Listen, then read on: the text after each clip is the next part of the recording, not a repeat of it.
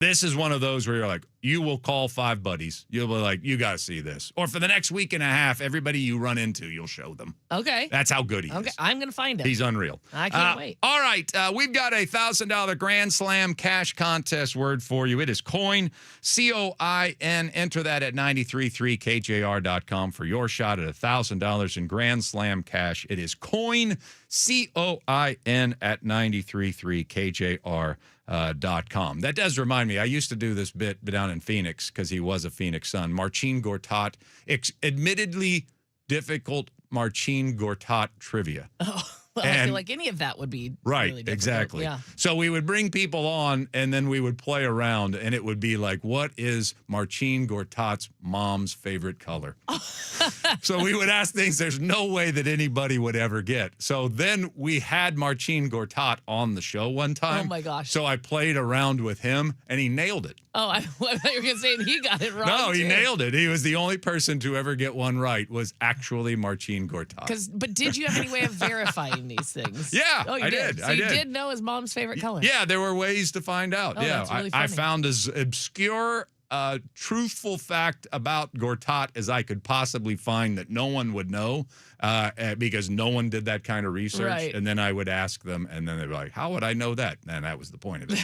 That's really funny. Yeah. All right, let's get into some Seattle sports talk here. Let's talk about the Mariners. They did win last night. We'll go through the details of the victory with Mariners Morning After coming up at 6:30. But I think the headline yesterday was the bounce back from Brian Wu. He had 2 inexplicably bad starts. He didn't seem too bothered by it. I mean, I think the baseball players have a lot easier time turning the page and accepting a poor outing than what fans do. Mm-hmm. And so, I mean, he was all smiles after both days. So he wasn't worried about, like, I've lost it. Yeah, and he's been smiles every day cheering on his team. Mm-hmm. Yeah. So there was no, and I certainly didn't have that feeling about him either.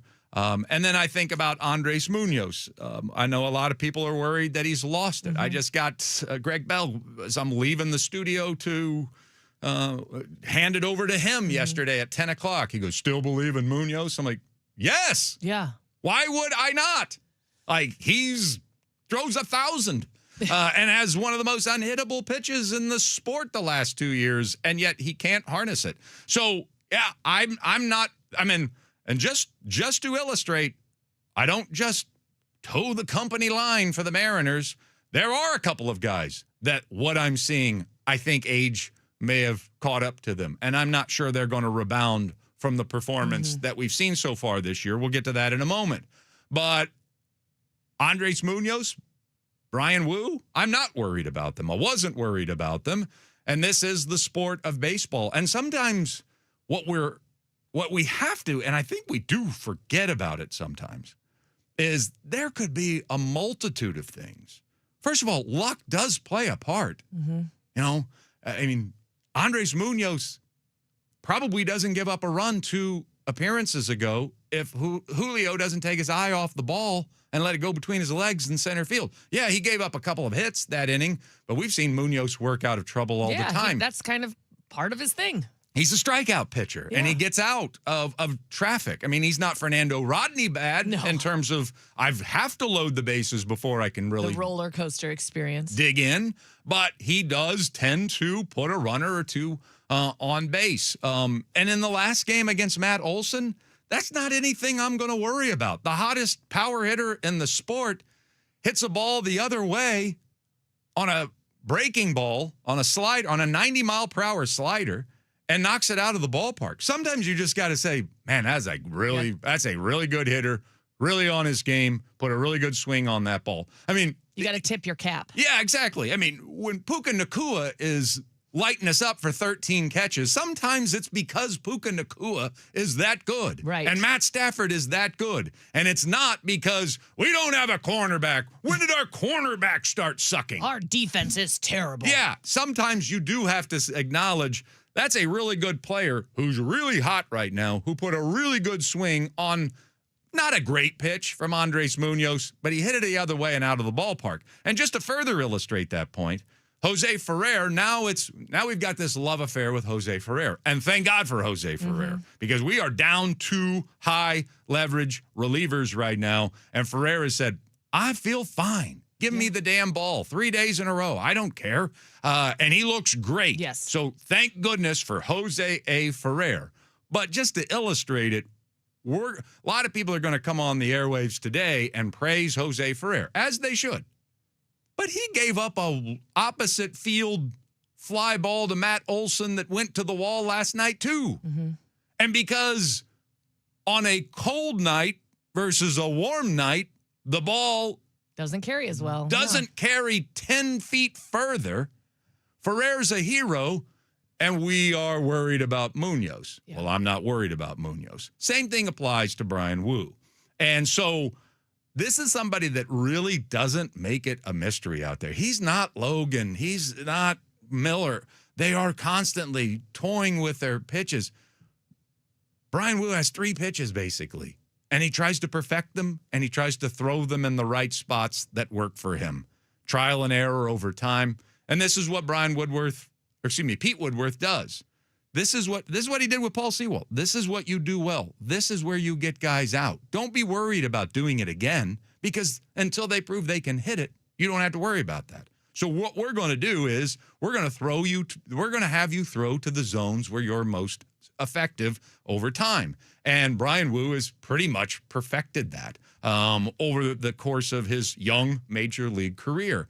But that's a fine line. You miss by a little bit, and suddenly that top rail fastball, if you miss by an inch or two, can get clubbed. Also, when you don't have that wide array of pitches and you tend to establish patterns, guess what the offense is studying? Guess what their scouts are studying? This is what he does in this situation. He really doesn't make it a mystery. He's coming out.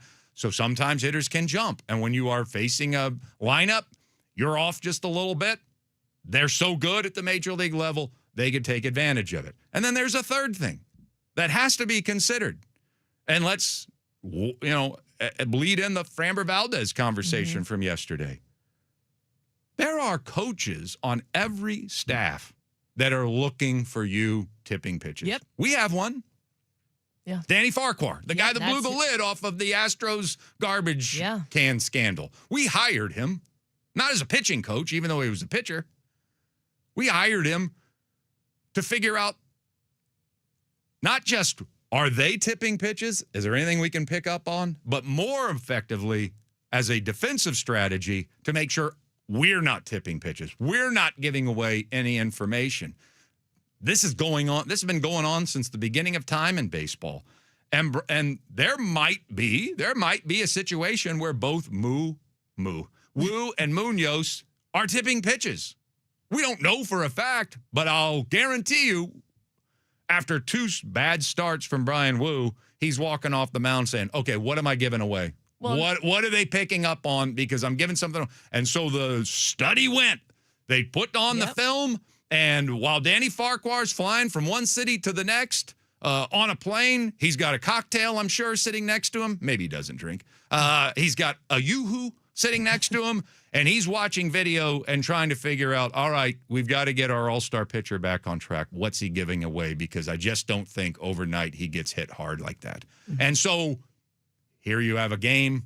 Yesterday, he takes on the hottest hitting team in the entire sport. And Brian Wu, in the words of Bucky Jacobson, shoves it yesterday. Was he just better yesterday? That could be. Were the Braves just a little worse yesterday? That could be. Last game of a series? Could be. Or this also could be they figured out what he was giving away. He took that away from the Braves, and then they had to go in there blind against him. And he dominated like we've expected him to do. So there are a lot of things that go into this, but I just look at velocity. I see Brian Wu being the same pitcher he's been when he's had success. I see Andres Munoz, sliders off a little bit, but he's still throwing hard, still striking out, 1 3/4 hitters per inning, still dominating right-handers. There's something off about him, but certainly I'm not seeing anything that makes me worry. No, and I did.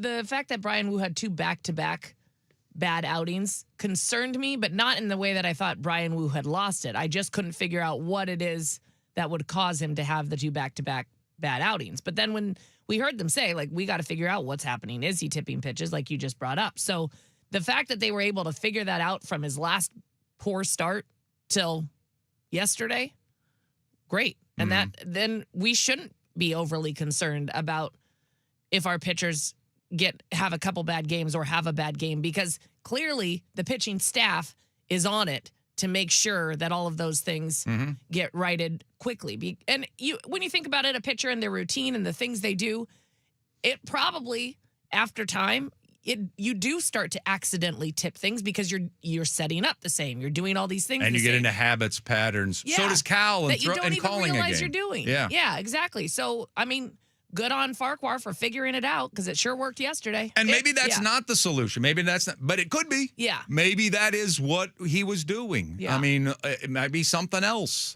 Maybe the catcher's giving something away. Maybe. That's something that we never talk about. But sometimes the way that a catcher receives, they can give something away.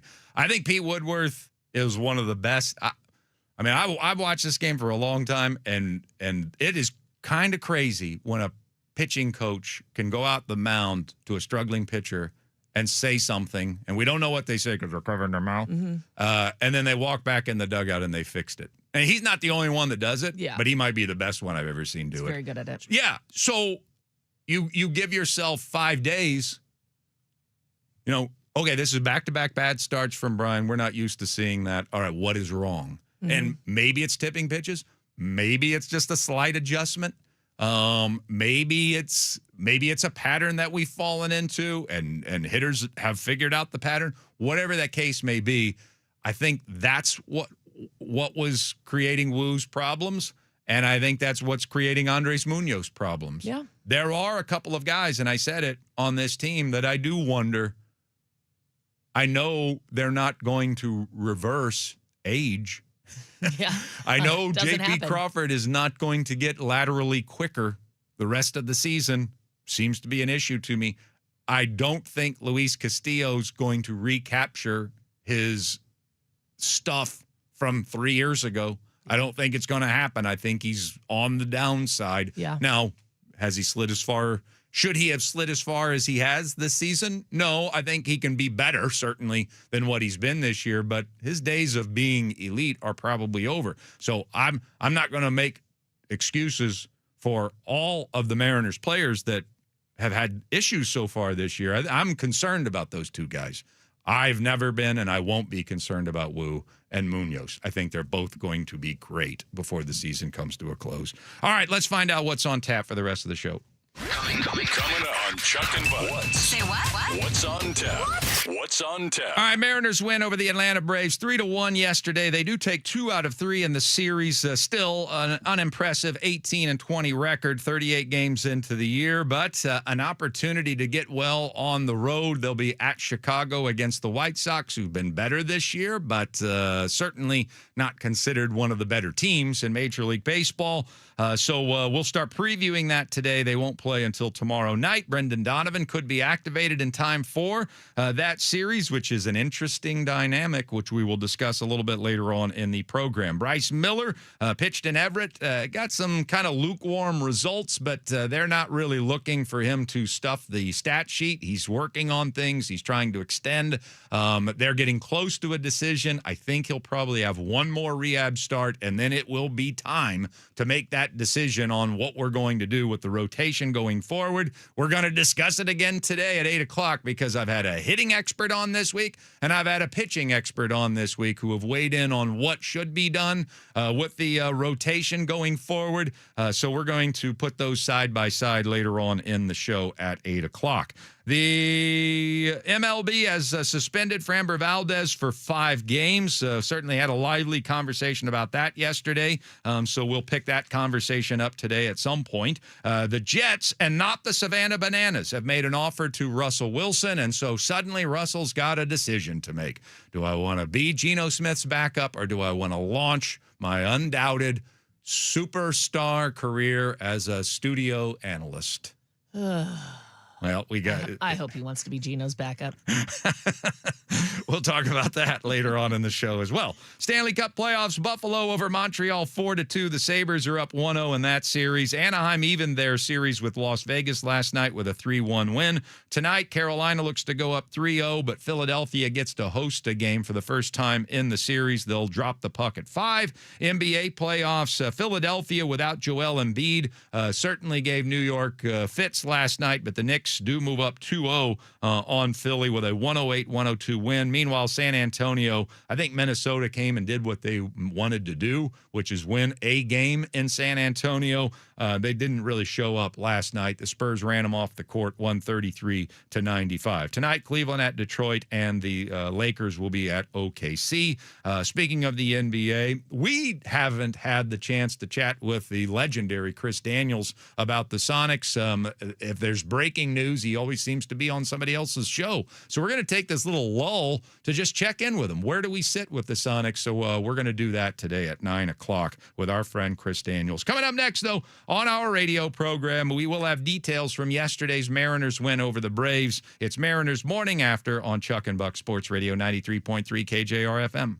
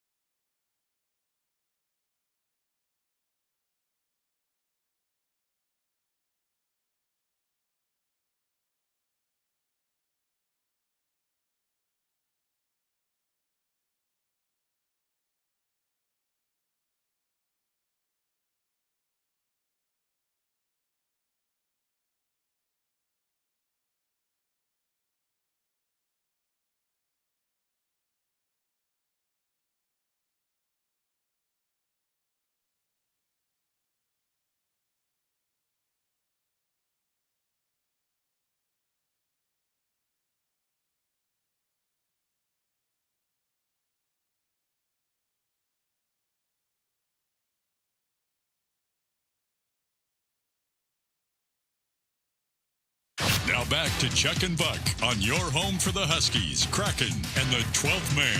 Brought to you by Tulalip Resort Casino. When all you want is everything. Everything Tulalip.com on Sports Radio 93.3 KJR FM.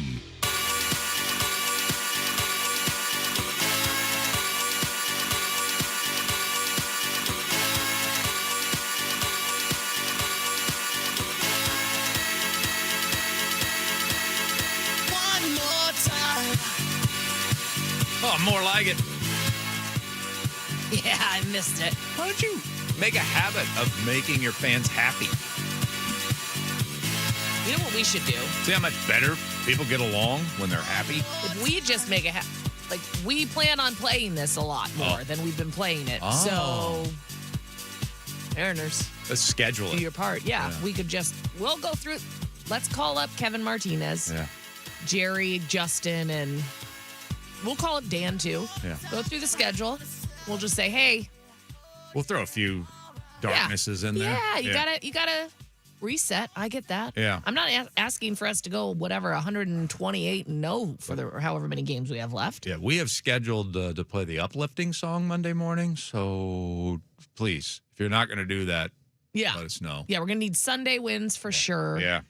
And Yeah. I'm gonna need to hear the song at least 3 times a week. Yeah. And then I think we could get a Friday win as well, but we wouldn't play it Saturday. So I think if we could go with like 4 wins a week. Yeah, it's fine. It's fine. It's not like we're asking for the moon. I agree. All right, so it is time for Mariners Morning After here. Chuck and Ashley with you. A highlight, a soundbite, a preview of what's going on tonight, crickets. And so we get to yesterday's afternoon game at T-Mobile.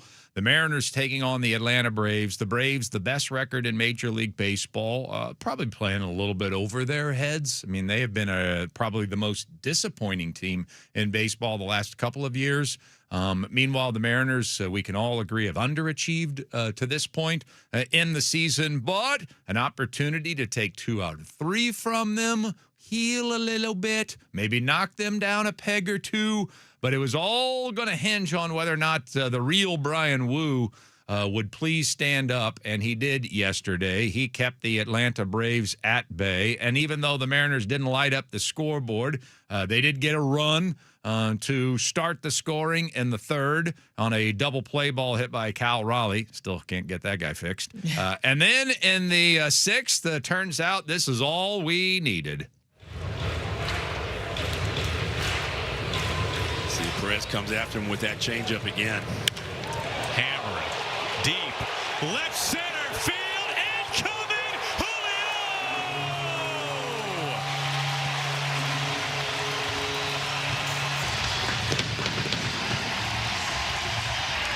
That's a big-time home run. 436 feet.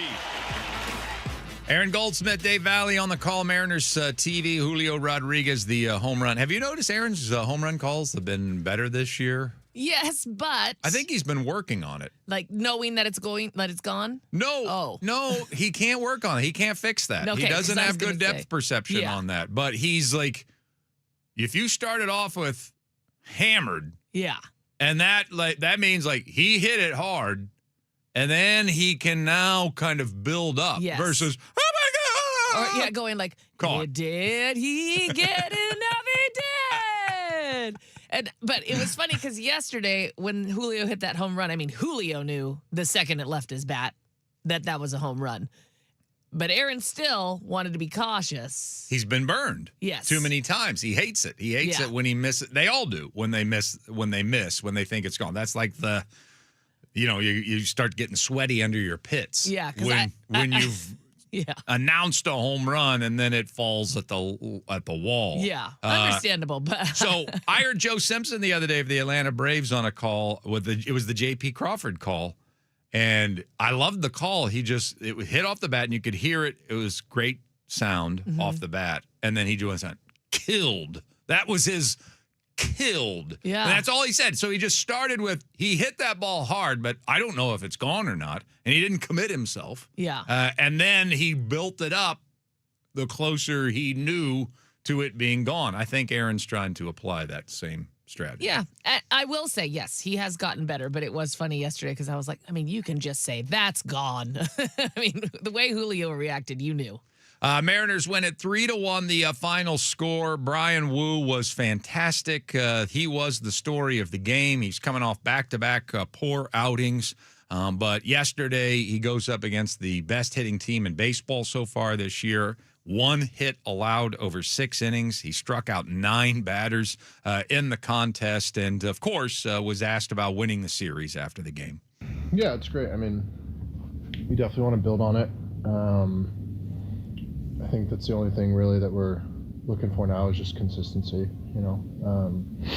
Seen some really good stretches, and then, you know, next series we'll just kind of lose that momentum a little bit. So, yeah, we got to start piecing some games together, piecing series together. Obviously, we still have a long ways to go, but just finding that rhythm and consistency, and you know, series to series. So just try to build on it. You know, rest on the off day, but make sure we, you know, come ready to go when we take the field in Chicago. You talked about not wanting to change too much of who you are based on the previous 2 starts. Did you do anything different? Did you assess anything different coming into this? And like, what was different today compared to the previous 2 outings? Just try to simplify things, honestly. Feels like the last 2 starts, just try to do too much, think too much. You know, diving into scouting reports maybe too much. Just like thinking too much, honestly. I feel like just my best brand of baseball is do my homework before and talk to catchers and whatnot, but like when it's time to go on the mound, just go compete. And I feel like I kind of got away from that the last 2 starts. All right, there you go. Brian Wu not saying anything about, Yeah. you know, pitch tipping or location or anything like that.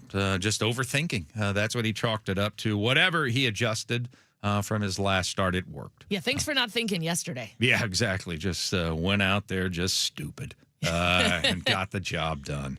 He was stupid. He was like, sorry, guys, can't think. Yeah. Not today. So the Mariners do get the win, and an excellent job by Jose Ferrer in the closer role yesterday. Didn't want to use Munoz 3 consecutive days, but Ferrer raised his hand and said, I can do it. Look how I'm built. I'm like a tank. I can do it. And he did it. He got the save. His second of the year. Cole Young had 3 hits in the game. And so he raises his batting average to 276. 3-1 the final score. The Mariners do defeat the Atlanta Braves Wednesday, and they take 2 out of 3 in the series. Today they will have the day off as they fly to Chicago, and it will be to take on the White Sox and not the Cubs. Good thing, because the Cubs apparently cannot lose this year at home, so we might want to avoid that for a little while. But they'll take on the White Sox starting tomorrow, so a little day off here. And I'll say this about Brian Wu's comments, you know, building momentum. I mean, it's nice to hear they're going to try. At least they're trying, because they are terrible at it. I feel like every time we say momentum, they're like, no, we don't want that. You might be the worst at doing something in the world. Like, you are like me trying to put together an IKEA desk. When it comes to trying to build momentum, you don't know how to do it as a group. You're terrible at it. Every time we think you're doing it, you just collapse. And then every time we're about ready to think we're going on some major losing streak, you win 2 out of 3 against the hottest team in baseball. So, I think you're good at a lot of things. Think that's pretty well documented. And I think you're going to figure it out in the second half like you always do. But building off momentum in the first half of a baseball season? Good one. It's cute that you guys think you're going to do that. Good one, Brian. You guys. I didn't know he was such a joker. In May, building off momentum. What kind of silly idea is that? Fool me 1,000 times. I'll still think you're going to do it. Yeah, you won't fool me 2,000. No, but 1,001, yeah. But it's nice to hear you're at least going to try. It's cute. Sad that I still believe you. All right, coming up next, Maybe I got ahead of myself a little bit with a story yesterday. I guess it wasn't a done deal. They're not at the finish line, but that is expected to happen today. So we have to talk about the goat herders in the National Football League. Hugh Millen will be thrilled to hear they're all going to be back this season. Sports Radio 93.3 KJR FM.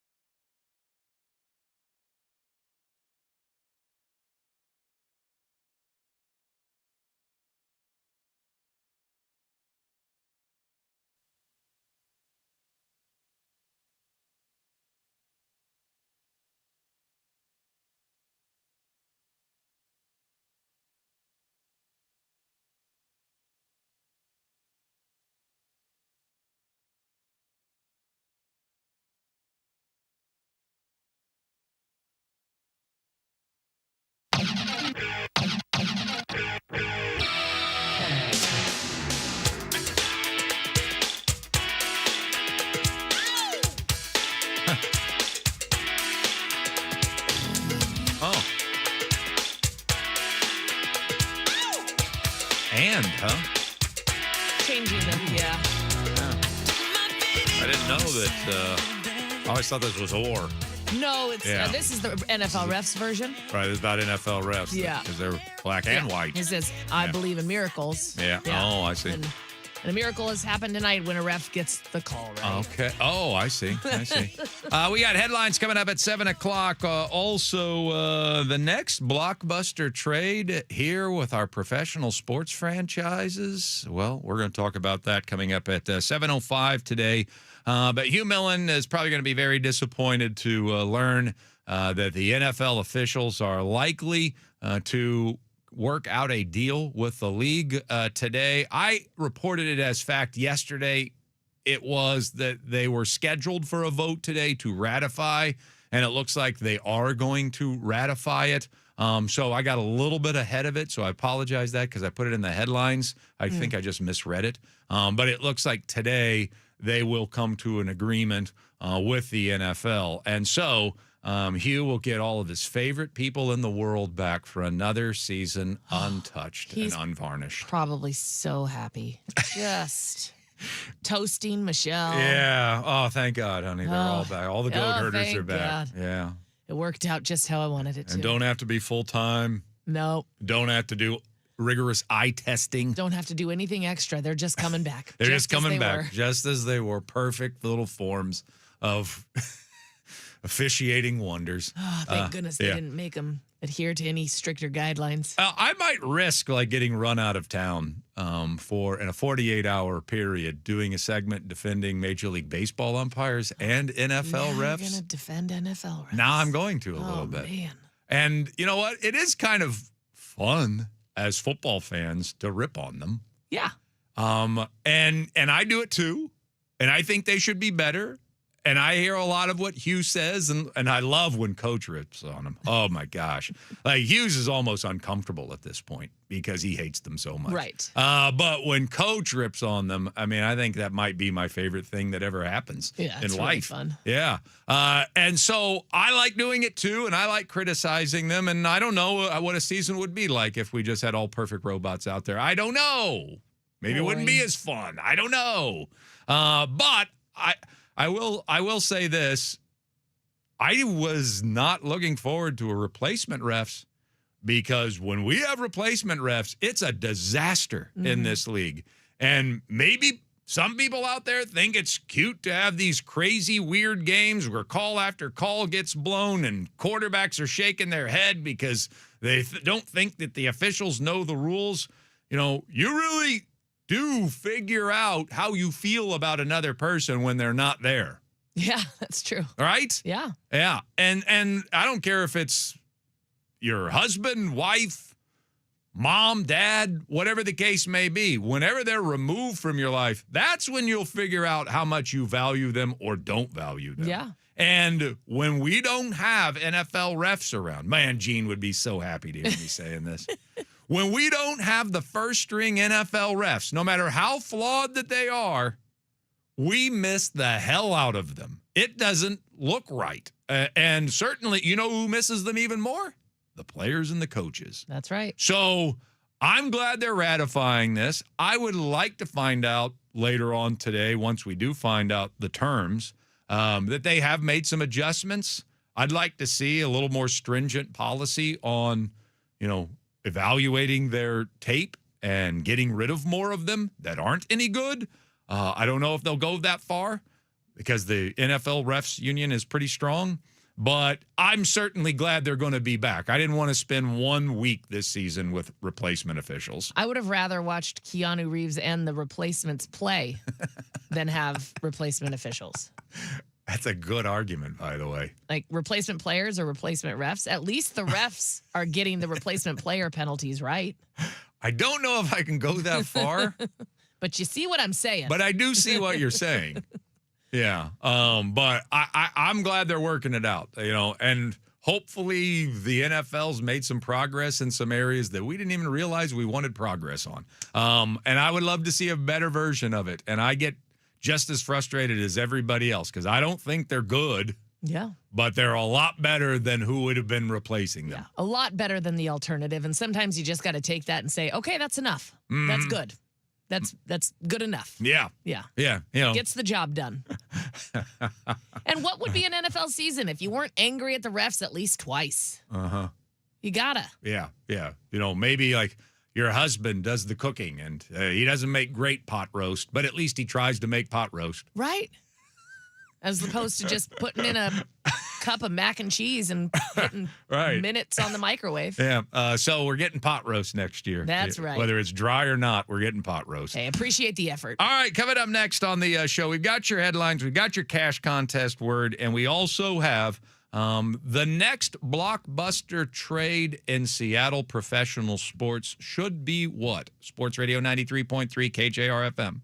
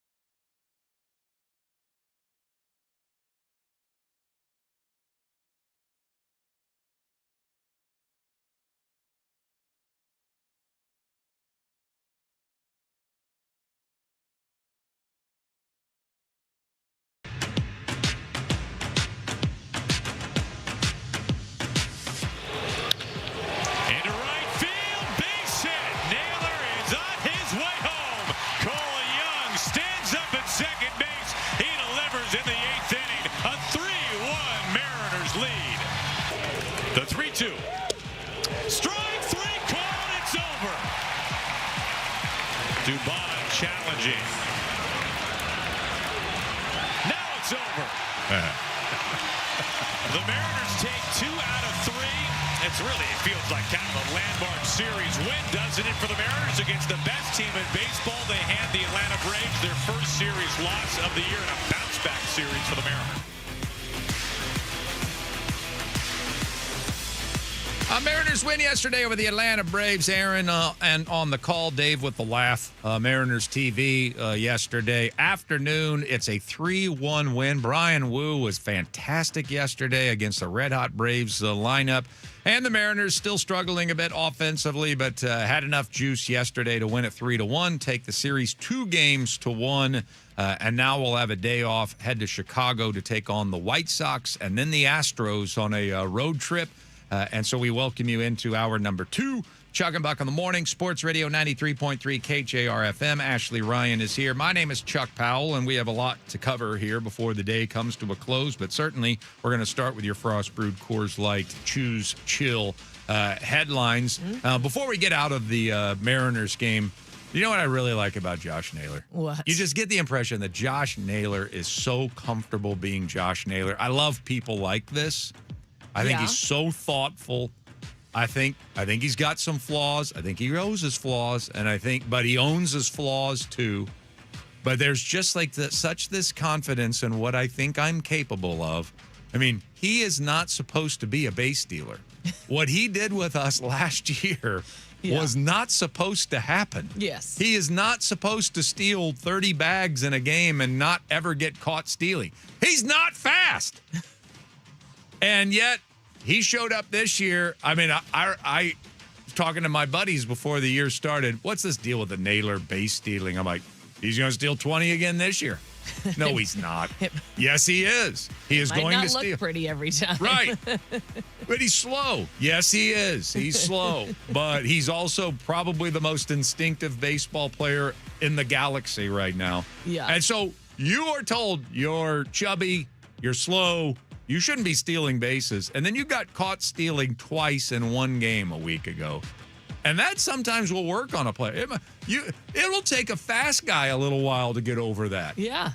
And then he's like, nope, next chance I get, I'm going to steal as many bags as I can. He's stolen 3 bases in the last 2 days. He's like, and if I have to faceplant while I'm doing it, so be it. Yeah, exactly. He always got hurt. And his entire uniform was like covered in mud. As he goes like face and then butt and feet up in the air. I was like, oh my God, he just broke his neck and back and everything. We got all these injuries. We're like, oh, now what? And then Naylor's like dusting himself off, taking the mud out of his face. He's like, how much dirt's in my pants? When can I do this again? That was fun. Yeah, exactly. I love him. All right, let's take a look at the rest of your headlines. Mariners will be having a day off today. They'll be in Chicago to take on the White Sox tomorrow. There's a good chance, I think a very good chance, Brendan Donovan will be ready to suit up on Friday. Bryce Miller probably is going to have one more tune-up. And then the decision comes as to what we're going to do with Bryce Miller, what the rotation is going to look like. He pitched in Everett last night. Statistics weren't overwhelming, but the velocity was where it needed to be.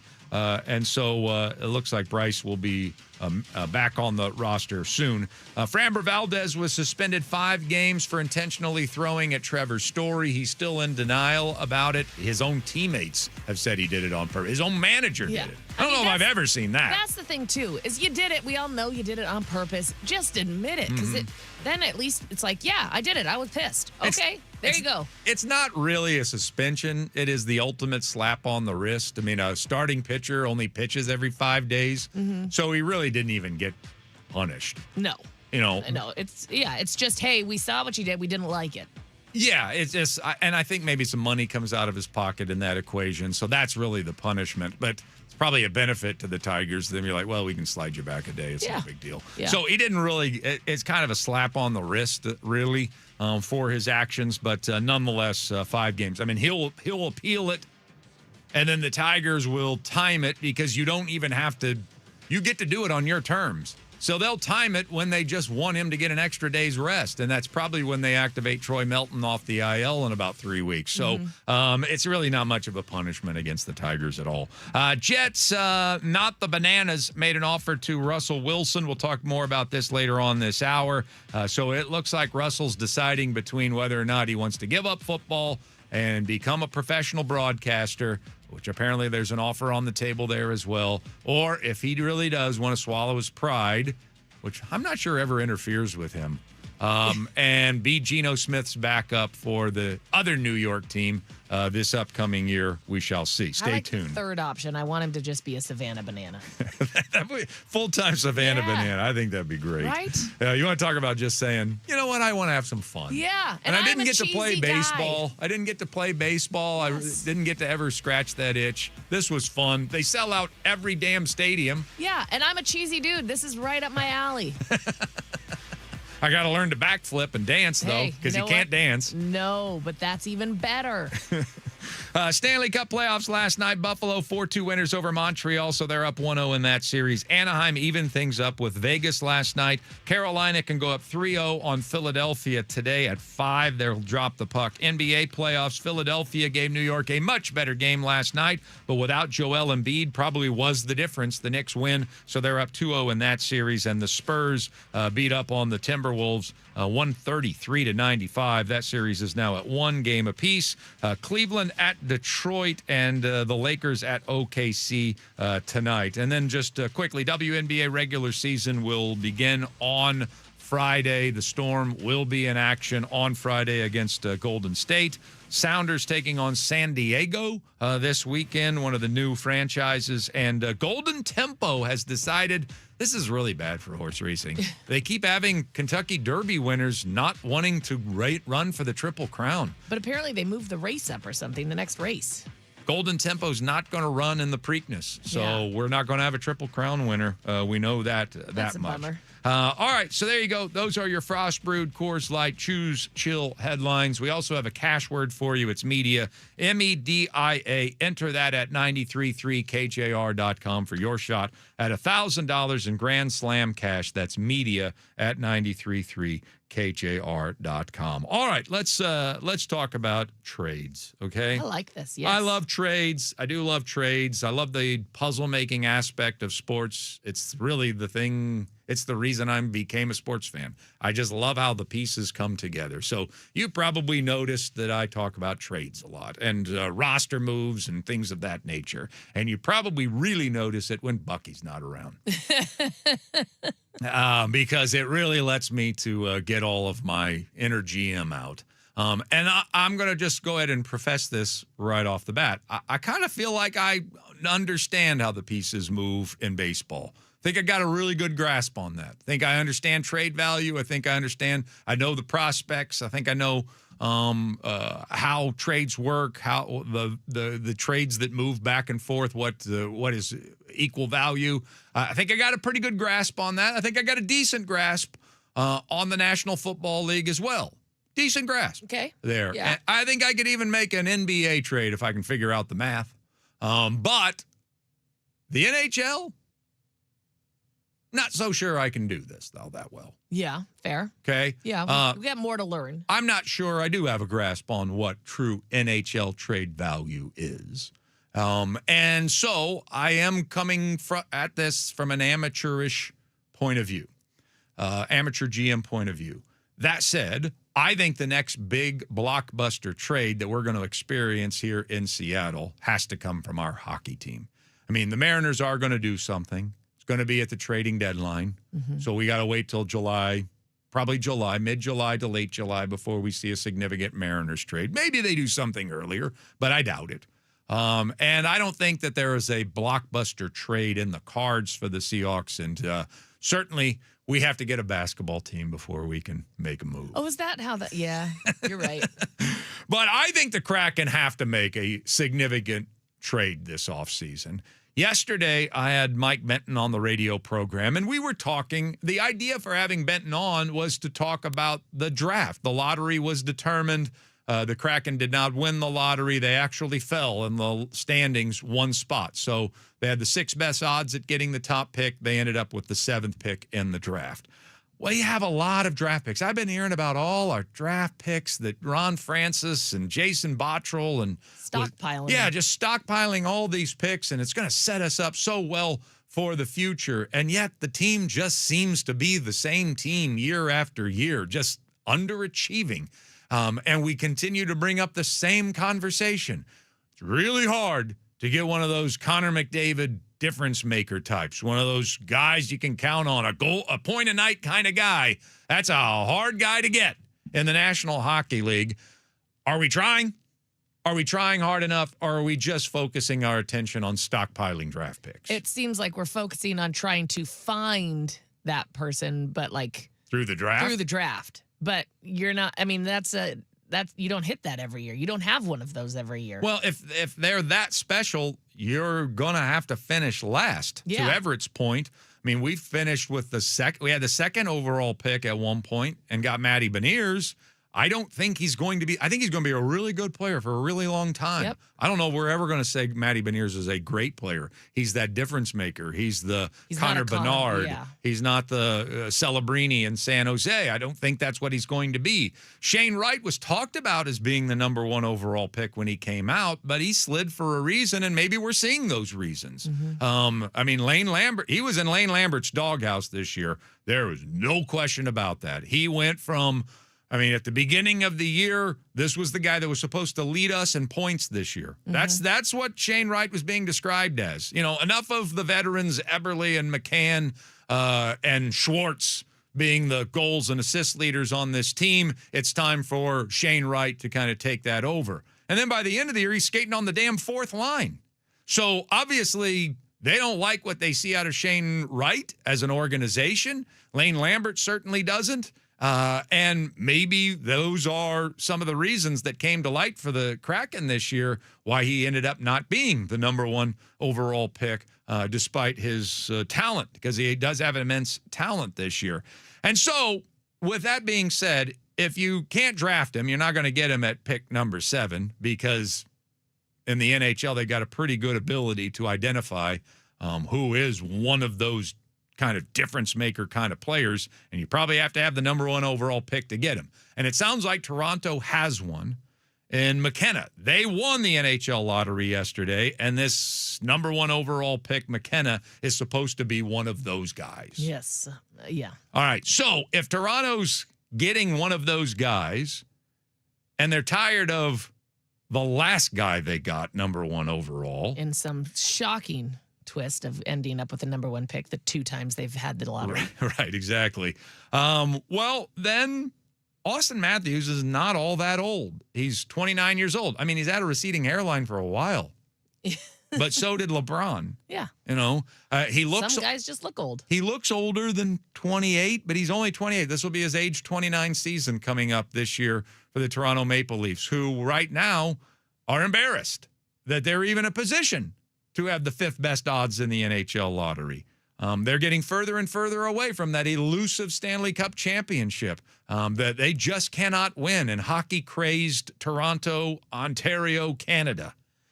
And so there seems to be a bit of a groundswell in Toronto against their superstar player, Austin Matthews. There are a lot of Maple Leaf fans that have had enough. And his game has fallen off each of the last couple of years. He didn't even get to 30 goals this past season. So when I chatted with Mike Benton, we ended up talking about Austin Matthews. And so I asked Mike, what would it take to get Matthews from Toronto? Obviously, it's going to start with the 7th overall pick in the draft. I think you have to start there and go a bit higher. And I'm talking about multiple picks, Chuck. I'm talking about roster players maybe.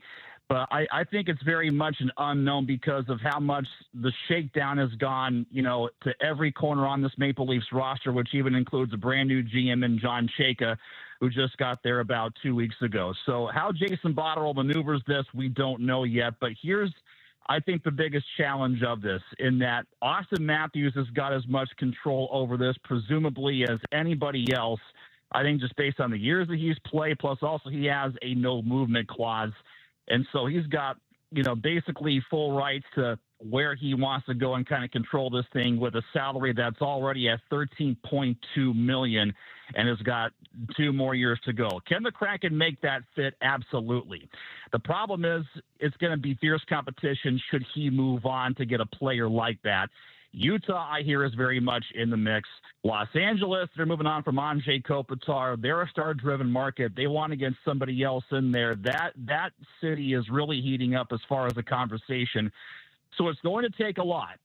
And I think going to take a lot as far as, getting a player like him here to convince him to move, but also be a part of something where the Kraken may be a bit further back behind, Utah versus Los Angeles. So I kind of go back to the Artemi Panarin thing, Chuck. You might recall that about roughly 3 months ago when they nearly got him at the deadline, but he wasn't going anywhere but Los Angeles, and he had full control over this. So to find the right guy, it's going to take the right kind of haul. But for Austin Matthews, my goodness, if he moves on, you're talking about a king's ransom, pardon the expression. That's Mike Benton, our own Mike Benton, studies this like few others out there. Great stuff with him yesterday. If you want to hear the entire conversation, you can go to 93.3 KJR.com. And so we did continue on talking about Austin Matthews and this potential trade because it's a little bit of a double-edged sword when you talk about him because on one hand, you're talking about having to give up a lot because of his reputation and because of his age. On the other hand, he is coming off back-to-back disappointing seasons. I mean, he was a 70-goal scorer, 69 goals in 2024. He had 33 the following year, not even half, and then just 27 this past year. He had a plus-minus rating this past season. He was not helping the Toronto Maple Leafs win games this past year. So is he still the same superstar? And so on one hand, how much are you going to give up to get a guy that may be with his receding hairline on the downside of his career? Maybe he is somebody that aged quickly in the National Hockey League. Maybe he's not as good as he thinks. Maybe his stock isn't as high. Maybe we don't want him. But on the flip side, if his stock's not as high, it might be a great time to grab him. The fan base is irritated with him. He is coming off those 2 disappointing years based on the standard that we hold him to. So, like I said, double-edged sword. Maybe now's the time to get him while his stock has to be lower than what it is. But on the other hand, you still are going to have to give up a lot for a guy that might be on the decline. So How do you marry that? I just think it's worth a roll of the dice for an organization that's telling me it's really hard to find one of those guys. Well, this was one of those guys just 2 years ago, and he shouldn't be completely past his prime. Don't worry about the money. It's the National Hockey League, for goodness sake. Pay him the money. I don't think you're going to have to give up all that much. I mean, again, coming at this from an amateur perspective, I would think since Shane Wright still has to have value and is still very young, and obviously Lane Lambert doesn't like him. Yeah. With the 7th overall pick, how could that package not get Austin Matthews? Then you sign McMahon, do what it takes to get McMahon, and how does that not turn your offense completely around at that point? Then you can play your version of hockey and play those 1-goal games that you like to play. And now you've got 2 difference makers because McMahon looked like a tremendous difference maker. And now you've added Austin Matthews to give you firepower. To me, these are the kind of go-for-it moves. When Todd Leiweke and Jason Botterill are telling us we're going to turn over every stone, I mean, that's where I'm going to look. I'm going to take that stockpile of draft picks that's not doing us any good, and I'm going to move it for potential difference makers. And if I could add 2 in one off season, I mean, I know they've got a salary cap, and so maybe I'm getting a little careless with the salary cap. Maybe you can't fit both those salaries under your cap right now. But those are the type of moves I'm looking to make. If it's that important to have one of these big-time players, then I'm going to roll the dice on maybe an Austin Matthews still being one of those guys and getting him while his trade value is down. When his organization is frustrated with him and when his fan base is frustrated with him and people wondering if he's still a superstar, I'm going to go ahead and try to come up with a deal that grabs a 29-year-old guy that scored 70 goals 2 years ago. Yeah, I mean, I would at least like to see them trying to put together a package, and who knows if we'll find out how far down the road they go unless it actually happens. But at least I'd like to hear the rumblings that they're working on something, trying to put something together. I mean, they've got 2 first-round picks this year. So trading that 7th and then some other I mean, you've got, I think, 1, 2, 3, 4, 7. No, you've got 9 picks this year.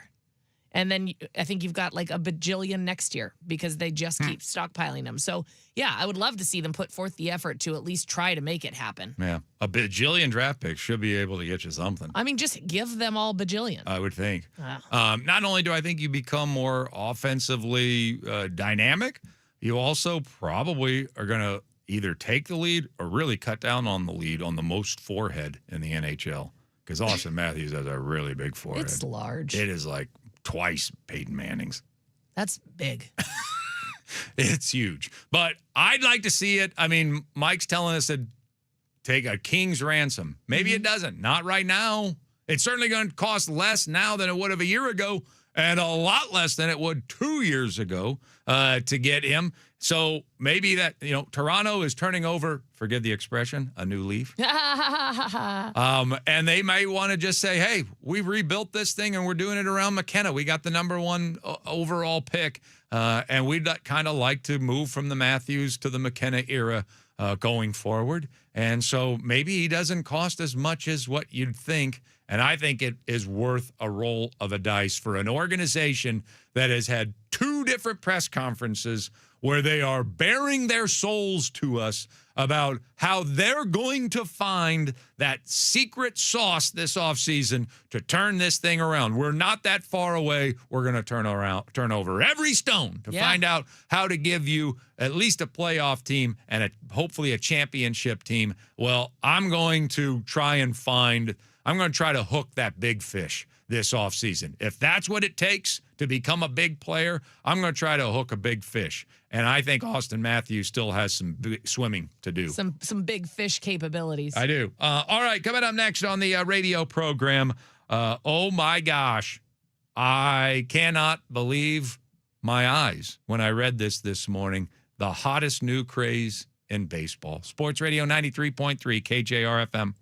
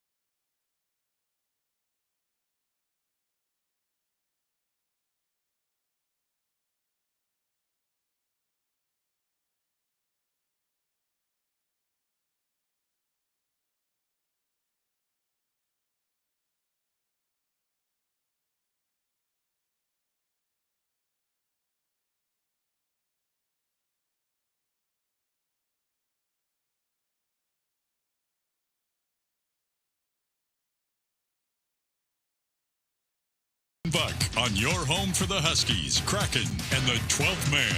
Brought to you by Tulip Resort Casino. When all you want is everything. Everything Tulip.com on Sports Radio 93.3 KJR FM.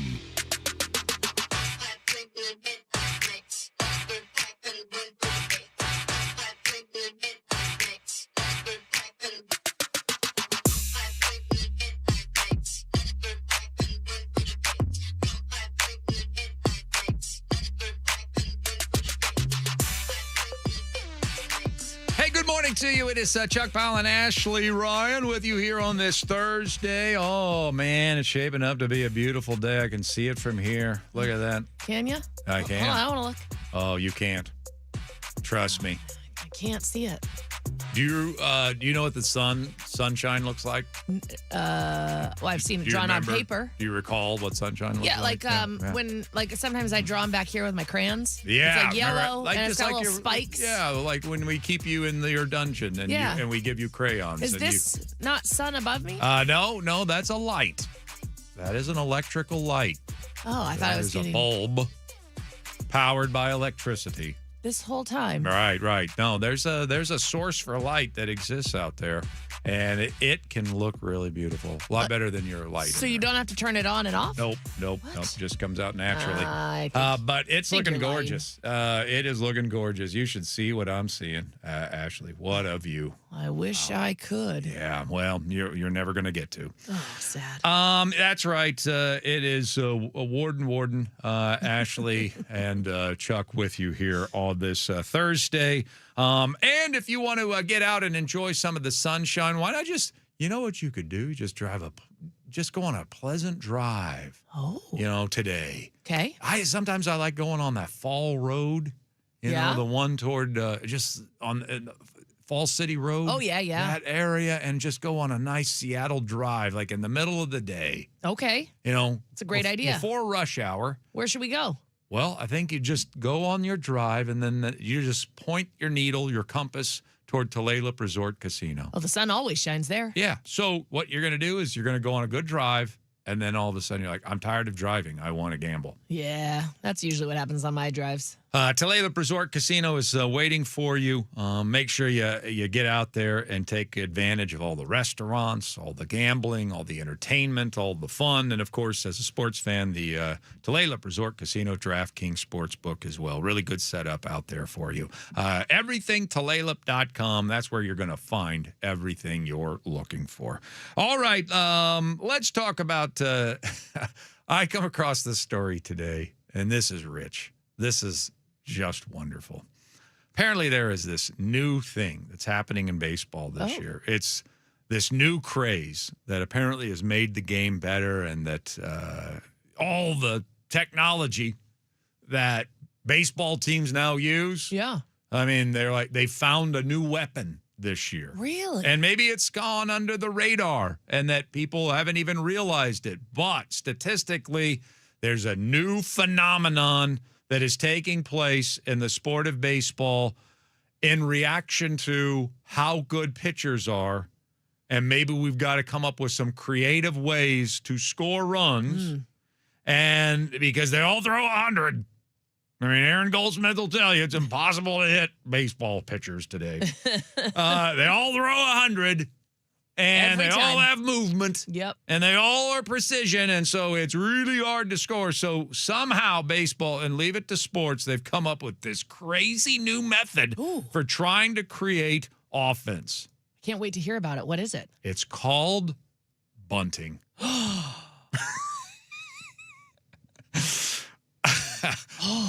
Tell me more about it. I just love that this is coming back. And not because I love bunting. I'm not one of those... No. Bunt all the time. You have to do it, yeah. They got to sacrifice here, that's for sure. I do believe that they bunted too much in the sport. But it does have a place. I do understand that they did some numbers crunching and thought that maybe we're giving up too many outs, and then maybe you should play for the... I do like analytics. Don't love them. Don't think you should marry yourself completely to them. And I think we're figuring out one thing after another that was a huge mistake by Major League Baseball. And here has to be the last frontier that anybody who was so pro analytics that they didn't want to hear any argument from any old head over 35 years old about what teams should do today. And we've hit it. We've hit the last frontier. Baseball has brought bunting back. The numbers are up significantly in bunting. And because of the success that we're seeing from the strategy, we're going to see more of it going forward. There's enough evidence now that baseball teams are like, well, we need to do more of that. It's working. But bunt hits are up higher than they've been since 2015. And even sacrifice attempts, which is the biggest problem that the new wave analytics have with bunting. You're giving up an out. Like a bunt hit, you're actually trying to get on base, extend an inning. Where sacrifice bunts, that's the real problem that the modern day baseball fan has, analytics fan has with bunting, is that you're giving up an out in a sacrifice situation, but even they are up at the highest they've been since 2021. So not a long time ago, but certainly the trend had been down, down, down, down, down, and now all of a sudden we're going up, up, up, up, up again, and baseball teams are now implementing this on the reg here in the sport, and I just think it's hilarious. That is hilarious. Acting like, oh my gosh, hold on, we have found the answer. The thing that we did not want to do at all. But wait a minute. Now it's like it's basically like any, Gen Z person saying like, "Oh my God, have you guys heard of cassette tapes?"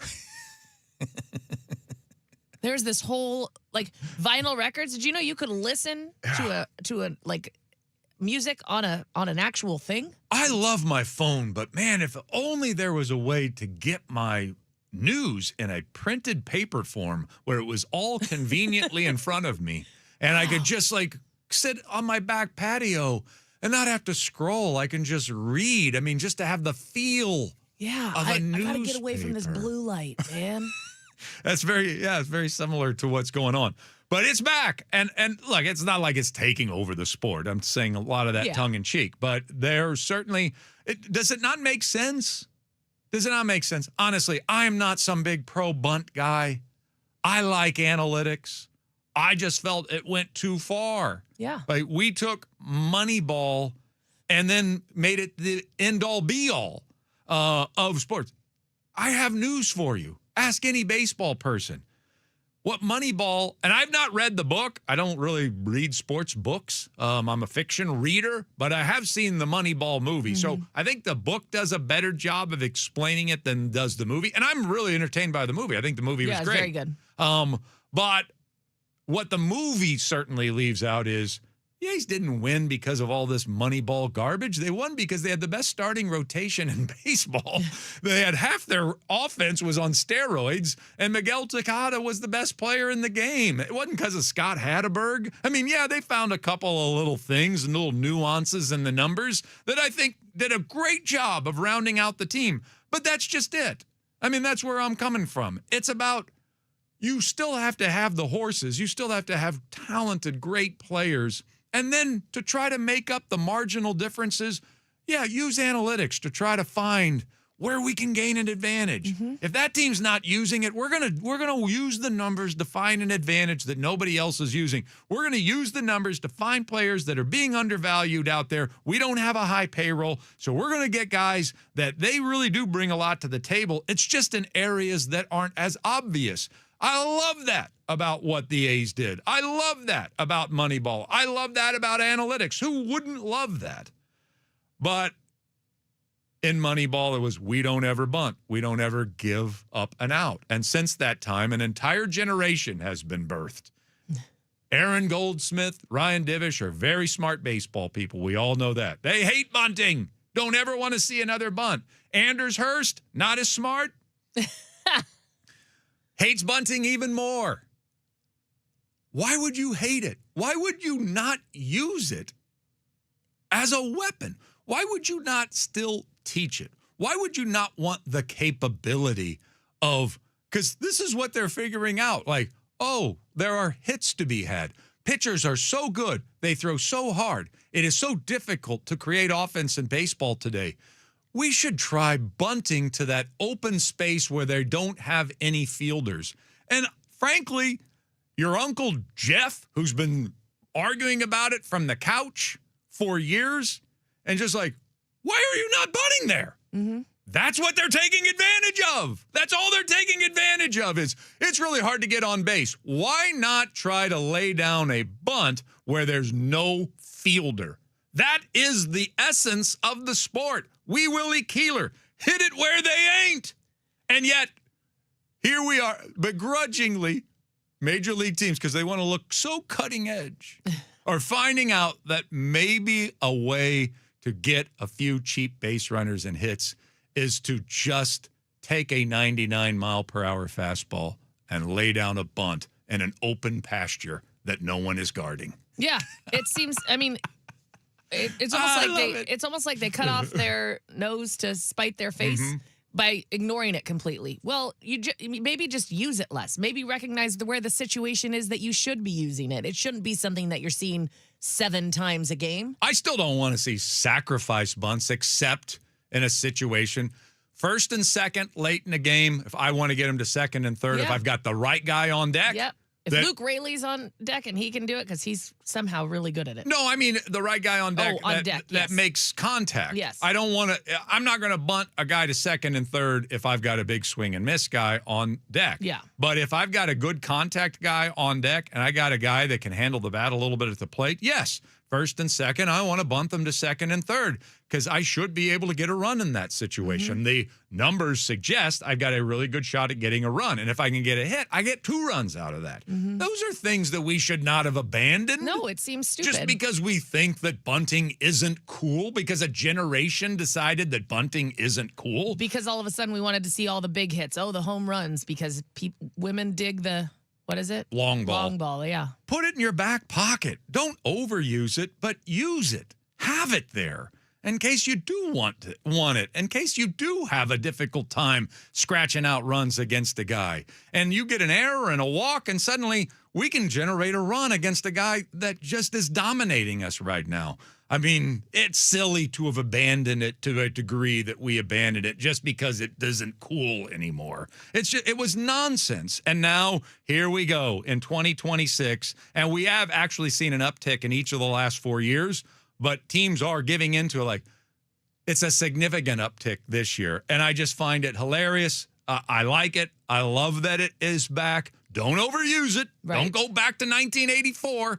But I do love that it's back, and it really does validate your Uncle Dick complaining from his armchair about why are you not bunting over there, because that's what teams are now taking advantage of. Yeah, I could picture like Jerry and Justin sitting in there, and they're like, oh, if only there was a way that we could have advanced the runners last night. We had guys on first and second, and we couldn't do anything about it. And then one of them's like, wait a minute.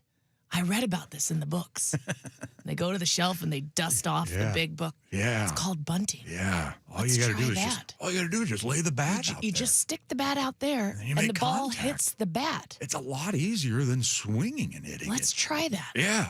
And I should point this out before we close out the segment. They are saying it's not as easy to bunt anymore. Agreed. Harder they throw, the more movement that they have on their pitches, the harder it is to lay down a bunt. But we also don't ever practice it. Greg Bell once took a shot at me on the air because I said Major League Baseball hitters don't know how to bunt. He said they all know how to bunt. Yes, they all know how to bunt. I'm not saying they don't have the skill to bunt. They know how to bunt when a 65-year-old third base coach with a beer belly is throwing 60-mile-per-hour cookies right down the heart of the plate before batting practice begins. Yes, they'll lay one down left, they'll lay down one down right, but they don't practice bunting 92-mile-per-hour sliders and 101-mile-per-hour fastballs and fastballs that run in on you because the pitcher sees you're squaring, and their defense as a pitcher is to throw it in at your hands because they want to get a pop-up, and they aren't practicing that anymore. Right. And that's what they need to be practicing. And I'm not saying to use it consistently. I'm saying, why would you not want that weapon at your disposal? Agreed. Luke Raley is the perfect example of the team slumping. We could use a boost. Nobody can get on base against this guy. And for whatever reason, the third baseman's playing shortstop against me. I have good speed, and I can handle this thing to the degree that I can lay down a bunt in a pasture and get on base and maybe instigate a rally. What is wrong with that? Nothing. What was ever wrong with that? Not a thing. All right, coming up next on the program, should Russ keep playing? It's a question we have to ask ourselves in Seattle today. Sports Radio 93.3 KJR FM.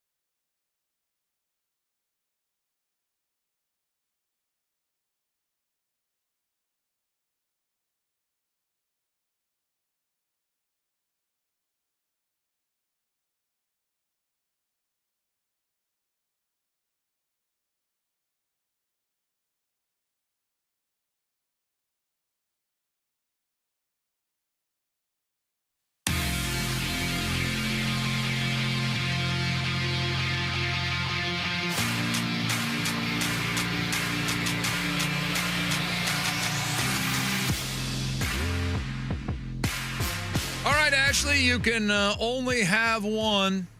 Okay, I'm ready. You can have Russell the Jet back up to Geno Smith, or Russell the studio analyst. You can only have one. I know you want two. Oh, I know darn you it, want can't them have both. do both. Yep, but you can only have one. What is Russell Wilson's future for you? I was really hoping he could studio analyze from the sidelines during Jet games. If anybody could But do it. If I can only have one, give me Russell Wilson, the backup quarterback to Geno Smith. Because I don't want to see him on a studio show. He'll drive me crazy. You know, that has been, I mean, when we first brought this up, I still kind of think that he knows ball and he's a bright guy. And I don't know, something about it kind of thinks, I think maybe some sort of switch will flip and he actually will be good about it. But nobody has agreed with that take. I saw Arteel weigh in on it. I saw Matt Calkins weigh in on it, and you've weighed in on it as well. I mean, can't defend his personality. He doesn't seem to really have one, at least not a genuine one. And it's not funny. Yeah. And when he tries to be funny or tries to act, man, does it blow up in his face. When he tries to act like he's entertaining, it blows up in his face. So I guess I'm going to have to just say, you know what? You're right. Like, I think that it's going to be, it doesn't seem to fit his skill set to be a television personality when he doesn't have a personality. Right, exactly. Like, they did a thing last year, and they had him go on one NFL broadcast, and Jameis Winston went on another NFL broadcast. Jameis Winston has a personality. That guy is funny. Yeah. And he's funny without trying. And he's interesting. The problem with Russell is that he is not interesting. I mean, you look at Gronk, right? When he's on the studio shows, I don't enjoy him on He's there. terrible. He is awful. Just but bad. they thought, well, he's goofy and fun and people like him, so we'll put him on there. And I don't think it's gone well because I mean, he doesn't even sound knowledgeable when he's talking, unfortunately, because you can't get past all the other stuff. And I feel like with Russell, it would be a similar failure. You can't get past all the other stuff to hear what he's actually saying. And I don't think he can get past all the other stuff to actually come across. I will say this, that I do believe that a few times throughout history, we've looked at people we didn't think were going to be good at it, and they ended up being good at it. I mean, Kirk Gibson was a pretty good color analyst for the Arizona Diamondbacks. No one would have ever guessed that. He had no personality whatsoever. And that's not even a great example, but it's just, you never know if they get to the set that maybe you have tapped into something. I think that he knows ball well enough, and I think he knows sports, and I think that he's smart enough that he could figure it out. But he does sort of strike me as somebody who will get in his own way. Yeah, absolutely. That's what I think is the problem. He will do that 100%. So maybe, and I think there's a little bit of it too that you kind of want to see him backing up Geno Smith on a sideline. Oh yeah, for 100%. Yeah. No, I think again, full circle. I love that moment for him and for Geno. Yeah. And he will sign that dotted line with the thought of, oh, good, one last chance to prove I'm the best in the world. Yep. And then Geno will probably go down with an injury, and Russell will have one good game, and then he will go back to being what we know he is. Interesting. All right. Well, man, I think he still is beloved here in this town, just in a different way. I think what he did for the Seahawks was great. Yeah. We'll say that. Yeah. And that's where I'm going to leave it.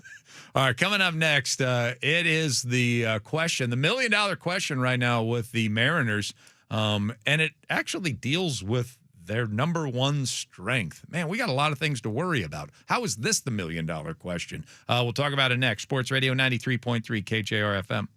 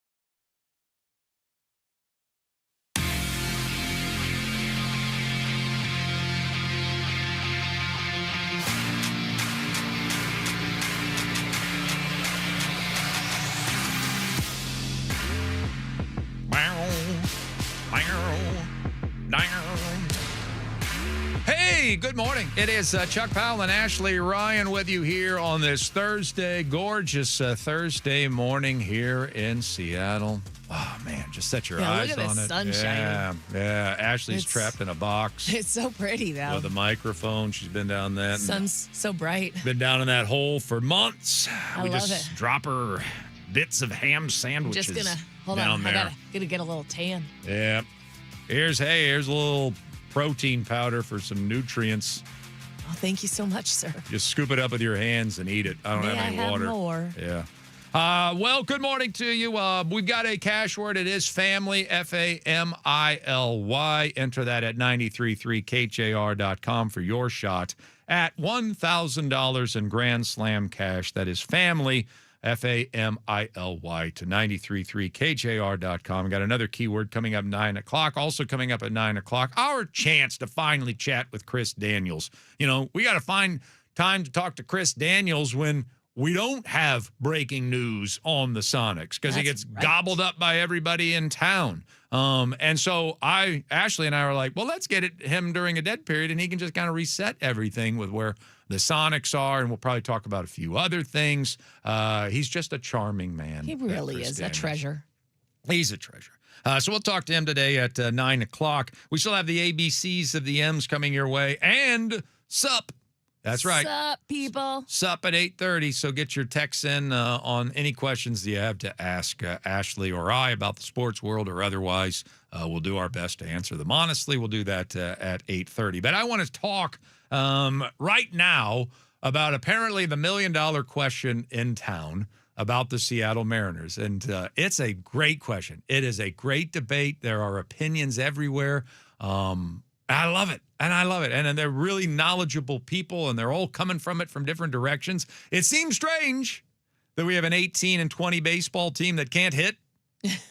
An 18 and 20 baseball, a superstar in Cal Raleigh who's batting 170. Yeah. I mean, we got a lot of problems on this team. We got a bullpen that's down 2 big arms. We've got, a team that can't hit left-handed pitching. Yeah, that's a problem. I mean, we have a shortstop who can't defend to his left or right. I mean, we've got a lot of weird, a third baseman that's not healthy. Hopefully he'll be back tomorrow. But there are a lot of things to actually, to worry about, but there are a lot of problems right now with this baseball team. 18 and 20 baseball teams has its problems. Mm-hmm. And yet the hottest debate is about the strength of our team. Because people want to focus on the positives. The one thing that for most nights we can count on is our starting pitching. And yet it's the $1 million debate here in town. What are we going to do once Bryce Miller is healthy? How are we going to set the rotation going forward? You've heard my thoughts. They certainly, they don't change. I mean, they've remained the same through this entire process of asking this question. But certainly I'm taking the input, and maybe I position my opinion a little differently from day to day. But I've been asking all of our experts this week. We even put Bill Kruger on yesterday just so we could get his opinion on this topic. But on Tuesday, we had Ryan Healy, new Mariners TV guy, handsome young man. Dapper. Yeah. And he's doing a great job for us on a weekly basis. And so I asked him what this team should do once Bryce Miller returns healthy and ready to go with its starting rotation. I think someone or something is going to get disrupted during this. And if the main goal that everyone can agree upon is health and longevity through the season and reminding all 5 plus now, Bryce Miller coming back, all 6 of those pitchers, that the health of this rotation is going to lead this team to the promised land, I think that they can rally behind that. Also, I know this pitching staff does a tremendous job of filling up the strike zone, and especially strike one, keeping the pitch count low. And you saw, Logan Gilbert, who even gave up a couple home runs in the 6th last night, to be able to, he was in that halfway through that 6th inning with 80 pitches. Like, he's starting to look better, and we don't see a lot of Mariners pitchers that are walking the house. Castillo's had a couple starts this year which looked like that. I think they can get behind it if health is the road to the World Series, then they're going to get behind it and adjust their routines accordingly. All right, I thought that he answered the question. I should have set that up a little bit better. He's talking about what they can get behind is the six-man rotation. He thinks that's the answer. And you could tell there was a little sucking through the teeth there, his pearly white teeth for television. There's a little bit of that. I think they can get behind it. I think there was some sucking of the teeth there on Ryan Healy, but he believes that, as difficult a question this is, that the six-man rotation is the way that the team can go. And I do see some benefits to it. Number one, an extra day rest in between. Right now, the Dodgers are using a six-man rotation, and for the most part, it is to protect the health of Shohei Ohtani, who's had a couple of arm surgeries, Tyler Glasnow, who's always hurt. Now, they also know they're going to get into the playoffs. I mean, there's no surer thing in sports than the Dodgers may get into the playoffs. So they get to baby their way through the season. I mean, they're not even going to pitch Blake Snell, it sounds like, until August, even though he could be back sooner, but they don't need to rush because they know they're going to make the playoffs. They want to make sure Blake Snell's at his best in the postseason. So there are different reasons, but they're going with a six-man rotation. The Dodgers kind of know what they're doing, right? They're a pretty good organization. Yeah, they're pretty decent right now. Yeah. And so there are some benefits to maybe giving a little extra rest to all of the guys. Also, in a time, it doesn't have to be permanent, temporarily, you're down two of your best relievers.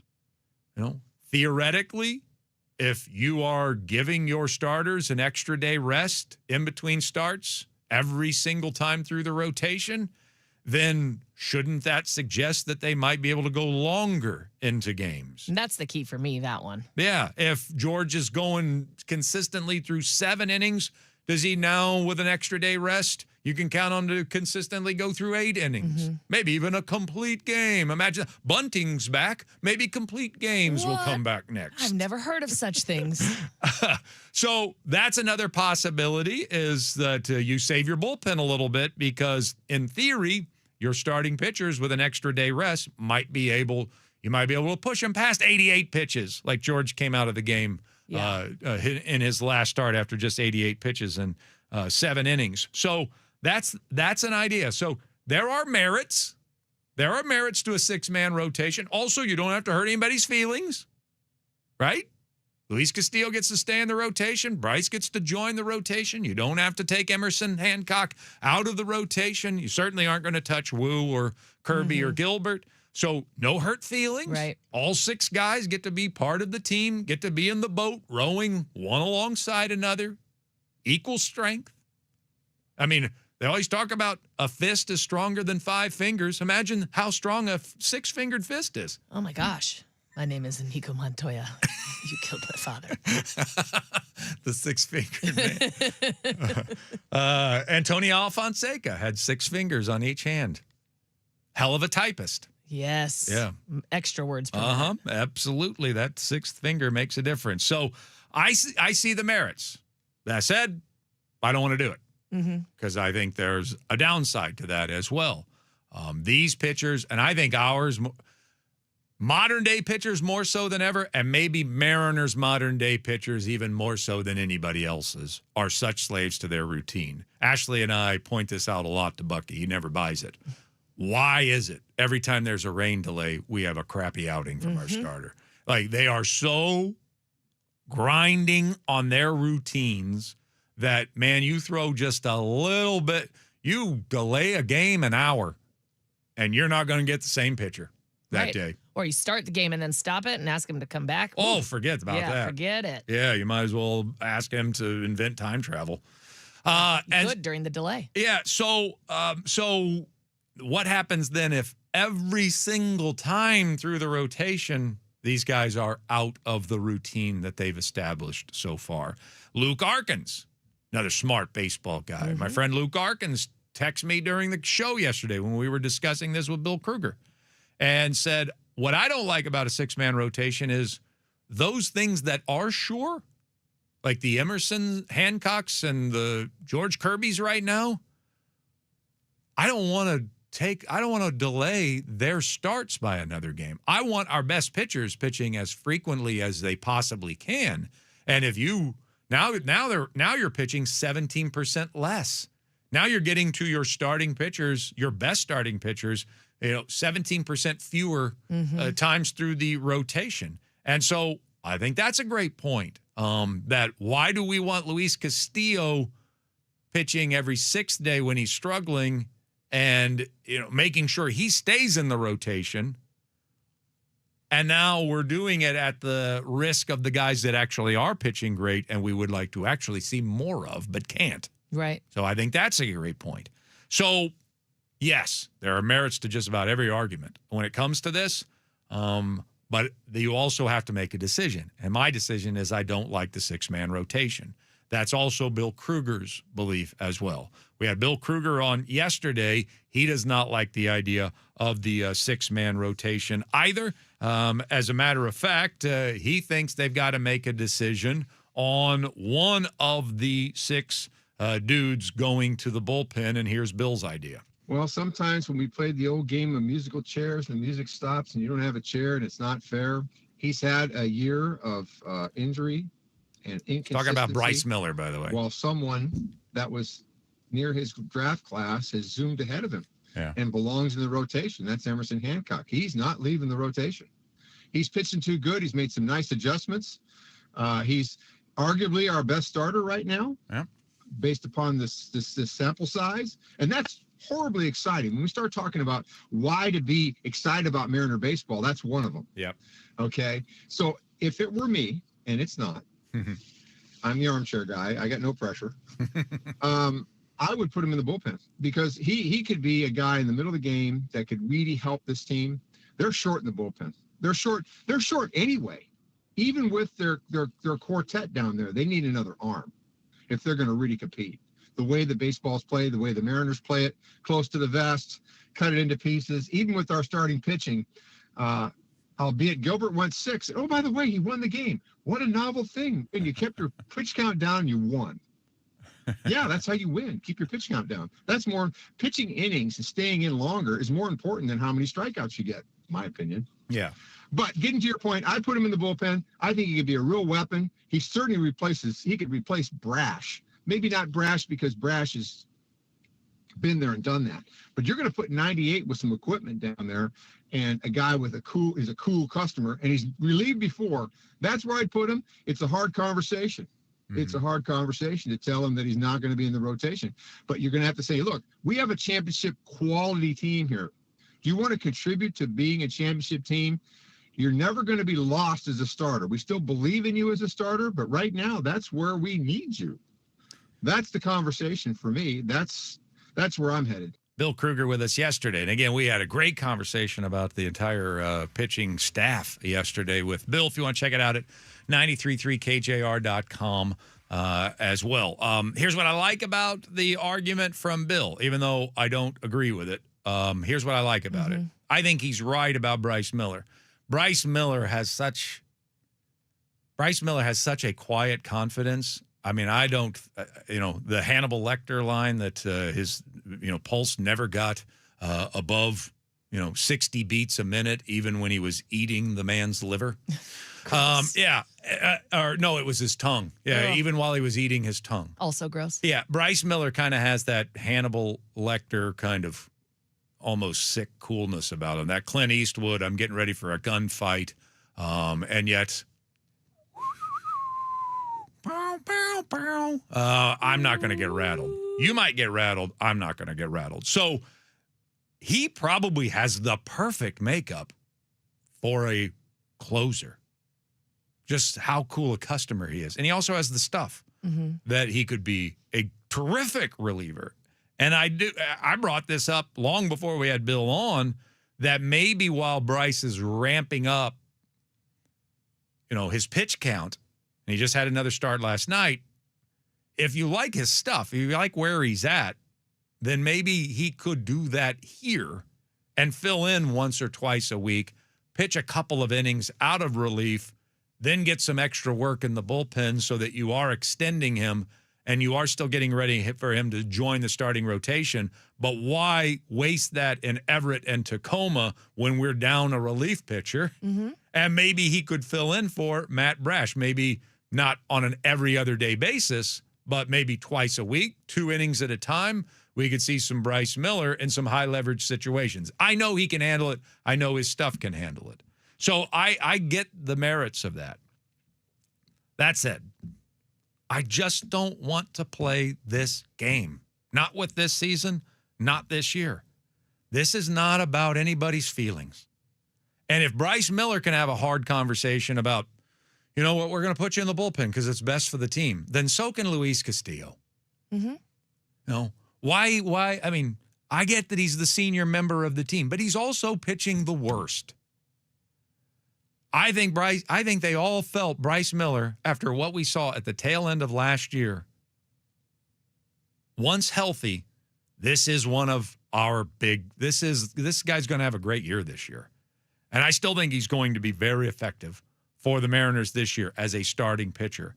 So, okay, I get the merits. While he's transitioning back, maybe he's the guy so that it's an easier conversation. But I don't know why you couldn't have the same. If Luis Castillo is the veteran, is the big brother, is the leader, shouldn't he want to do what's best for the team? And I just think right now, at this stage in their careers, Bryce Miller is a better pitcher than Luis Castillo. And I will give you more evidence on that. They felt that way about Luis Castillo and Bryce Miller last year. Mm-hmm. And I know Bryce Miller didn't have as good a season as Luis Castillo, but when we got to the playoffs, who was pitching in the big moments? George was getting all the big assignments.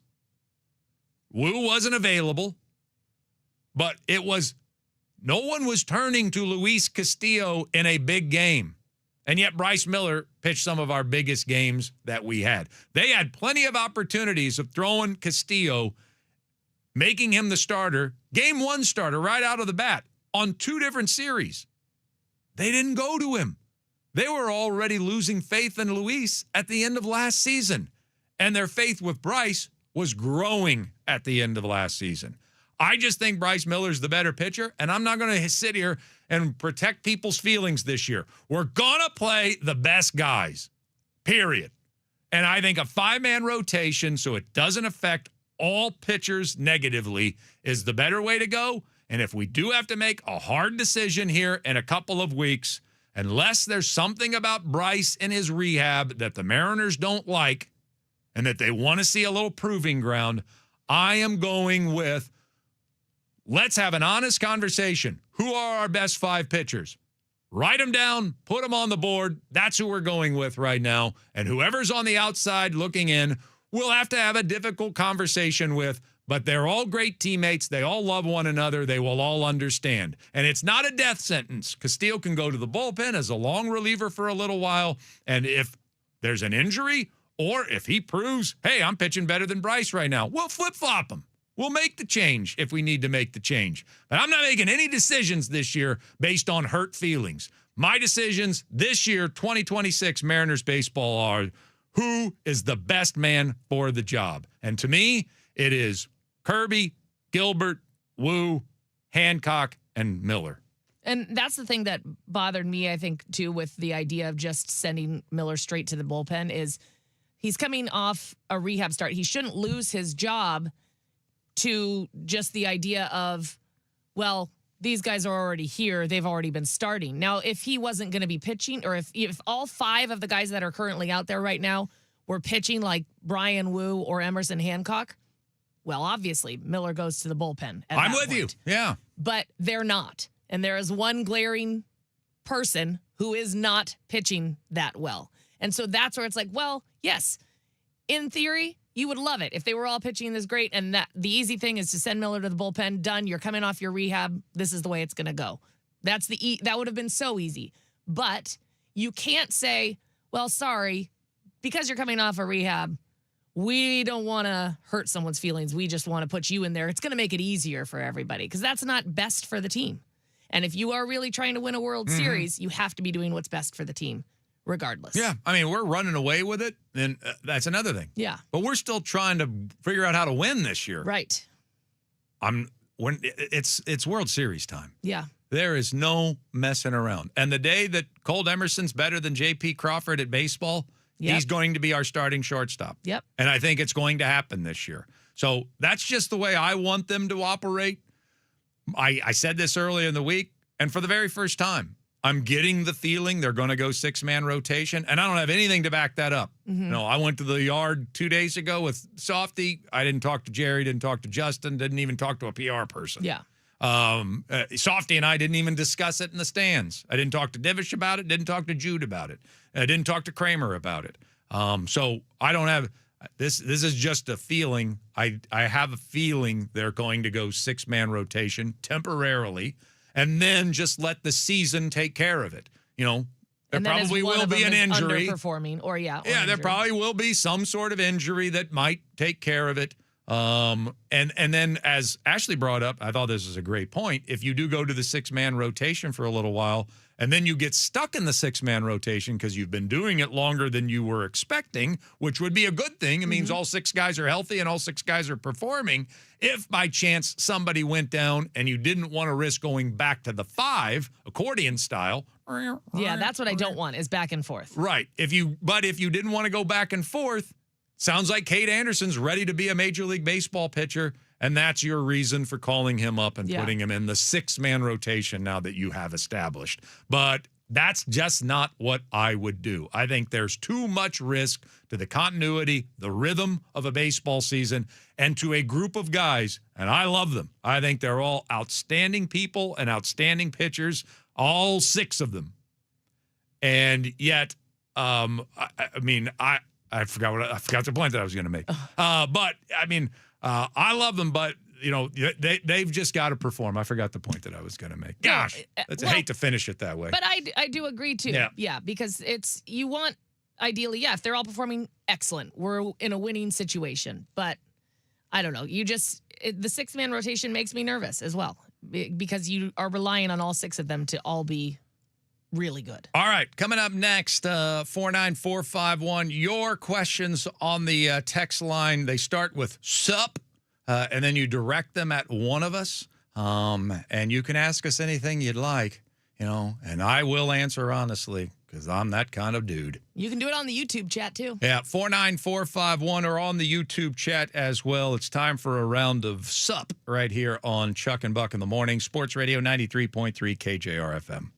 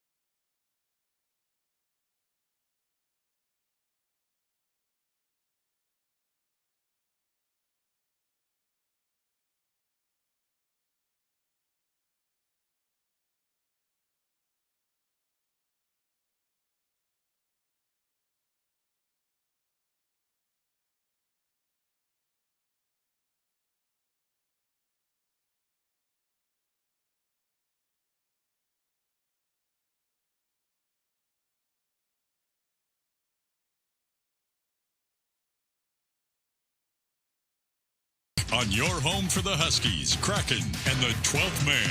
Brought to you by Tulalip Resort Casino. When all you want is everything. Everything Tulalip.com on Sports Radio 93.3 KJR FM.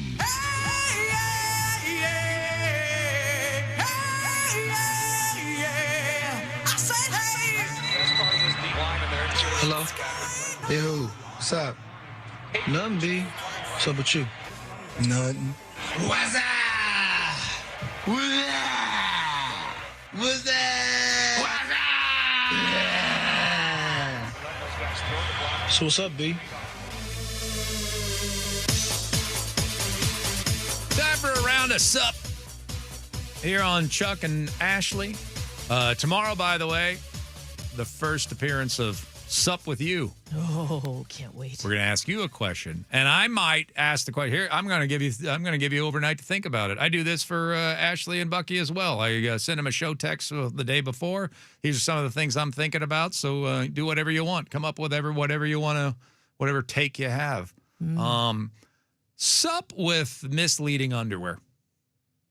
Oh. I want everybody to think about that. I'm just looking at I don't know why it came up on my timeline because I'm not looking at anything that has underwear on it. But there's this advertisement for some men's underwear that you put underneath. It's like a T-shirt you put underneath, but it's got muscles built into it. Oh.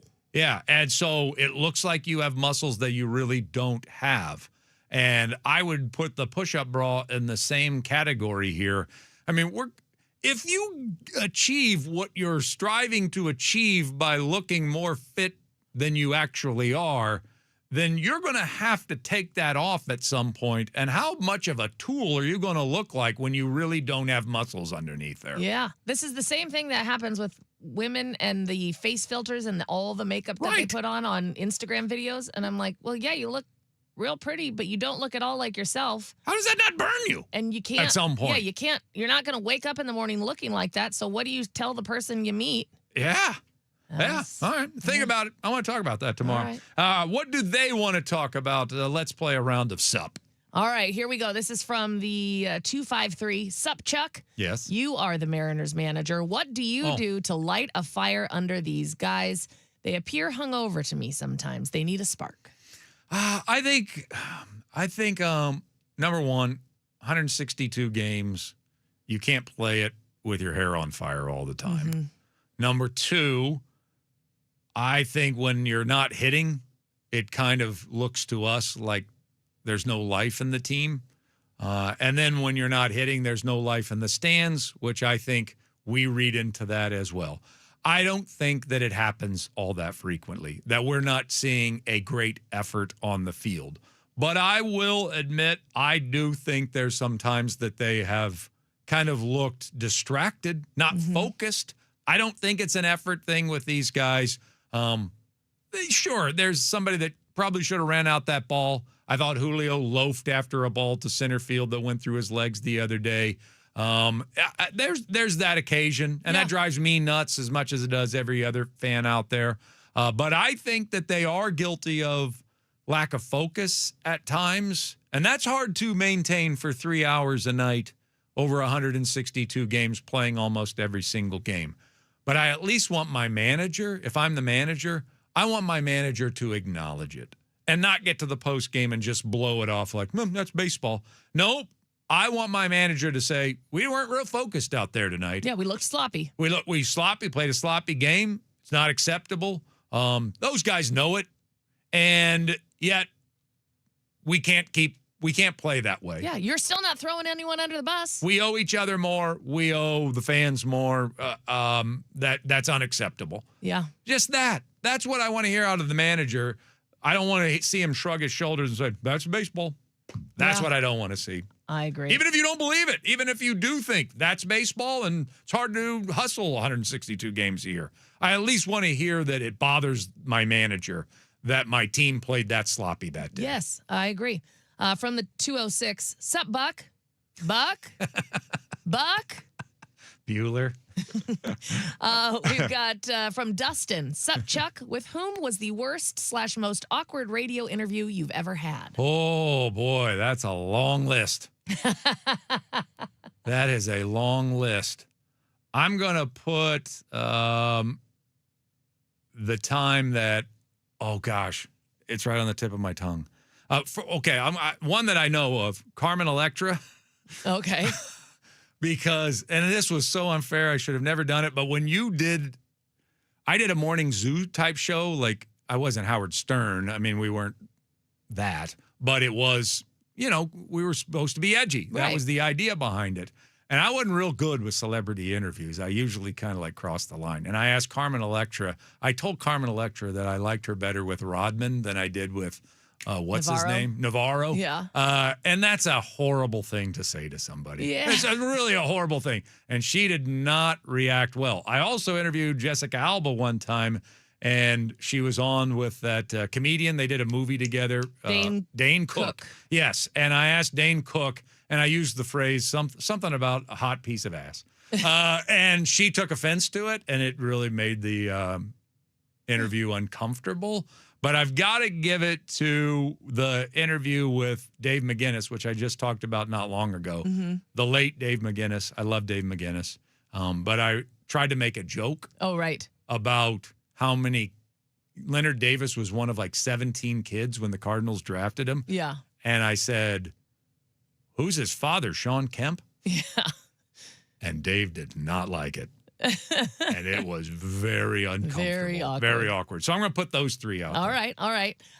Sup, Chuck, you are always making movie references. You seem to really like movies. So what is the best movie ever made? This is from 720. Oh, that's easy. Silence of the Lambs. All right. Yeah, Yeah. you do like Silence of the Lambs. Silence Yeah. of the Lambs. Yeah. I That's a good mean, one. how much better can you get than that? Like the acting. I've seen it, so it's got to be good. Yeah, the suspense. It was interesting. I mean, there wasn't one dead moment in it. Every moment mattered in the movie. Yeah. It was never boring at any moment during it. I mean, how do you not love Silence of the Lambs? Greatest movie of all time. Ah, that is a good one. All right. Sup, Chuck from the 253. If the Astros requested fair market price return for Yordan Alvarez, would you like seeing the Mariners make that move? Yes. Yeah. I don't have anything. I mean, of all sign the me up. Astros who are not repugnant, Yeah. it's Sign me up. Yordan Alvarez. I don't think they would trade him within the division.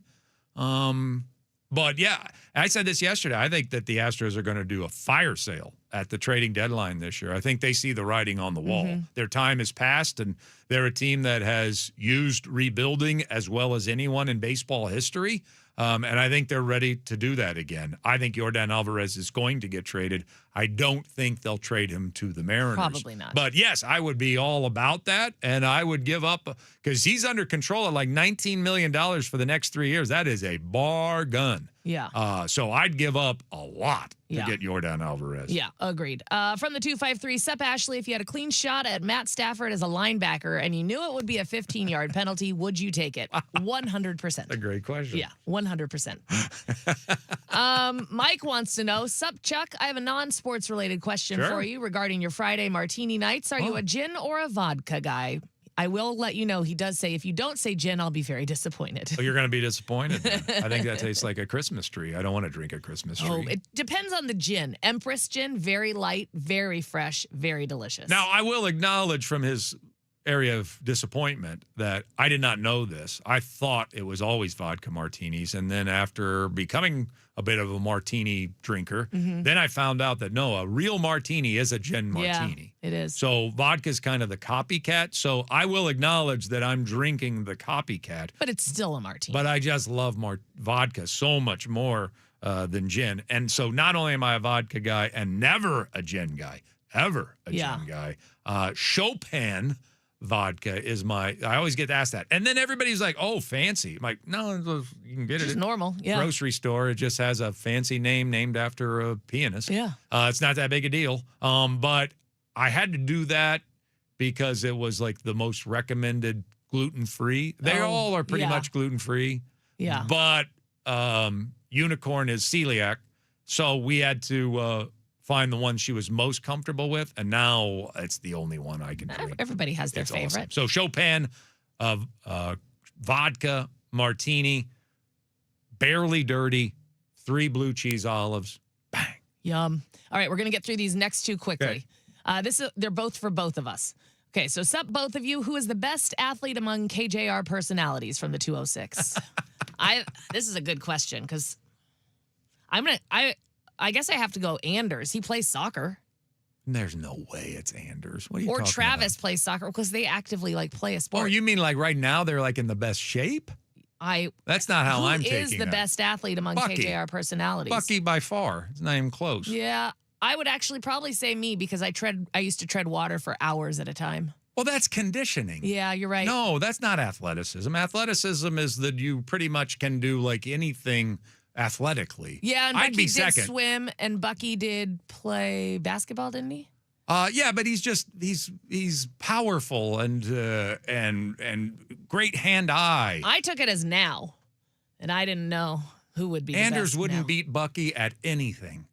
Yeah. Anything. There's not one thing. Well, okay, running, long distance running. He'd beat him at long distance running. Yeah. That's it. Okay. Interesting. Yeah. All right.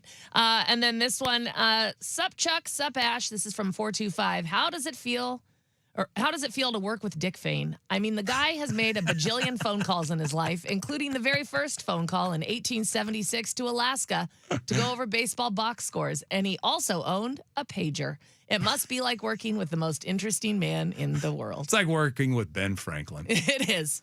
The inventor of all things, Dick Fane. Yeah. There you go. Do I want to have phone sex? Maybe. Am I touching myself right now? Oh, gosh, I hope No. not. Have I thought about touching myself? The entire conversation. How do you think I got these kids? All right, coming up next, a conversation that we had yesterday about Framber Valdez, and now we have new information. So we'll follow it up with what we feel about baseball's punishment of Valdez yesterday on Sports Radio 93.3 KJR FM.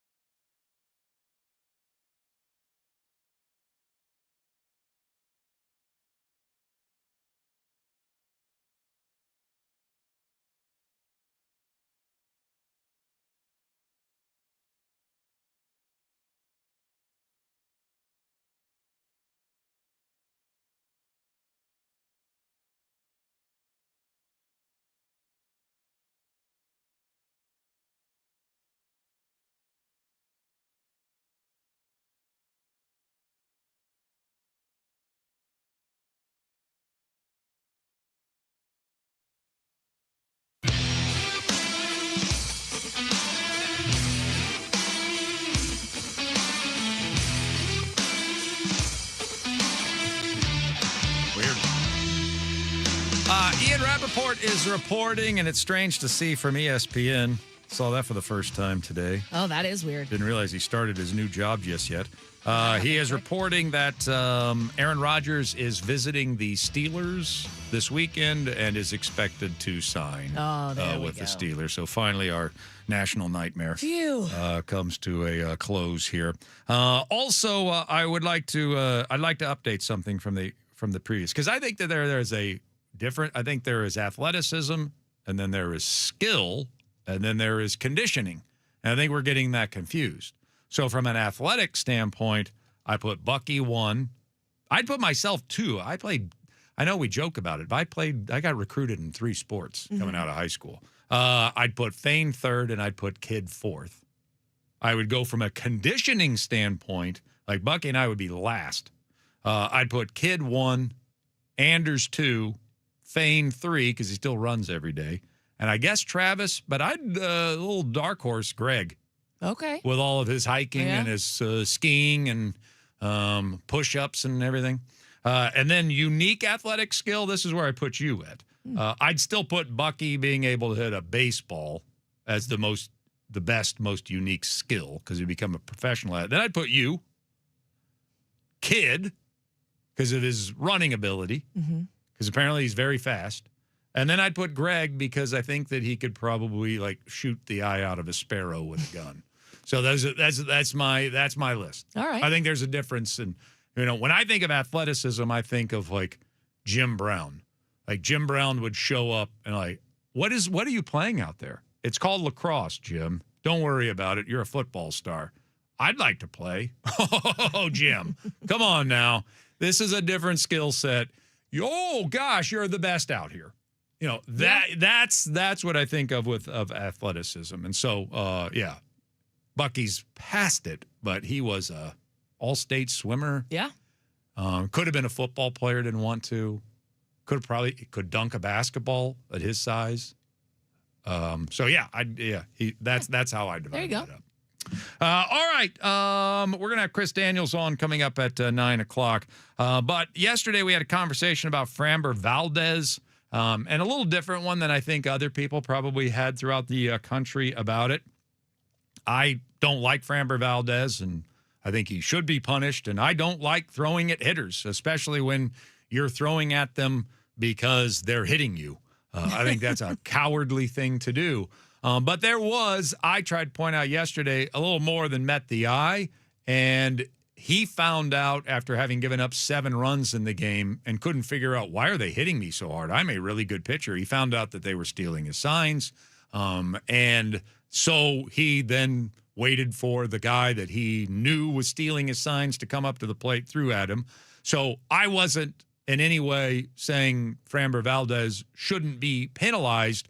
I was just saying yesterday, don't act like the Red Sox are some great victim. Because if I was pitching and I gave up that many runs and I was embarrassed and I saw my ERA go from all-star caliber to 5 on the scoreboard in 3 innings, and I found out that they weren't doing it on their own merits, they were doing it because they picked up on some tells and were relaying pitches, I'd throw at somebody. That's fair. I would. But he ends up getting 5 games, and it's the type of slap on the wrist that I kind of expected, frankly. It really isn't a suspension at all. When you're a starting pitcher, you get a 5-game suspension, you only play every 5 days. Yeah, it's not like they're saying you have to miss 5 starts. No. All they're going to do is they're going to find a point in the season where we'd like to give Framber an extra day's rest, probably when they activate Troy Melton from the injury list, and then they'll just back him up a day. Yeah. They'll announce to the world, we're going to serve the suspension now. They'll back him up a day, and it's not really a punishment at all against the Detroit Tigers. He'll lose some money, but he's making $40 million a year. I think he'll be okay. But at least you sent the message, we don't do this anymore. This is, we've at least gotten out of caveman baseball days, and we don't throw it at guys intentionally just because we're angry at them. Yeah, and I think that's the interesting thing that comes out of this whole thing, again, which we kind of talked about yesterday, is that baseball has a punishment for throwing at batter intentionally and hitting them, but they don't have a punishment for relaying the pitch that the guy's going to throw, or whether you're stealing the grip from the pitcher or whatever tell maybe the catcher is doing and you're relaying it back to the batter, they don't consider that illegal unless you're using trash cans. So clearly they want to stop one thing. They're not concerned about stopping the other. Well, they can say that it's not illegal, but it's never, ever made a pitcher happy. No, for sure. Will Middlebrooks was on the call for the Red Sox as a former third baseman who, by the way, pulled a Rossini before Mike Vrabel ever did. And so Will Middlebrooks was on the call on that game, and he a lot of people were wearing him out on social media, and he said that there's nothing wrong that's been around forever is stealing signs and relaying them to teammates. That's part of the game. Well, throwing at people was also a part of the game at once upon a time, too. I'm not saying that throwing at someone is right. It's just the way they do it. And I think that there is a gap between what you're saying and what you're doing. But don't act like you were doing anything above board. Mm-hmm. I don't think stealing signs should be part of the game. I mean, I know that it is, and I know there's no way of getting around it, but I don't like that it's part of the game. And as a pitcher, I hated if I thought somebody was getting a leg up because they were seeing signs. And if I found out that I was giving up that many runs and that's the reason I was I'm throwing to somebody. Sorry, I'm throwing to somebody. So Framber Valdez got suspended 5 games. Great. Little slap on the wrist for him. We don't want to see that anymore. We've sent the message to the average baseball fan that we're not going to allow that anymore. But I think only getting 5 games was a recognition of, you know what, you kind of had it coming, Boston. Yeah. And I think that's true. Absolutely. Yeah. They did have it coming. I get it. Mm-hmm. Yeah. I just don't like Framber Valdez, so I think he's even a bigger jerk than others. He's a douche. Yeah. All right, Chris Daniels is not, and he's going to join us next on Sports Radio 93.3 KJR FM.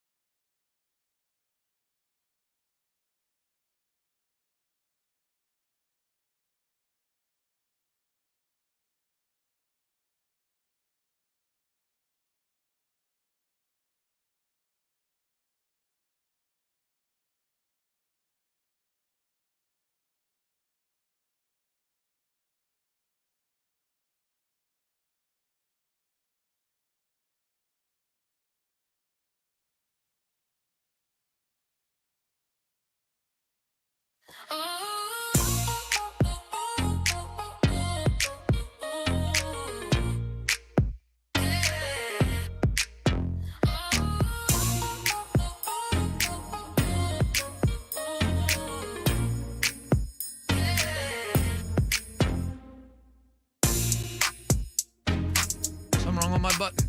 9 o'clock hour here on this Thursday. Great to have you with us. It is Chuck and Buck in the mornings. No Buck here today. He'll be out for a little while longer. Ashley Ryan is here. My name is Chuck Powell. We do have ABCs of the M's coming your way a little bit later on in the show. Also, one last thing to close out the show. We have a cash word for you. It is cash at 93.3 KJR.com. You can enter it for your shot at $1,000 in Grand Slam cash. Again, cash at 93.3 KJR.com. But we're going to start the hour here at 9 o'clock with, a guy that I haven't got the chance to chat with, and I don't know how long, except in the airports. I see him in the airports, occasional Mariners game, but we haven't had him on the radio show in a while, and we've missed him. From Como News, you know him. You love him. The man with all the answers, Chris Daniels, joins us here on Chuck and Buck. Good morning, sir. Good morning. I'm impressed that you're talking about Empress Gin so early in the morning, and I can confirm it is a good gin. Okay. All right. Very good. Yeah. Your gin over vodka martini then? Gin over vodka, but I like the bourbon. And you like can't go the wrong bourbon. with Blanton's. Blanton's. Oh. Amen. Oh, really? Do you ever have? Yeah. I'm out in Woodinville now, and I'm stuck on the Woodinville bourbon. Do you ever make your way out to have the Woodinville bourbon, Chris? Yeah, every once in a while. Okay. It's good stuff, and Good you like stuff. to support a local company. Yeah. So there you go. Yeah. All right, but you're saying Blanton's is the way to go. Yes, you got to collect all Blanton's, the letters. Yes. All right, I'll trust Yes. you. I trust you. I trust you, Chris Daniels, more than anyone in the world. Well, you should be my agent. Wow. Thanks. I'll take that as a bumper. I think maybe the entire community does. When we get Chris Daniels reports, everybody perks up and listens. And so you're in such demand when it comes to Sonics news, and have been ever since I arrived, that Ashley and I were talking yesterday. Let's get Chris on when there's really not some breaking news story. And let's just talk to him about what's going on with the Sonics and maybe a couple of other things as well. And so that was the idea behind grabbing you now when you're not trying to chase down a story. Maybe you can just update us as what's the latest with the NBA, the Sonics, and when this thing might finally come together again. Well, I think it's interesting the pieces, the crumbs that kind of have been laid out now, and the latest being that Samantha Holloway has confirmed she's hired a couple of banks, J.P. Morgan Chase, to put together the package, the bid package for the NBA. I think it's a sign that she is serious in putting this all together. It's also likely before the NBA puts out some sort of bid package, which is something that we saw from the National Hockey League way back when, before the Seattle Kraken came to be. And so these are steps in the right directions. They're little morsels of information, but it shows that she is in fact serious, and she's the only one that has come forward with that. And we know, lingering in the background, Adam Silver, the NBA commissioner, told me personally in New York in March that he expected multiple bidders from Seattle, but that he is fond of Samantha Holloway. So take that for what it's worth, whether he's trying to bid up the price in Seattle and get more bidders in play. But he signaled that back in March. But right now, Samantha Holloway is showing that she's serious with this little bit of information that she's put together. She's putting together the banks are putting together, and the investors are being put together for a potential bid here shortly. What do we read into why she's the only name that we are hearing? Do they keep it that tight-lipped? I mean, is it that important that they don't reveal who's interested? Or should we think that maybe everybody has kind of stepped aside because Samantha Holloway's got such an inside track right now? Well, I think I'm always fascinated by the game outside the game, and I think there's some gamesmanship there. I think, like I said, Silver perhaps trying to bid up the price. He's also clearly had multiple contacts with the city of Seattle, King County, and with Samantha Holloway and her group. They've met before, and there's the idea that we haven't even heard who our investors are, and I think that they're holding that back as a card to play. I tell everybody to think back to when the NHL was eyeing Seattle, and the Lewicki group and the Oakview group came out with David Bonderman and said that's how serious we are about getting an NHL franchise, and Jerry Bruckheimer, and they stood behind him at a press conference, and that was them playing the card to show that they are the ones that were the most serious and willing to put together the package. I think that's what Samantha is likely waiting on when the time is right, when the NBA says we're ready to accept those bids. And then she would come out and say, here are the investors that I have, and I'm serious. And if there's another one, and, I keep hearing little bits and pieces about somebody else is trying to put together something. If they want to come out and say it's me and I'm interested in doing this, it doesn't have the same weight as, say, Samantha would with having multiple investors and multiple names involved. So, again, I think it's the game outside the game and waiting for the right time to play the cards that you have and show that you have the flush to defeat anybody else that may want to bring the NBA back. Chris Daniels is with us here on Chuck and Buck, Seattle's most trusted journalist. Also, Como News, also an Empress drinker, loves himself some gin, and, of course, loves the Chuck and Buck radio program, which is why he's joining us here today to talk about where the Sonics are right now. So what are you hearing on the front of this definitely is going to be expansion versus would the NBA be more interested possibly in relocating to Seattle? Every indication I've had in this town is this group does not want to buy another franchise and move them here. I think we heard from Todd Lewicki on the record with multiple reporters saying that he got involved in this, and the group is getting involved in this because they want an expansion franchise, not relocating another franchise. But that story is going to continue to percolate until the Portland City Council signs off on a deal down in Portland. We've seen the state legislature do it. We've seen what Tom Dundon's doing down in Portland, and so that just adds fuel to the fire of a potential relocation. And until New Orleans and Memphis sign long-term lease extensions in their respective cities, I think that story is going to percolate as well. But I am led to believe that at least locally and at least from the NBA office, the entire focus on Seattle has been with a potential expansion franchise and not a relocation of a franchise. Interesting.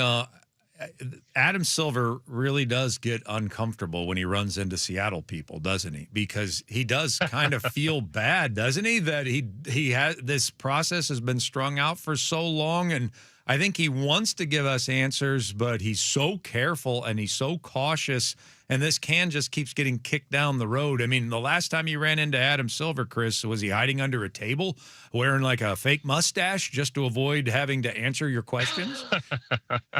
Well, he actually came over and spoke to me right off the podium and walked directly over to me and Tim Booth, also in the room, talked to Tim Booth.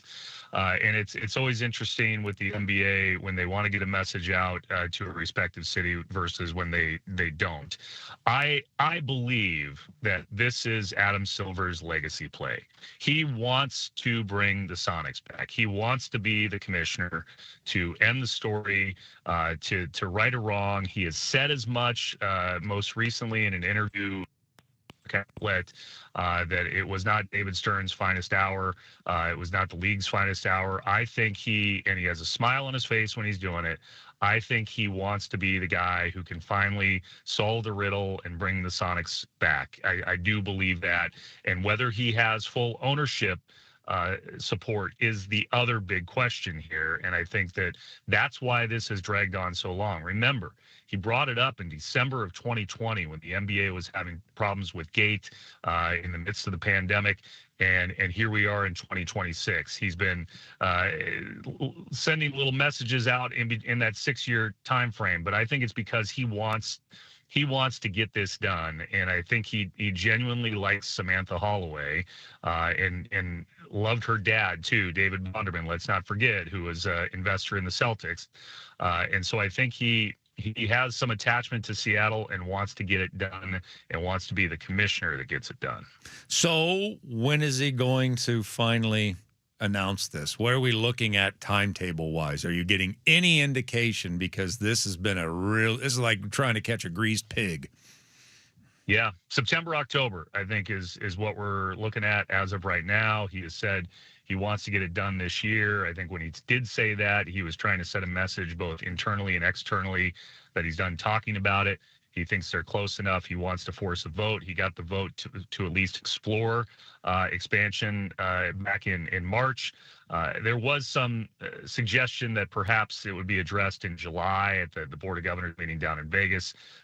Doesn't seem like that's going to happen now. So we're looking at September, October before the start of the next NBA season. And, I would just say if this doesn't happen, it's done forever in Seattle. I mean, he's written the story now for over a 6-year period about bringing the Sonics back, getting people excited, getting investors in position like Samantha Holloway is doing right now. If you all of a sudden hit the brakes in September, October and say, hey, the financial markets are what they are, we can't do this right now, you're going to lose those investors who are on standby. And it, he was close to doing this in 2024.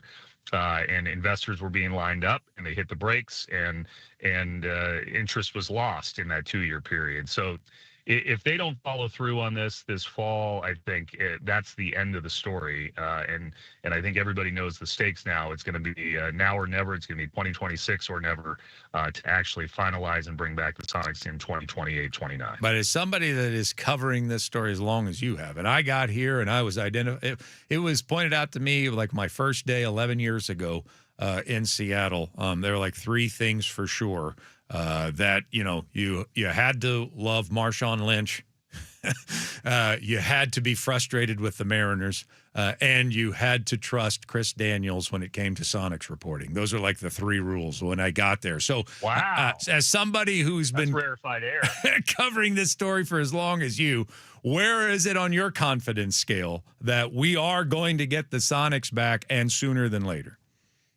I'll say like an 8.5 out of 10. I think that I've seen so many twists and turns in this story over nearly 20 years. And I think, lingering in the background, the global economy, the markets, everything that with inflation has made costs more. Is that going to be the excuse to try and, not have the Sonics come back for the owners to say we need to stabilize the global economy first?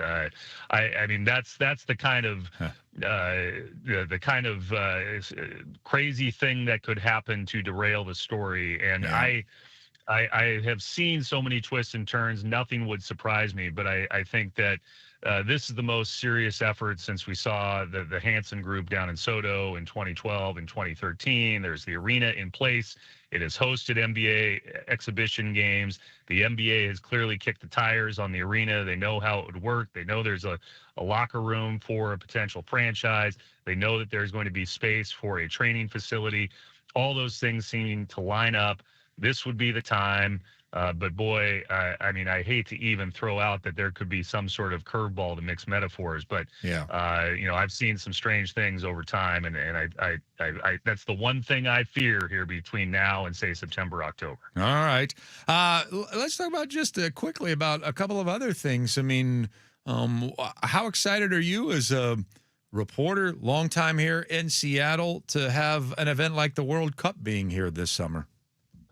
Well, I think it's I think when Peter Tomazawa, the head of the World Cup organizing committee, says it's the biggest event since the '62 World's Fair, I think he's correct. That the amount of games between Seattle and Vancouver, you're talking about 13 matches. You're talking about Belgium likely training down in Renton. You're talking about Egypt training over in Spokane.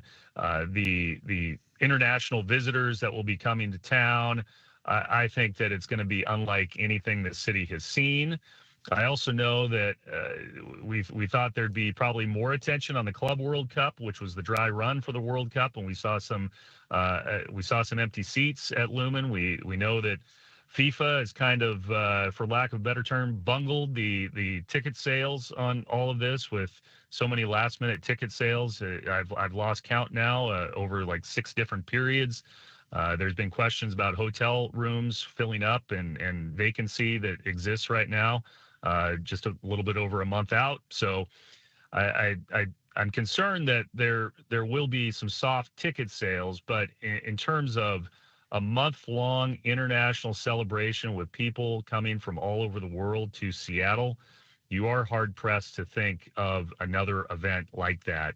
And in Vancouver, they have the experience with the Olympics, and I think they're doing some live concerts, and they're spreading things out over the city. And that's going to be, I think, if you look at hotel prices there, they're going to get those hotel prices because I think it's going to be easier for some people to get to Canada than it is to the United States. But I do think it's going to be fun for Seattle, and it's going to activate Seattle, and having Pioneer Square as a pedestrian-only zone, which has been announced by the city of Seattle, will be different for people as well. It should be fun. Yeah, it's going to be interesting for us here in Sports Talk Radio because, soccer is a little bit down the list on the sports that we talk about. We probably have two people here on the staff that we would label as experts, and yet we'll have hour after hour after hour of programming during that time. And I'm really not sure. We haven't had a conversation about how much time will be dedicated to the World Cup. But from the television world, is Como News, is this like a 24/7 kind of thing? Are you going to just nonstop coverage of the World Cup? Does it take over the news? Does it take over everything in your life and the lives of your colleagues? I think it'll be a daily event, a daily story, because there's so many different layers of the onion when it comes to covering this, between the international travel. Obviously, I think people are looking at that Egypt-Iran game on a Friday night in Seattle, given the global situation, how that's going to play in the city. Also everything else that's wrapped around that game. So there are news stories here just around the World Cup, and visitors coming in and seeing Seattle for the first time, and trying to cross the border back and forth between the Vancouver and Seattle matches. There's just so many different angles to this outside of just the play on the field, the stuff that's going on off the field. I think it's going to be fascinating for not only me, but others to cover in town. Yeah, I've never a dull moment in this town sports-wise. It's crazy how there's always something big, always something bubbling here. No wonder we all have martini habits in the Seattle media. We got to come down from on this Friday excitement. Nights only, right? Yeah. Friday nights only, exactly. So, all right, man. Well, great to hear from you. Thank you so much for joining us. Always fascinating to chat with you, and we'll do it again soon. We will bug you again, even when you don't want us to. It sounds great. And before that, I'll see you at a game or in an airport. For sure. Absolutely. That's where Chris Daniels and I always hang out, is at the airport or the baseball game. All right, man. Thank you. Yep, you bet. Talk soon, Chuck. Chris Daniels, senior reporter, Como News, has kind of been the source ever since I got here for the Sonic story. Hopefully he can stop covering that beat. I mean, for Chris Daniels' sake, can we so he can just, do something else? So when you got here, Jim Foreman was still around, right? I don't know Jim Foreman. Okay, so he was like the reporter at the time. Oh, okay. That they put in all the dangerous situations. Oh, so I see. If there was a huge windstorm, they'd probably send Jim Foreman to the top of the Space Needle. And Jim Foreman loved it. Yeah, and it was like, oh, Danger Foreman, where is he today? And he was like the guy. Well, now Chris Daniels is the guy for he's your go-to. So Foreman was your go-to at the time for any treacherous situation. But Chris Daniels is now, I also feel like if there was a windstorm, they might put him on top of the Space Needle to cover that as well. He is just your go-to source for everything. Okay. Got it. Yeah. Well, he's terrific at what he does. We appreciate him joining us. If you want to follow him, it's at Chris Daniels _TV. And of course, you can follow him there at Como News. But always good to run into him too. He's fun just to hang out with, chat with as well. Yeah, we had a guy when I did radio in Arizona. His name was Jim Cross. Okay. And Jim Cross, because there was always fire season. Yeah. Because things catch on fire when it's 115 degrees every day. Yeah, spontaneously. Yes. And so he would always be, and he would always act like he hated it. Oh my gosh, fire season. I can't believe it's here again. Oh man, this is going to be terrible. I do not want to do this.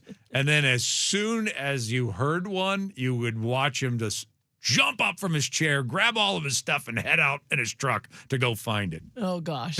He was like, so that was. He wanted you to think like, I don't live for this. I don't want destruction. He lived for it. That's funny. It. And we loved him for it because nobody else wanted to cover it. Yeah. That was a long-ass day.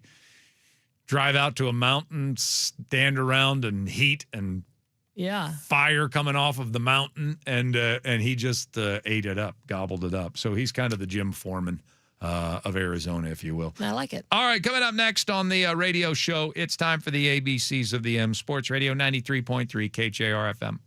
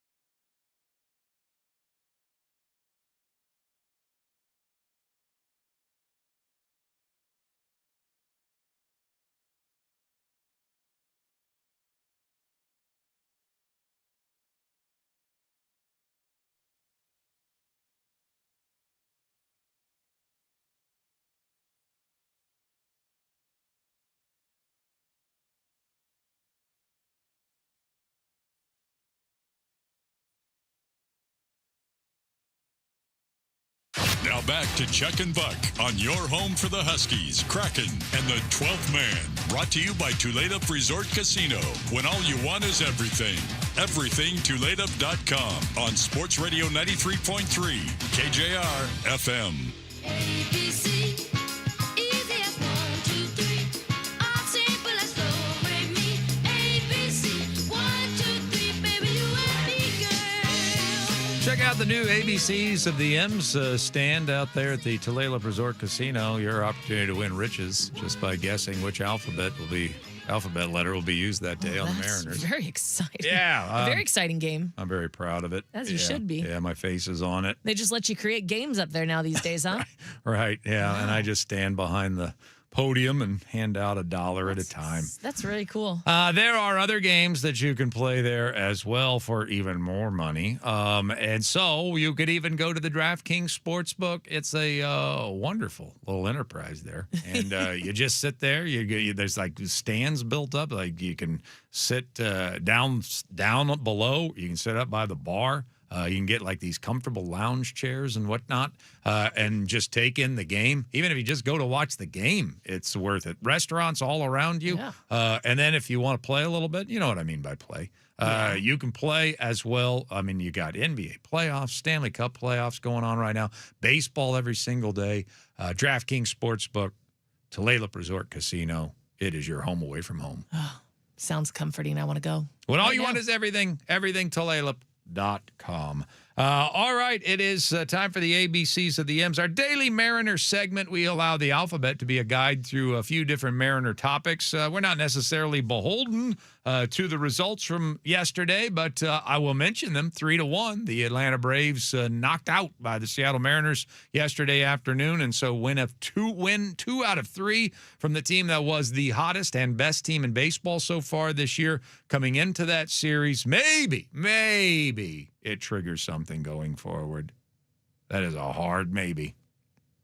I would hope so. Because this team is terrible at taking advantage of early season momentum. I mean, the worst. They are so bad at it. They are worse at that than anything that you do in your life. Like if you yourself, you're like, man, I am just horrible at washing my car. They're worse at taking advantage of momentum in May than you are at washing your car. Yeah, I keep thinking actually that you bring that up, that I need to wash my car because of all the pollen that's just sitting on it. And I'm like, yeah, I'm going to wash it. Oh yeah, I got to wash it. I'm going to wash it. It's been a couple weeks and I'm still figuring out how to make the time to wash it. Like they're still figuring out how to take advantage of momentum. If you are a person that does woodworking, but you only have 1.5 fingers left, you might not be very good at it, and yet you're still better than the Mariners at taking advantage of momentum in May. Okay. Yeah. Just don't do it well. Yeah. Yeah, just when you think, okay, it's going, then you lose 3 straight games to the Royals. So don't count on it, but you never know. We'll see. You never know. Let's get to the ABCs of the M's. We left off with the letter D. D is for Donovan. Brendan Donovan, for sure, is going to be back on the road trip. Now, they said this prior to the homestand. He's going to be back on the homestand. And so I took it and ran with it because usually when they make that announcement, it's usually on the front side.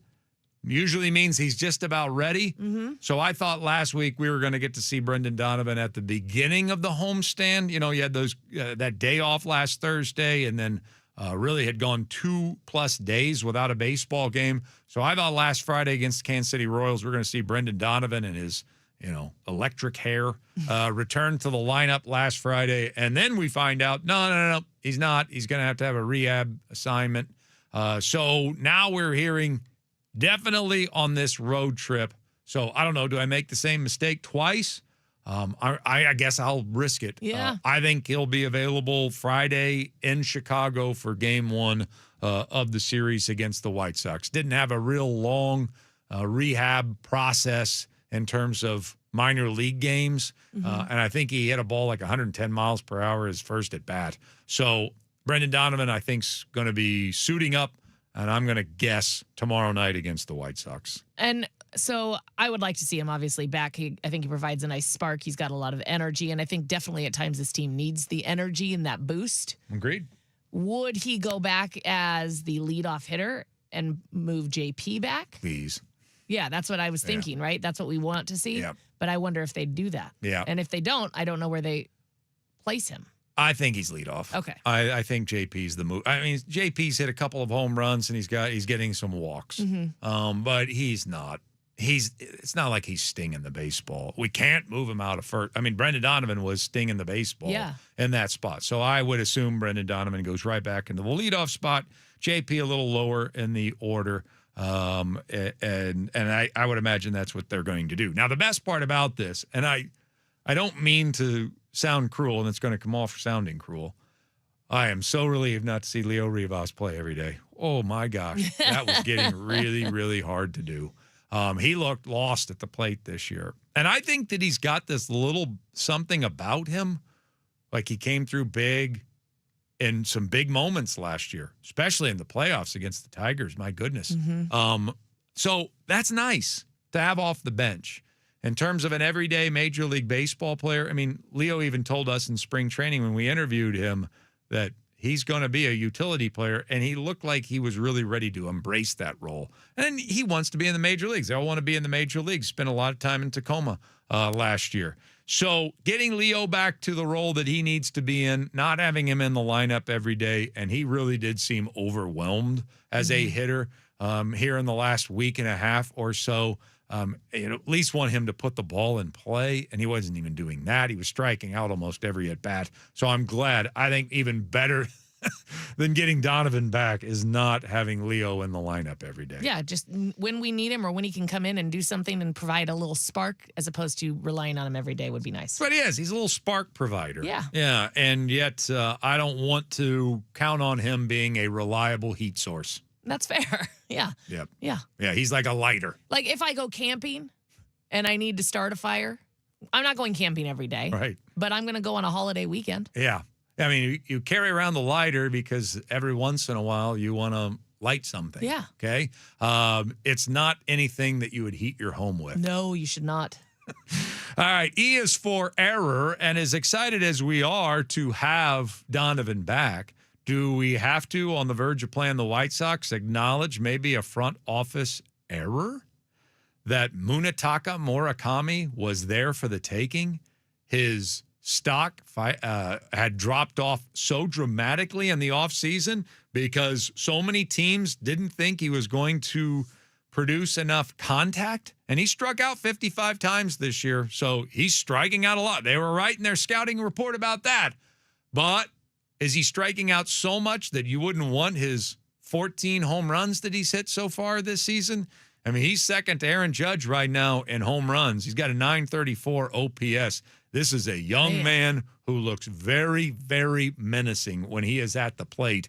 So, yeah, he strikes out a lot, but he has provided a little bit of a spark for the White Sox. I'd even apply that to Kaz Okamoto, who's another guy that I wanted in the offseason. I wanted us to roll the dice on these two guys, even when the stock apparently was plummeting. That's when you brought up that it would be great to go after him because people didn't seem as interested.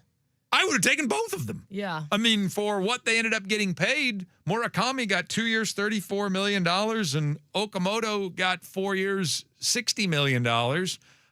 That seems like a huge bargain for both of those guys who are both hitting the crap out of the ball so far as Major League Baseball players. And so I really like Brendan Donovan, and I kind of like what he brings overall to the table. So I don't have buyer's remorse with Brendan Donovan, but my goodness, it was maybe a lost opportunity by all other 29 teams.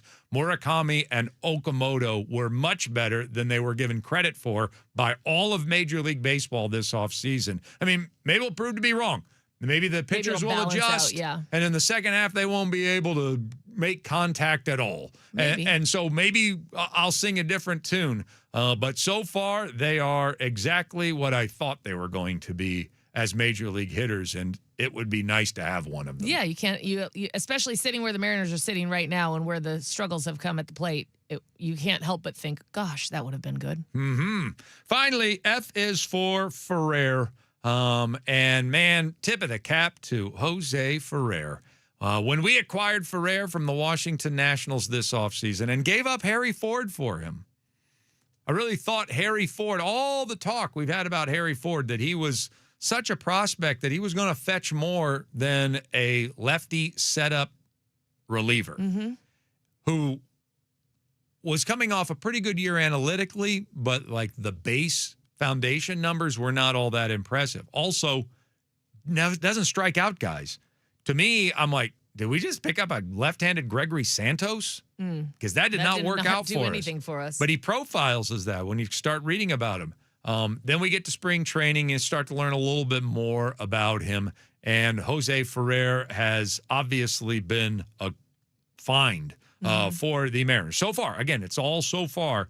But with two of your top 5 relievers on the shelf right now, Andres Munoz not being Mooney-like so far this season, thank goodness for Jose A. Ferrer, and also a guy that's raising his hand and saying, hey, I know you got to be careful with everybody, but you don't need to do that with me. Yeah, he's stepping up when we need him most. I can pitch every day. Yeah. I'll pitch 3 days in a row. It's not going to affect me. I'm a horse. Well, So we've been riding that horse, and thank goodness for him because he got the save yesterday. He's been fantastic as a Mariner. So even though they swung and missed on Gregory Santos, because they were just as excited about the Santos acquisition as they were about the Ferrer acquisition, and they were very excited about both of them. They kind of swung and missed on Santos, but the Ferrer thing seems to be working out splendidly. Yeah, and especially, as you said, with him coming in yesterday for the save and recognizing it's an early game, I'm going to get almost 2 days of rest after this. I can pitch 3 days in a row and be just fine. Yeah, and hey, everybody should be good for. I mean, you should have Munoz and Bizzardo for tomorrow against the White Sox,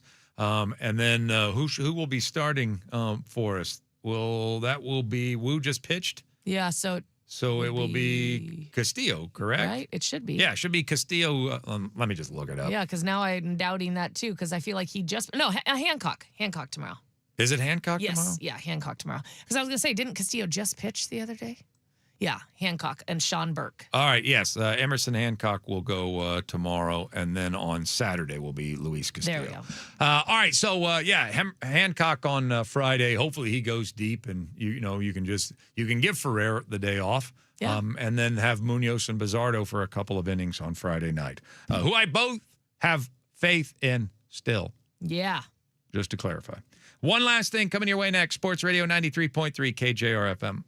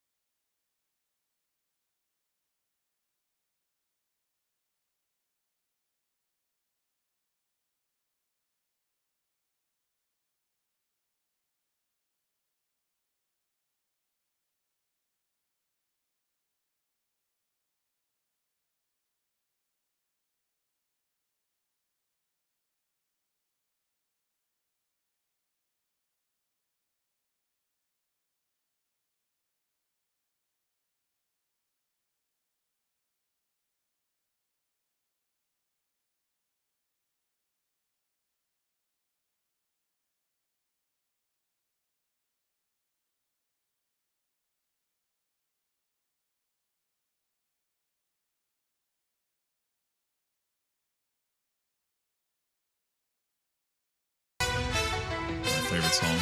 We do love that one.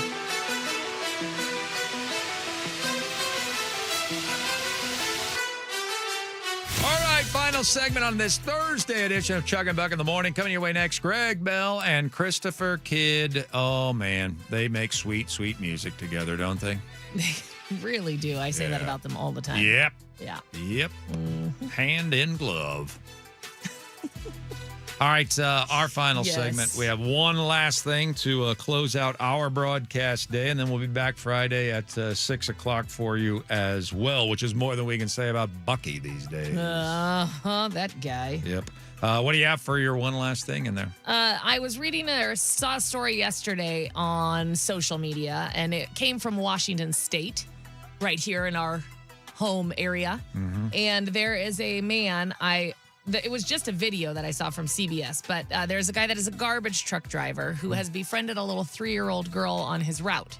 Okay. And she comes out every week to see him and gives him a big hug, and they say hi, and then she goes back about her business. Well, this week, his daughter, the garbage man's daughter, picked out a present for the 3-year-old. Oh. So he delivered her a Hello Kitty backpack. Oh. And she comes running out like she always does, and he has the Lego bag, like he has it in a gift bag for her. And she gives him a big hug, and she takes the bag and runs back.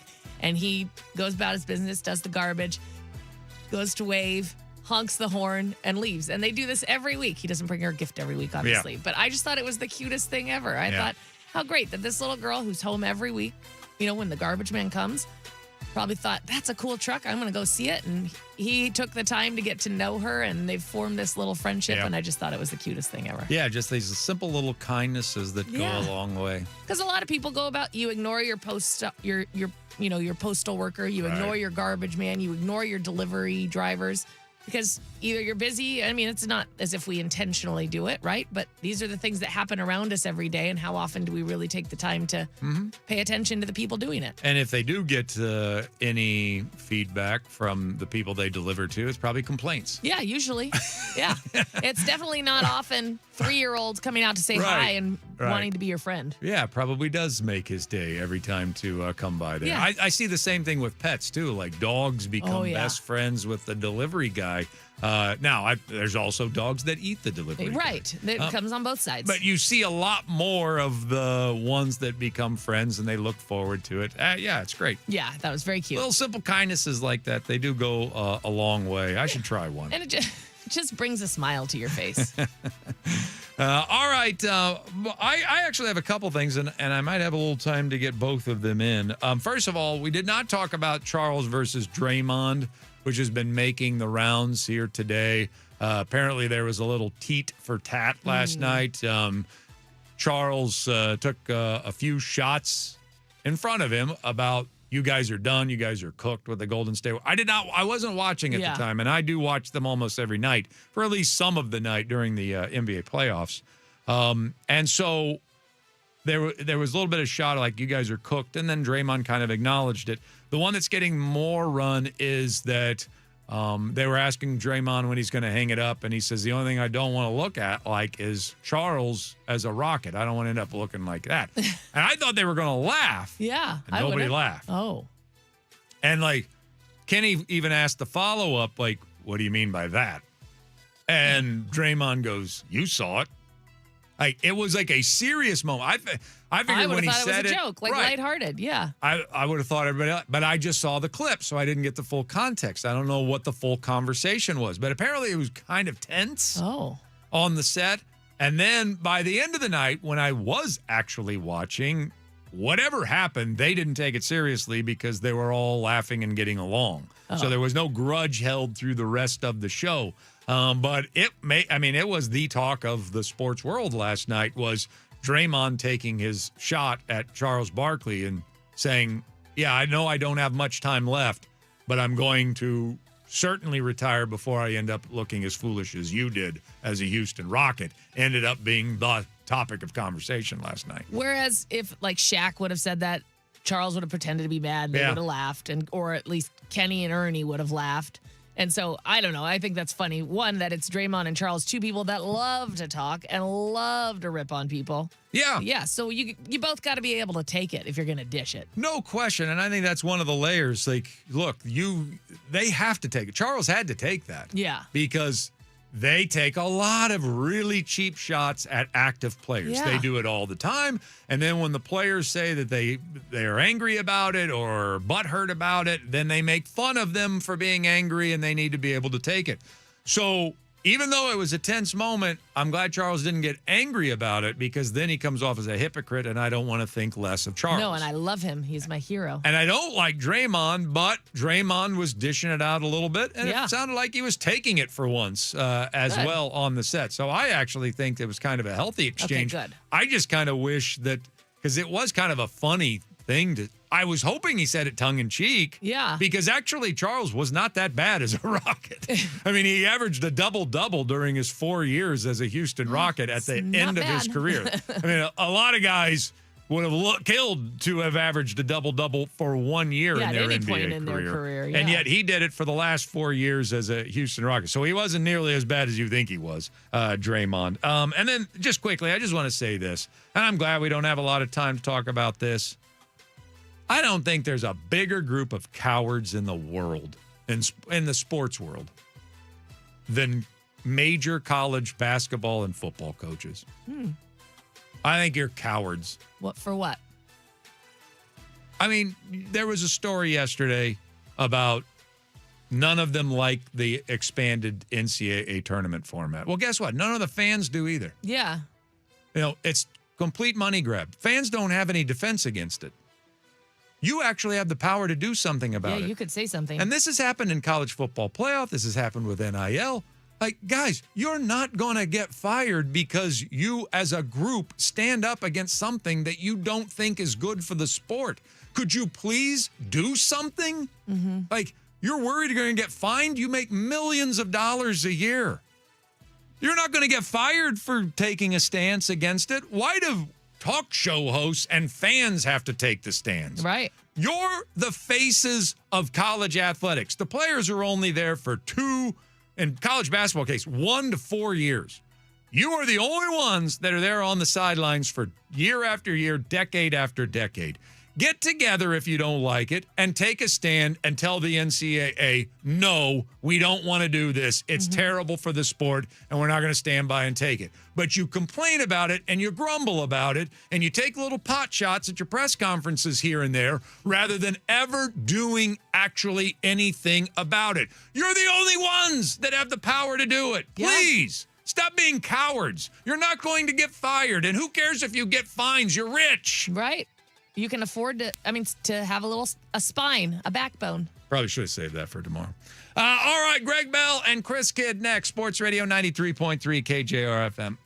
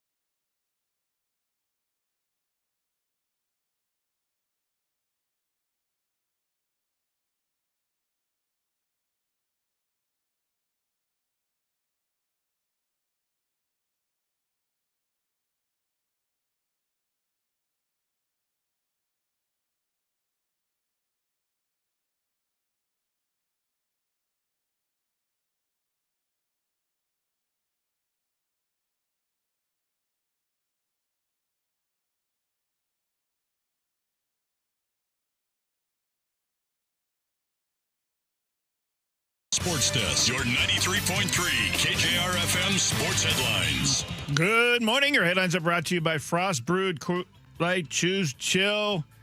A report this morning from Sportico says Aditya Mittal, a member of one of India's richest families, a steel industry tycoon in that country, and an investor in the NBA's Boston Celtics, plus former Celtics controlling owner Wyc Grousbeck, are preparing a bid to buy the Seahawks. This is the first known verified. They had a signed letter to the Paul Allen Investment Bank that Paul Allen Estate has hired to handle the sale. Sportico says this is the first apparently verified news of a bidder that is interested in buying the Seahawks. We'll have much more about this in a minute. Minnesota Vikings have asked the Seahawks for permission to interview Seattle's assistant general manager, Nolan Teasley, for the Vikings' vacant general manager job. That's per multiple reports this morning. Teasley's one of at least a half dozen known candidates for Minnesota's general manager job. Seahawks general manager John Schneider has been promoting Teasley to us on the beat, helping raise his profile. 93.7 FM Sports Radio in Pittsburgh is reporting that Aaron Rodgers is flying into their city tonight, and he's expected to sign back with the Steelers for the 2026 season this weekend. That long, sordid, drawn-out drama, the annual spring right of what is Aaron Rodgers going to do. The Mariners, Brian Wu, returned to being Brian Wu yesterday against the best offense in baseball, and Julio Rodriguez did this. Hammered. Deep. Left center field. Incoming. Julio. That's, of course, Mariners TV's Aaron Goldsmith on the call yesterday with the way Wu pitched, plus Jose Ferrer. How about him? Continuing to be the M's best reliever. He got the save. The Julio Rodriguez home run, RBI from rookie Cole Young, sent the Mariners past the Braves 3-1. They won the series over an Atlanta team that came into the series with the best record in the majors at 25-10. 2 out of 3 for the M's over the Braves. Kyle Raleigh, designated hitter for the second consecutive day after missing 3 games with soreness in his side. He batted second again, was DH again, and went 0 for 4 again, this time with 2 strikeouts. Raleigh's 0 for 8 with 5 strikeouts with coming back from that 3-day issue. The Mariners are 18-20, day off today. They're flying to Chicago, weekend series on the south side against the White Sox. NBA playoffs, Western Conference semifinal game 2 in San Antonio. The Spurs rebounded to wall up the Timberwolves, so that series is tied at 1 head into Minnesota. The Knicks beat the 76ers, who played without Joel Embiid. New York leads that series 2-0. It's heading to Philadelphia. Tonight, Western semifinals game 2. The Lakers are at the Thunder in Oklahoma City with a 1-0 lead for the Thunder in that one. The East semifinals, Cleveland at Detroit with the Pistons leading 1-0. The Stanley Cup playoffs, Buffalo beat Montreal in game 1 of their Eastern Conference semifinals. In the West semis, Anaheim tied its series with Vegas by winning game 2 at the Golden Knights. Tonight, Carolina is at Philadelphia in game 3 in the East, with the Hurricanes have a 2-0 lead in that best of 7. The UEFA Champions League semifinal went to Paris Saint-Germain over Bayern Munich yesterday, 6-5 on aggregate after a 1-1 draw in Munich yesterday. PSG, the defending champion, against English side Arsenal, May 30 in Budapest for the Champions League final. The Sounders, sticking to soccer or football, Sounders this morning, they will announce they will host the Belgium national team at their team facility in Renton next month in advance of the World Cup games here, including Belgium's game in Seattle. Belgium will have practices and access to the Sounders' medical, performance, and equipment resources for the duration of the tournament. All of Belgium's group stage matches in the World Cup are on the U.S. West Coast, including the opening match against Egypt here on Monday, June 15th. And the Kentucky Derby winner, Golden Tempo, will not race in the Preakness, meaning he won't win the Triple Crown. Trainer Sherry DeVoe said her horse's health and recovery from the Derby are more important than racing on a relatively short turnaround in the second leg of the Triple Crown. Her plan is for Golden Tempo to run in the Belmont Stakes next month. Yeah, they got to fix that. Stretch them out. Change the schedule a little bit so these horses have a recovery time and stay healthy to try to get a Triple Crown. Now on with the Thursday show. It's packed.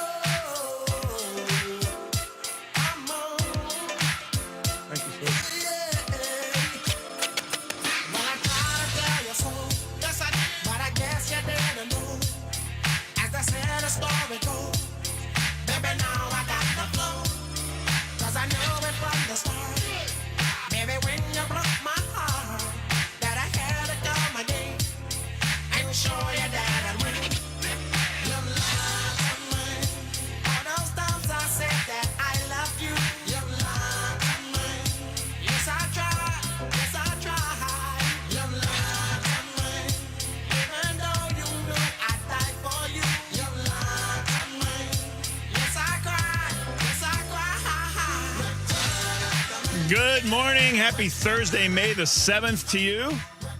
Wherever you might be listening, iHeartRadio app for free or 93.3KJR.com or on terrestrial radio, FM here in the Pacific Northwest. Another beautiful spring morning. Hopefully it's great wherever you are. Thanks for joining us, The Greg Bell Show with Christopher Kidd. Hello, Chris.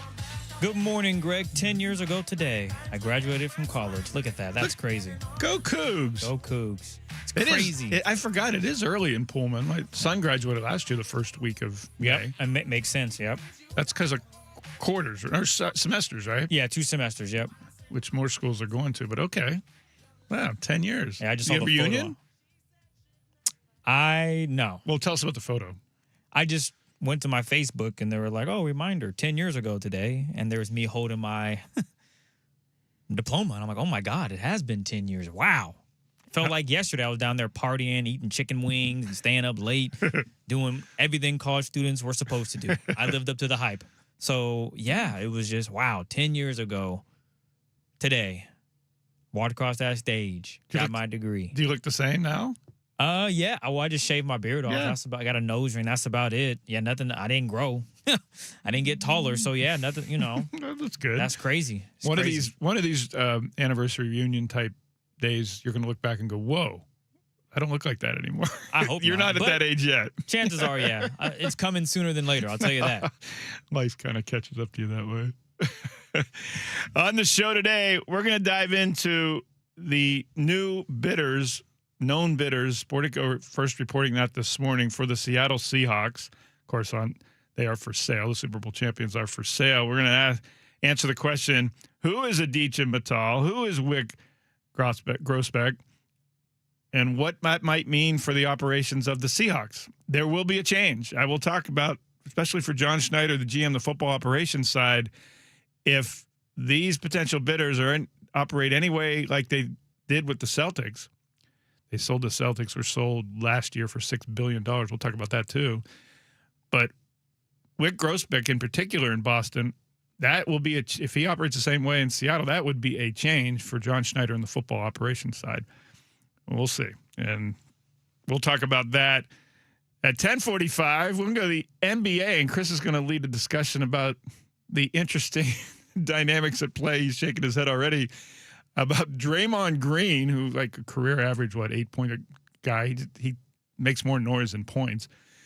Getting on Charles Barkley on the air on Inside the NBA, and Barkley having a retort for that. But basically, it stemmed from Barkley saying the Warriors are done, their reign is over, and it happens to everybody because you get old and you don't win all the time.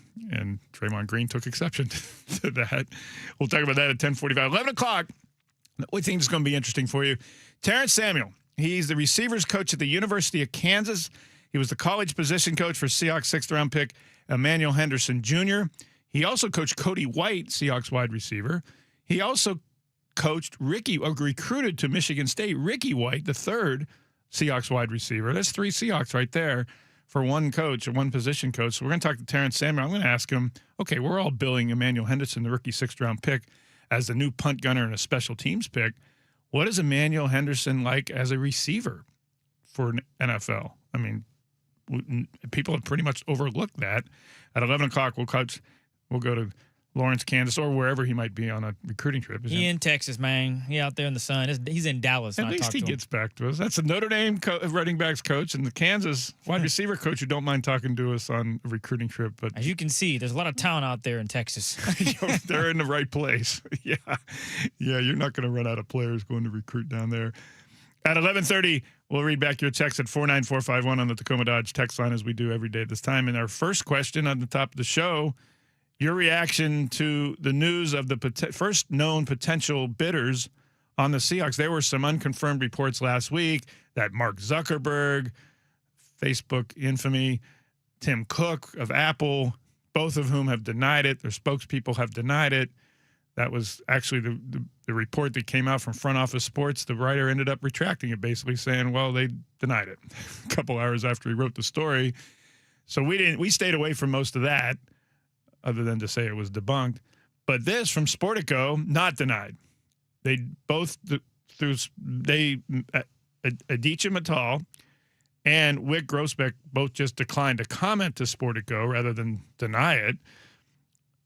And I mentioned at the top, Mittal, 50 years old. He made his family made his fortune in the steel industry in India. It's one of that country's wealthiest families. And the former Celtics controlling over Wick Grossbeck. Now, Wick Grossbeck he's 64. He had 25 co-investors in the Celtics. The NBA has since changed that limit to 24. You can't have any more than 24 owners. But suffice to say, when there's a price tag going around of 8, 9, maybe $10 billion for the Seahawks, that it isn't going to just be probably these two guys. And the Sportico article this morning said that Mittal would be the front man with the most money. He would be the majority in this grouping, and that Grossbeck, who ended up being the majority controlling owner and governor of the Celtics, would take a more secondary role in this investment. That's according to Sportico. Sportico reports that Mittal and Grossbeck were the only signatures on a letter of interest that was submitted to Allen & Company. That's the investment banking team chosen by the estate of Paul G. Allen to lead the sale process. And that's what would make this the first verified interest so far in buying the Seahawks. The Seahawks spokesman is saying there is no news to share. Well, that may be true because nobody's bought it yet. Mittal and Grossbeck declined to comment to Sportico in the article. So, okay, who are these guys? I mentioned Mittal is 50 years old, lives in London. He's expected to be the lead investor, according to Sportico. Eben Novy-Williams and Scott Soshnick were the co-authors. We're trying to get a hold of Scott Soshnick to potentially come on the show with us. Dave Softy Mahler and Dick Fain are trying to get Eben Novy-Williams of Sportico to come on their show. He's on at 4:28 today. Okay, so 4:28 today, you'll hear from one of the co-authors of the Sportico article about the potential bidders here for the Seahawks. Grossbeck, he was a venture capitalist focusing on technology investments. He's 64 years old. Sportico reports the plan is for Grossbeck to live in Seattle at least part-time and, quote, effectively operate the franchise, sources told Sportico. That's what he was as the lead owner of the Celtics. He ran the franchise, operated the franchise. He's been described, Grossbeck has, as a, quote, fan favorite owner of the Celtics who had a passionate, hands-on approach to ownership. Well, that sounds like the exact opposite of what we've had here with the Seahawks and Paul Allen and Jody Allen, isn't it? I mean, for the last quarter century and more, the last 30 years since Paul Allen bought the team, they have been hands-off in terms of football operations, in terms of fan front. You don't see them at games. We used to see Paul Allen in the locker room, the beat guys and gals in the locker room after Seahawks games, home and road. We don't see Jody Allen at all, maybe once a year at training camp at a practice on the side, and that's it.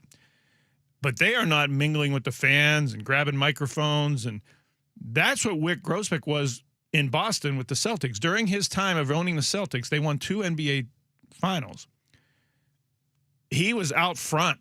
He was at rallies, and he's, like I said, described as a fan favorite. That's a brand new dynamic, or would be, I should say, for GM John Schneider and the Seahawks football operations, because for 30 years they've been pretty much left alone with a low-profile ownership. And if this is Sportico's report becomes the actual bidders and they would actually buy the team, this would be an adjustment. Now, any adjustment from the Allen family and the Allen estate of 30 years to a new owner is going to be an adjustment for Schneider in that side.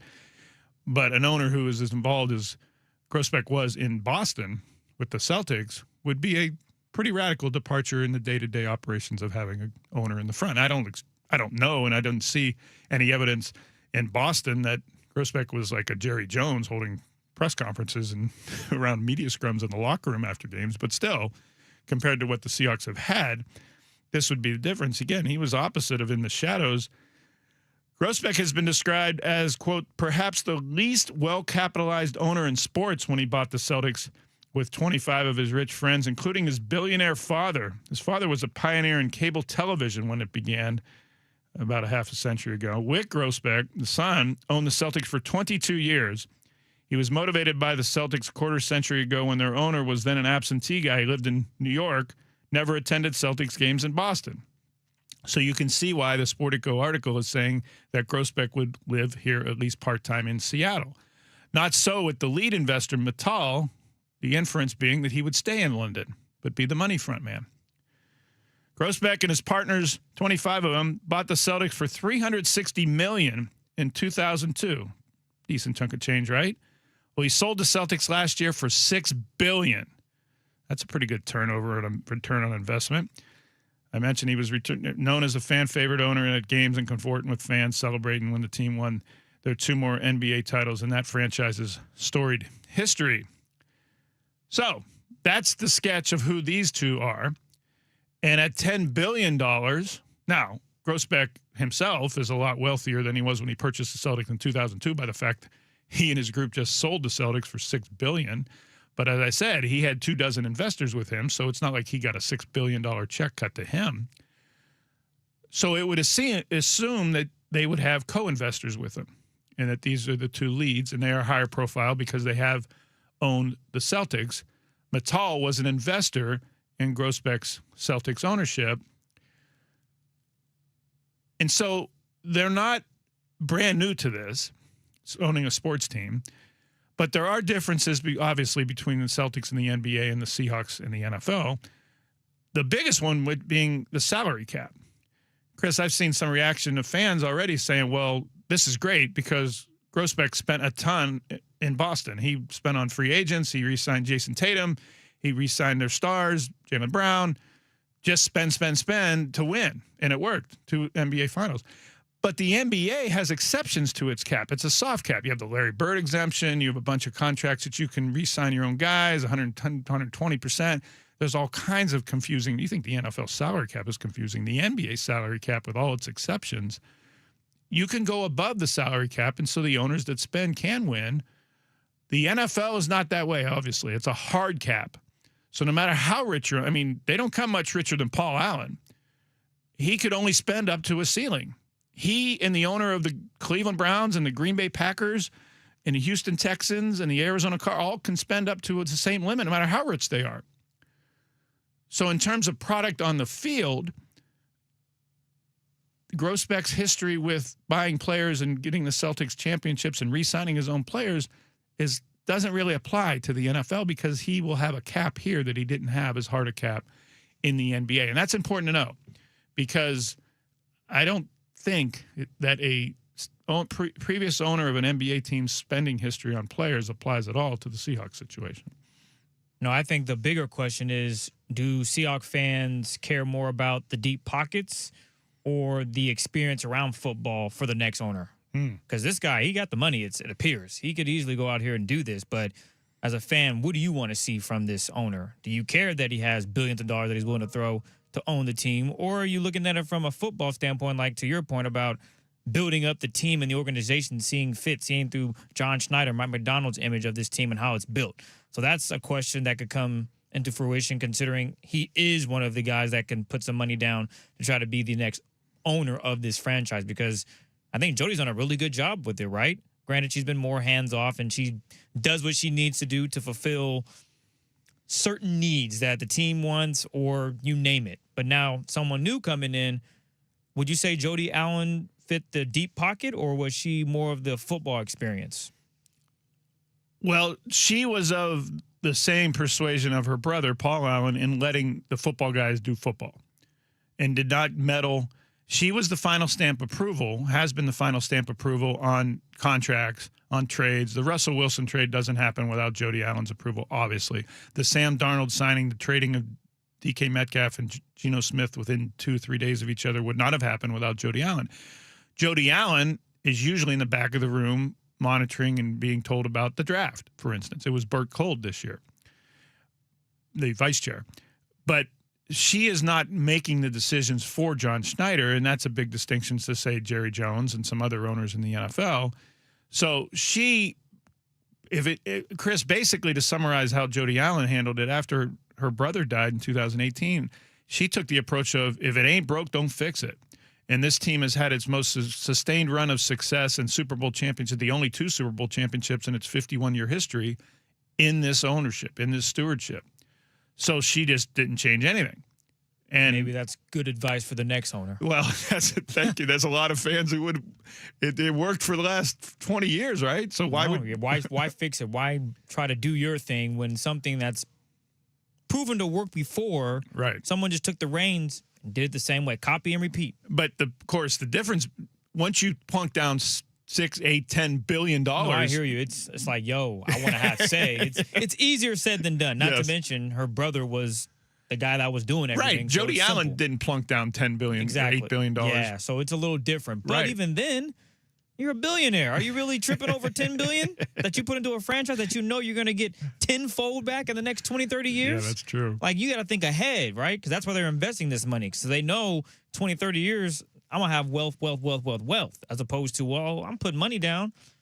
I want to have say, oh, you want to get this quarterback? Nah, I don't like him, but I don't watch football either. What the hell are we talking about here? Right? That's almost a discussion about parents stepping on toes of these kids, trying to get them to do everything. It's like, let the kids be the kids. So in this scenario, if you know about the money process, that's great. Just worry about the money. Maybe not so much the players and all that. Mike McDonald and John can help you, but let's not jump into that territory if you're not in that bag. And I think that might be the distinction to your point about Jody. She just, hey, I'm the final say, but I trust what you're doing, Greg. The story you wrote, that's cool. Go ahead and put it out there. It makes sense. I'm with it. As opposed to, Greg, I don't know. I've never been a journalist on this level, but so I'm hoping that whoever the new owner is maybe just does what Jody did. Takes out the notepad and pen. I respect it. Cool. Do what you got to do. That's a good question Chris brings up. 49451 on the Tacoma Dodge text line. As a Seahawks fan, do you want it to be status quo as it has been for the last 25 years in terms of ownership and behind the scenes and letting the football guys do football stuff?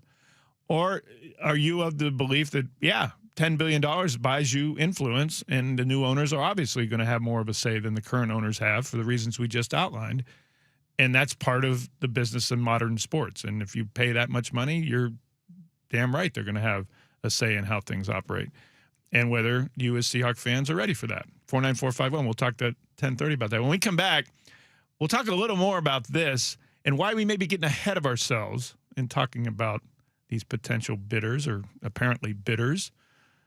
It's DDERS. Some people think I'm saying bidders. Bidders with a D. My speech therapist wife would tell me to enunciate and speak with my lips. Bidders. That's next on 93.3 KJR FM.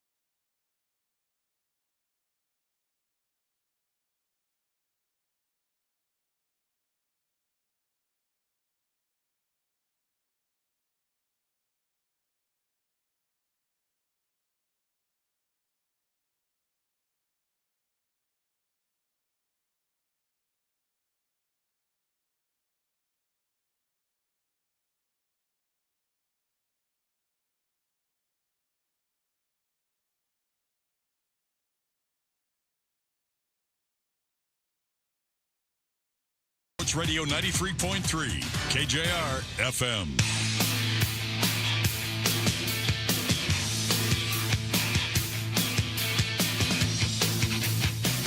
Welcome back. Thank you for listening. Greg Bell of the News Tribune and Christopher Kidd with you here on a Thursday.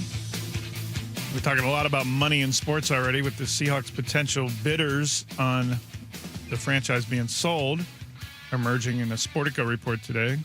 There's also money here in the Sports Radio 950 KJR, Sports Radio 93.3 KJR FM, the Grand Slam cash giveaway. $1,000 every hour, every weekday between 6 a.m. and 6 p.m. The nationwide keyword to enter on our website. This hour's word is win, W-I-N. Enter that at 933kjr.com now for your chance to win $1,000. I'll have another word next hour. Mariners won yesterday afternoon 3-1 to end their homestand. They're on the road today flying to Chicago for a 3-game series on the south side against the White Sox this weekend at 18-20, 2 games behind. I think it's still 2 games behind the Athletics for first place in the American League West.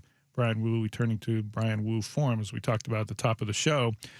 This morning, the news of the day is what appears to be the first verified interest in buying the Seahawks from 2 investors who have history with the Boston Celtics. The former Celtics principal, governor, controlling owner, Wick. Some people call him, they call it that's his given name, I should say, Wick. Some people call him Irv. You'll see that somewhere. It's a nickname named after I believe his father. Grosbeck, 64 years old, was the Celtics principal owner. He lives on the East Coast and still lives on the East Coast. Aditya Mittal is 50 years old, lives in London. And on the text line, I can already see this, and I know we usually wait till 11:30, but there's some things here that are worth bringing up. The London angle is worrying some of you. 425. Great. A possible owner from London. Pretty sure the NFL wants a team there. Pass. I get it. Mike, longtime listener and texter from the 801. Given our experience with Clay Bennett, I shudder to even bring up his name in Seattle, are there any concerns that this primary owner who lives in London, Mittal, might move the team there? The NFL is definitely moving to Europe. I get it. There is a push within the NFL, and has been for years, to go international and put a team there. London is seen as the most obvious candidate to have a new team because of many factors. One, you can almost fly from the East Coast, where everyone in the NFL located, headquarters and decisions thought from. You can almost fly from New York to London in about the time you can from New York to the West Coast. When you fly east to west, it takes longer. The jet stream's in your face as a plane, and 5-6 hour flights, Boston to Seattle. I do it all the time with our daughter at school in Connecticut. It's like a 5.5, 6 hour flight. You can get to London from Boston and New York in about that time. The other thing is, how many times have they played in London now? It's been 24 or more games for the last quarter century. 2 or 3 games, more than that, 2 or 3 games a year are in London. The market is set. The NFL is ingrained there. There are weekly games, and Sky Sports broadcasting NFL shows, and Phoebe Schechter, one of the hosts for Sky Sports, I was hanging around with in Munich, and she was talking to me about what the British daily, not weekly, daily experience of NFL viewing and content and reporting is. So they have established a foothold for sure. And if there was one European market you would think the NFL is going to go to first, it's going to be London for all the inroads they've made there. But now moving a team to London is a different matter altogether. There's also in the text line the question of, from Jeremy, and another good question, 425 Jeremy, another often texter, does the trust have to first approval of a buyer, or is it the NFL just taking the highest bidder? That's a good question. The trust, Jody Allen, Burt Cole, and acting in the interest of the trust, get final say. But Paul Allen's directive when in his will was that sell the Blazers and the Seahawks so that the proceeds go to charity. That's an important distinction here. It's not that Jody Allen is just going to pocket all of this money. The Paul Allen Trust, she's doing okay, thank you, without this money for sale. This money for this Seahawks sale is to go to philanthropy. And so it behooves the trust and those in charge of the taking care of the trust, which is Jody Allen and Burke Gold, to get the most money you can so that the philanthropies can benefit the most, right? And that's the intent of Paul Allen when he said he was selling it to you. He didn't want them to sell it for cheap. The NFL, of course, has in its best interest of its owners, and let's face it, Roger Goodell the commissioner makes $44 million a year working for the owners, to get the highest sale price possible, of course, because then all 31 other teams will divide up the proceeds from this sale. That's how this works. And if it was an expansion team, I misstated that. The trust, the Paul Allen Trust, would get the proceeds from the sale. The owners would benefit by the revenue increased by the sale. If there was an expansion team in London, they would get all of that revenue split evenly across the teams, just like the situation we're having in the NBA in Seattle. So in that case, if there was a London expansion team to carry the text lines scenario out further, there would be, of course, an interest to have it to the highest bidder. But the NFL, more to the point, want each valuation of each sale to be the highest it can, so the next team to sell will be higher. And therefore, it goes on and on. Evaluations of teams, higher rising waters raise all ships. The Washington Commanders, for instance, sold for, I think it was $6 billion last year. I mean, we're just talking about monopoly money at this point when you start talking about $6 billion and $10 billion and everything else. But they want with the media rights and the value of teams and the revenue that the NFL printing money, they want the valuation of teams to go up correspondingly with everything else that goes up. So it would make no sense for the Seahawks, for instance, and Jody Allen to take a $5 billion bid for the sake of, well, we like their owners better than this $10 billion bid.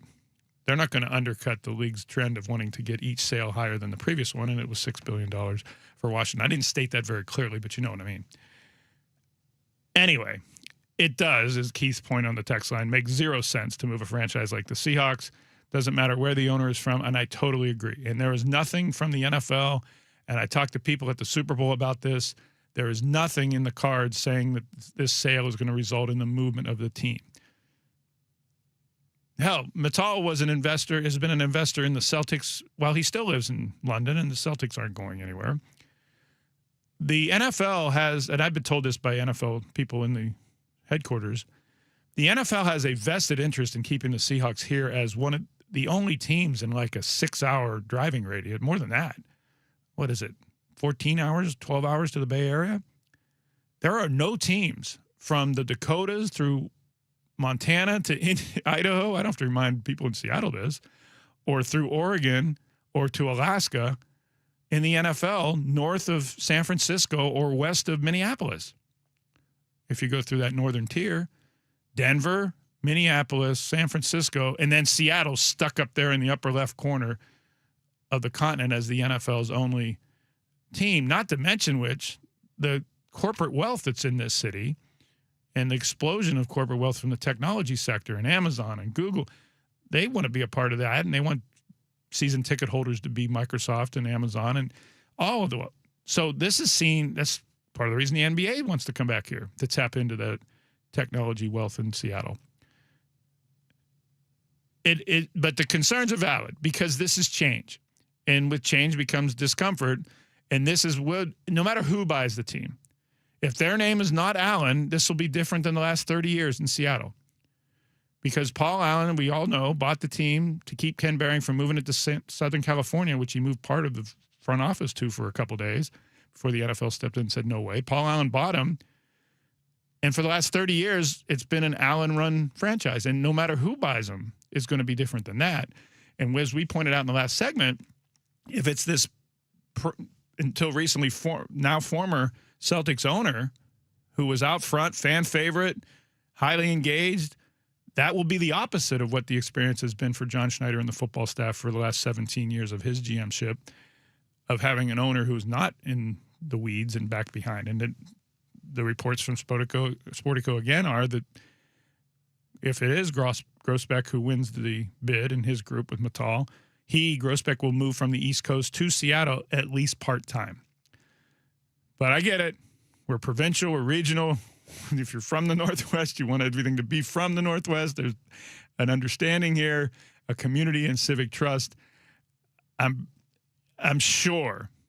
I have not spoken to Jody Allen and asked her this question, but I have spoken to Bert Colt at the Super Bowl, and I asked him specifically about the potential for moving with a sale, and he said, we have been stewards. I'm paraphrasing. You can go to newstribune.com, look this up under Bert Kolde, Bertkolde, in Super Bowl, the News Tribune.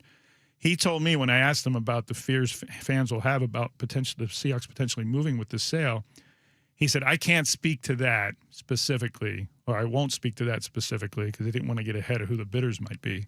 But he did say, I will tell you that the Paul Allen family, the Allen family, have been stewards for this community and this franchise for half a century. He mentioned the commitment to soccer and building the new stadium downtown to soccer specifications, which are coming to fruition again this summer with the World Cup being here. His words and look to me were basically, we know what we're doing. We're not going to screw the city. Now, he didn't come out and say that because he's, again, not going to get ahead of who the potential bidders are in the sale process and the vetting and all of that. But Bert Kolde relayed to me that he understands the civic responsibility they have in this sale process of a civic treasure in the Seahawks. And let's just call it that, what it is. So we'll see. Nothing's guaranteed, right, Chris? Money talks. Money talks, but I think the Seahawks have a way, and they've been doing it for some time. You would think that you're, as a new owner coming in, just get in where you fit in and let things be. But to your point, investing that type of cash changes people a little bit, and I can't hold that person. I can't be upset at a person for feeling some type of way, but at the same time, it's only a couple billion for you. You'll be all right. You know what I'm saying? You'll be okay. So this will be interesting to see how this plays over the next few months going into next year, I'd imagine, but maybe even sooner. The other thing to consider is how many times does a Super Bowl champion or a reigning league champion get sold? This is rare. I can't think of a time that a team has been sold in North American sports history mere months after they won a title. And that changes the dynamics for the new owners coming in of, wait a minute, nothing's broken operation on the field or on the court here. Why would I change a champion's operation in the arena of the game? Now, a lot of times teams are sold when they are not going well. The Sonics being a prime example of that. Howard Schultz got the money, got the value of the team much higher than he bought it for, yet the product they let run into the ground, and so that everyone could not come to the games and say Key Arena was terrible, and then Clay Bennett could move them. I'm simplifying, but that's basically what happened. It was the NBA. The Sonics had not won the NBA title 3 months before Clay Bennett moved them. So this is a very unique situation of a new owner looking at the operations, the day-to-day operations of what makes the money, the games, and saying, well, they ain't broke. They're the best in the world at this. And that is unique. In all the sales that I've covered in 25 years of doing this, I cannot remember a time that a team has been sold at its apex of winning a world championship within months. And that alone should keep the new owners from doing much on the football side. Now, operationally, in the building, yeah, they're going to bring their own people in. They didn't become billionaires just by themselves. They had teams, and they've had loyal people working for them, and that will be changed. 49451. We will talk again about this at 11:30 with your questions and comments about that. Up next, to the NBA, Chris's sport. Draymond Green and Charles Barkley got in a little spat, and we're going to put a little facts behind this to maybe put Draymond Green in perspective. At 11 o'clock, the college receiver coach for Seahawks 6th-round pick, Emmanuel Henderson Jr. from Kansas. He also coached Cody White, Seahawks receiver. He also recruited Ricky White III to Michigan State, the Seahawks receiver. A lot of Seahawks ties to the Kansas receiver coach. You'll hear from him at 11 o'clock. All that coming up on 93.3 KJR FM.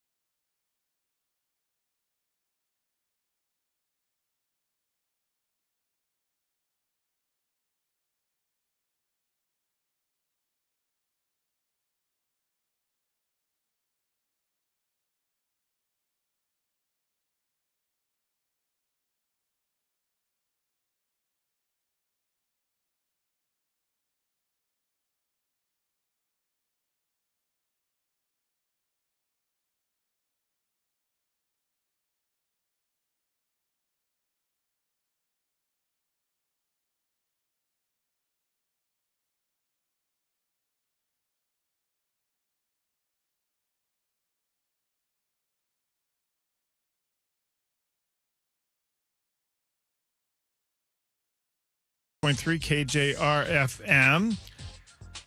So the goal here of the Seahawks bidding is to get multiple bidders, of course, to drive up the price. That's what the league wants. That's what Jody Allen and Burke Holt and the Paul G. Allen Trust would be in their best interest. Multiple bidders to compete against each other to drive the price up.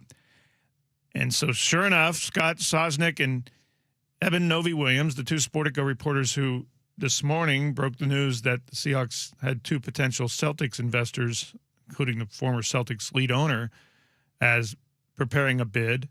A second story has come out in the last hour and a half that a billionaire 49ers investor, Vinod Khosla, he's a co-founder of Sun Microsystems, is preparing a Seahawks bid.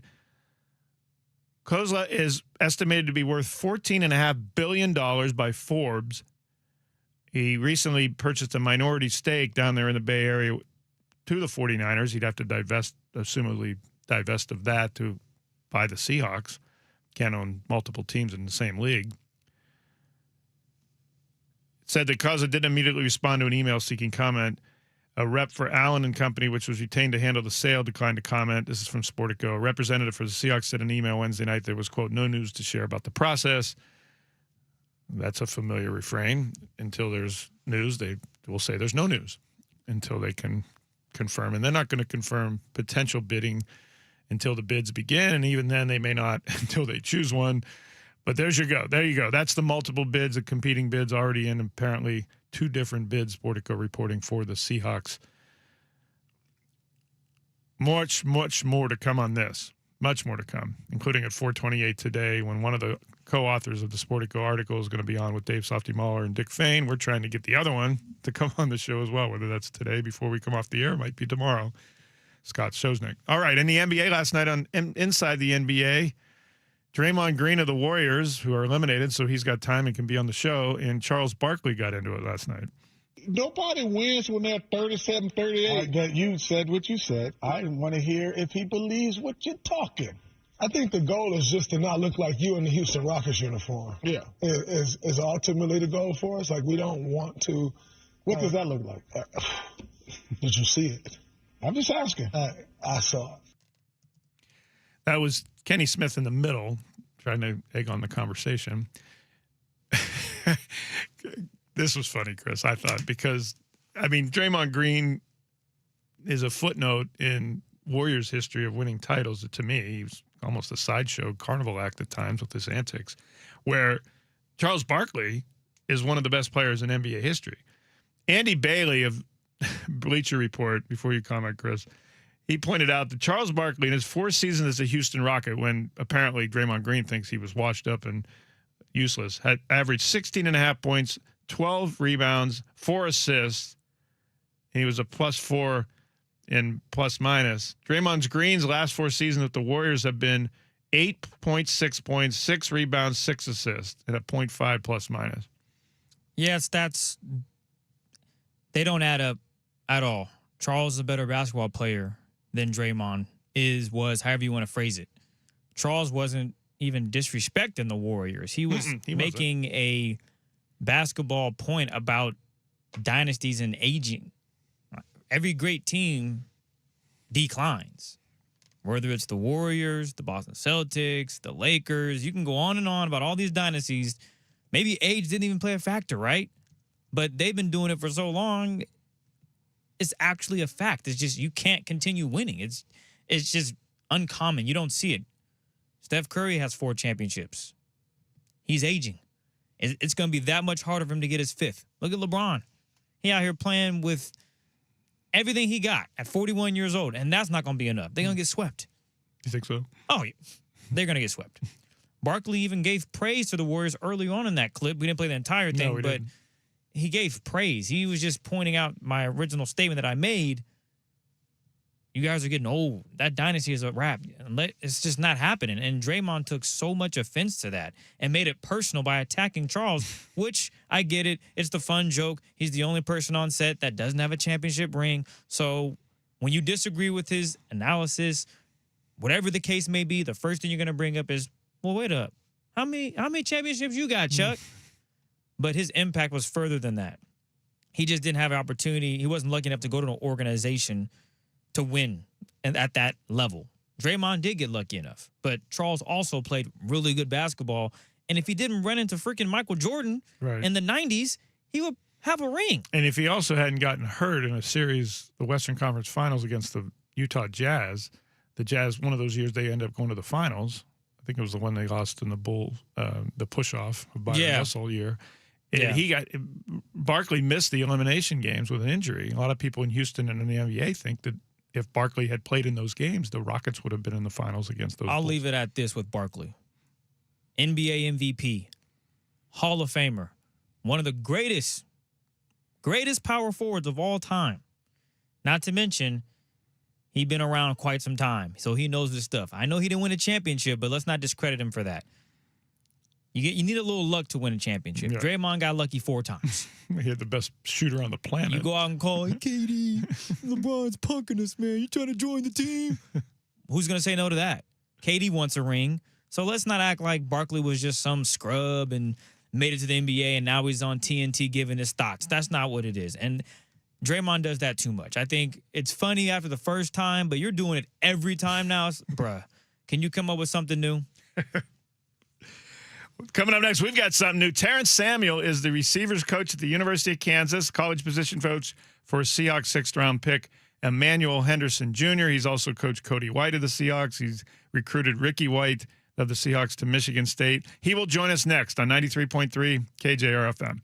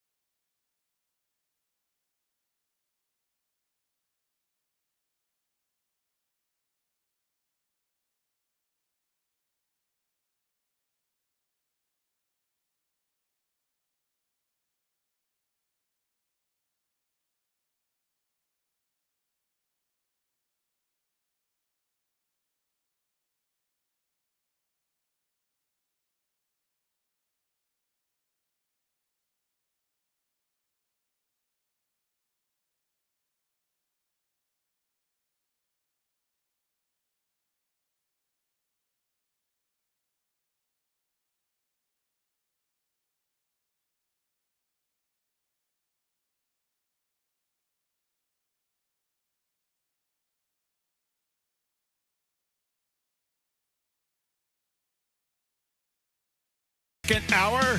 Terrence Samuel, receivers coach from the University of Kansas, college position coach for Seahawks sixth-round pick Emmanuel Henderson Jr. is going to join us on the phone from the recruiting trail in Texas right after I give you a keyword and headlines. A keyword for $1,000 in the Grand Slam cash giveaway this hour. Go to 93.3KJR.com and enter GRAND, G-R-A-N-D, GRAND, to win your chance at $1,000 of another word next hour.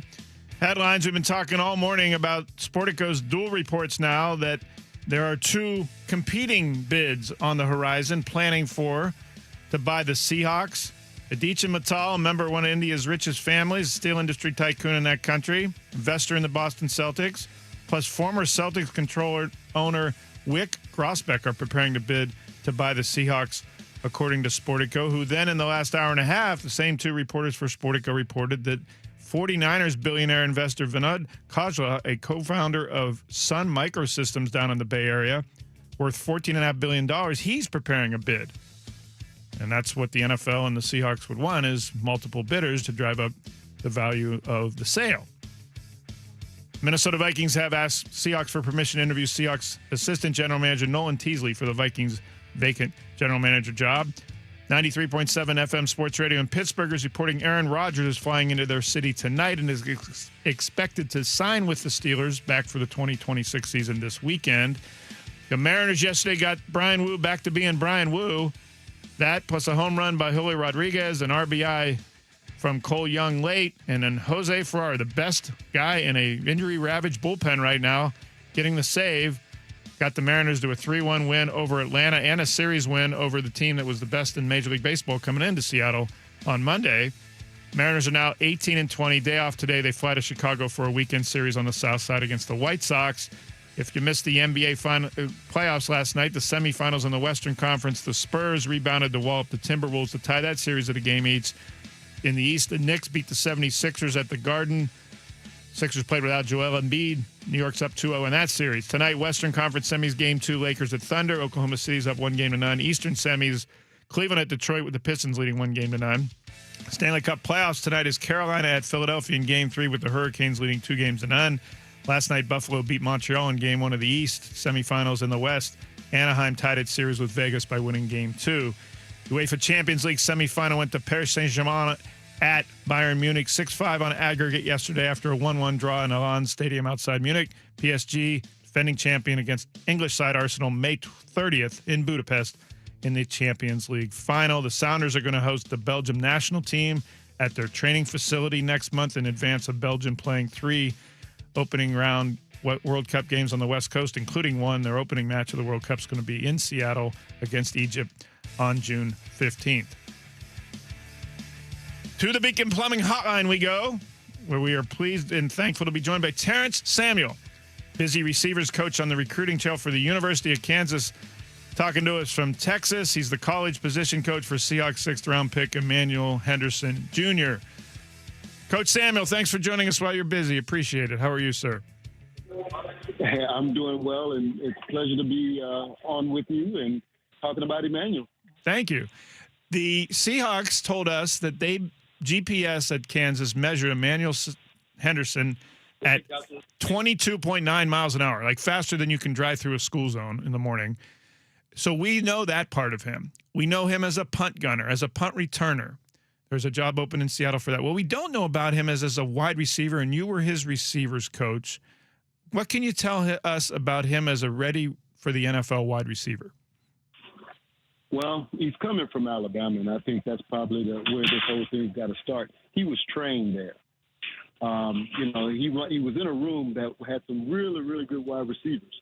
And, when you start in this portal and you're looking for players, generally you're looking for guys with a lot of reps. He didn't have a lot of reps, but what you saw on film was just a guy that went with great effort, was technically sound. He just needed the opportunity. So it was a bit of a roll of dice a little bit to go after him. But once you saw what he did on film and how people raved about him at Alabama, this guy had the ability to make plays at a high level, catch the ball, run past DBs, and give us something to our offense that we didn't have. So it was a no-brainer for us. But bottom line, he's been taught to run routes, create great separation at the top part of his route. He was able to, at the line of scrimmage, you're just not going to touch him in a phone booth. I mean, he's just that fast. So, like I said, my biggest job was just continue his growth, continue his understanding, make sure his football IQ was on par with what was going to be necessary at the next level. And he did everything. I mean, and got himself drafted behind it. Manuel Henderson is 6'1", 185 pounds. Coach, how did you use him in Kansas's offense? Was he mainly an X, not maybe X size, or was he on the line? Was he in the slot? Did you move him around a lot? How'd you use him?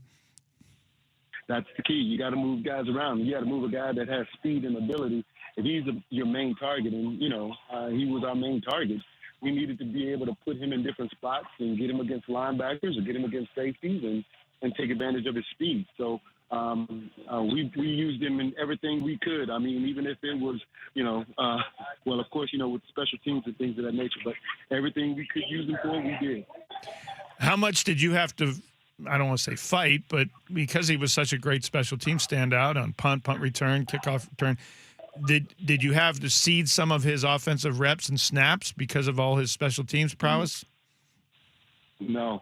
That's the one thing about E-Man. I mean, he'd rather be taken off of offense to get a special teams rep, because he knows the importance and the impact of it. But us, no, he can run all day. That was never a question. We had to be smart and just making sure during practice, during spring, during the fall camp, that we didn't overuse him because, you needed him much more important to us in the back half of the season. So his ability, his conditioning is really outstanding, and then his ability to go make plays in the special teams. I mean, I haven't had a guy, I've coached for a while, and I haven't had a guy that understood that third part of the game like he did, and different in that third part of the game. Coach, from a coaching perspective, what separates his speed from other receivers you've coached over the years? The fact that he has speed, but he's willing to be physical. Generally, when you have a guy that's got some speed and real quickness, then they shy away from being physical. And I think, like I said, I really tip my hat to some of the guys that coached him at Alabama because, when I got him and started to show him, other parts of that physical game, that was an easy deal. I didn't have to start from base one teaching him how to release. It was just adding the physical component, and he did that just as easily because he wants to get better. So, and I'm going to say this, that's going to be probably the best thing that you're going to have with him at Seattle is every week he's going to get better. He's going to find a way to get better. So he'll find a way to maximize that speed. Ain't no question about that. But, yeah, he's one of those guys that adding that physicality to his component, his releases and things of that nature, that took his game to a whole nother level. We also know that he made an impact on special teams. How important do you think that versatility will be for him trying to earn his role with the Seahawks at the next level? I mean, it's the most important thing. It's what we talk to, at the college level. It is about having wide receivers become excellent in special teams. I tell all my wide receivers, 1 and 2, wide receiver 1, wide receiver 2, they may not have to hit on special teams. But 3, 4, 5, and 6, you better be on special teams. So you better learn to enjoy it and maximize it. If you're one of the better athletes on the team, which most wide receivers are, then you're going to be expected to be on special teams. So you need to come to the understanding that I need to maximize that third of the game. This is the voice of Terrence Samuel joining us from a recruiting trip in Texas. He's the receivers coach for the University of Kansas on the Beacon Plumbing Hotline here on 93.3 KJR FM. Coach Samuel, you mentioned you've done this for a day or three. You coached Cody White at Michigan State, and I understand you also recruited Ricky White III to Michigan State before you left for UNLV for a year, and he went going to UNLV after you had departed the Rebel staff. What can you tell us about Cody White, first of all? I know his background, but what he was as a receiver and what you noticed to make him an NFL receiver. Same with Ricky White, who was a special team standout, much like Henderson at UNLV, but maybe not as known as for his receiving. Well, with Cody, recruiting him in Detroit, going and watching some of his basketball games, there was an aggressive component there that he expressed very well, and he was dominant. When you see guys that are just dominant on the basketball court physically, he was that way, but he was also intelligent. So that made it to where I could play him as a true freshman. He was intelligent, he was aggressive, and he was going to learn as his athletic skills continued to grow. He was just going to continue to get better. So he's one of the smartest guys that I've coached, and just one of the better people. I mean, him and Emmanuel, just two of the best people you're going to come around.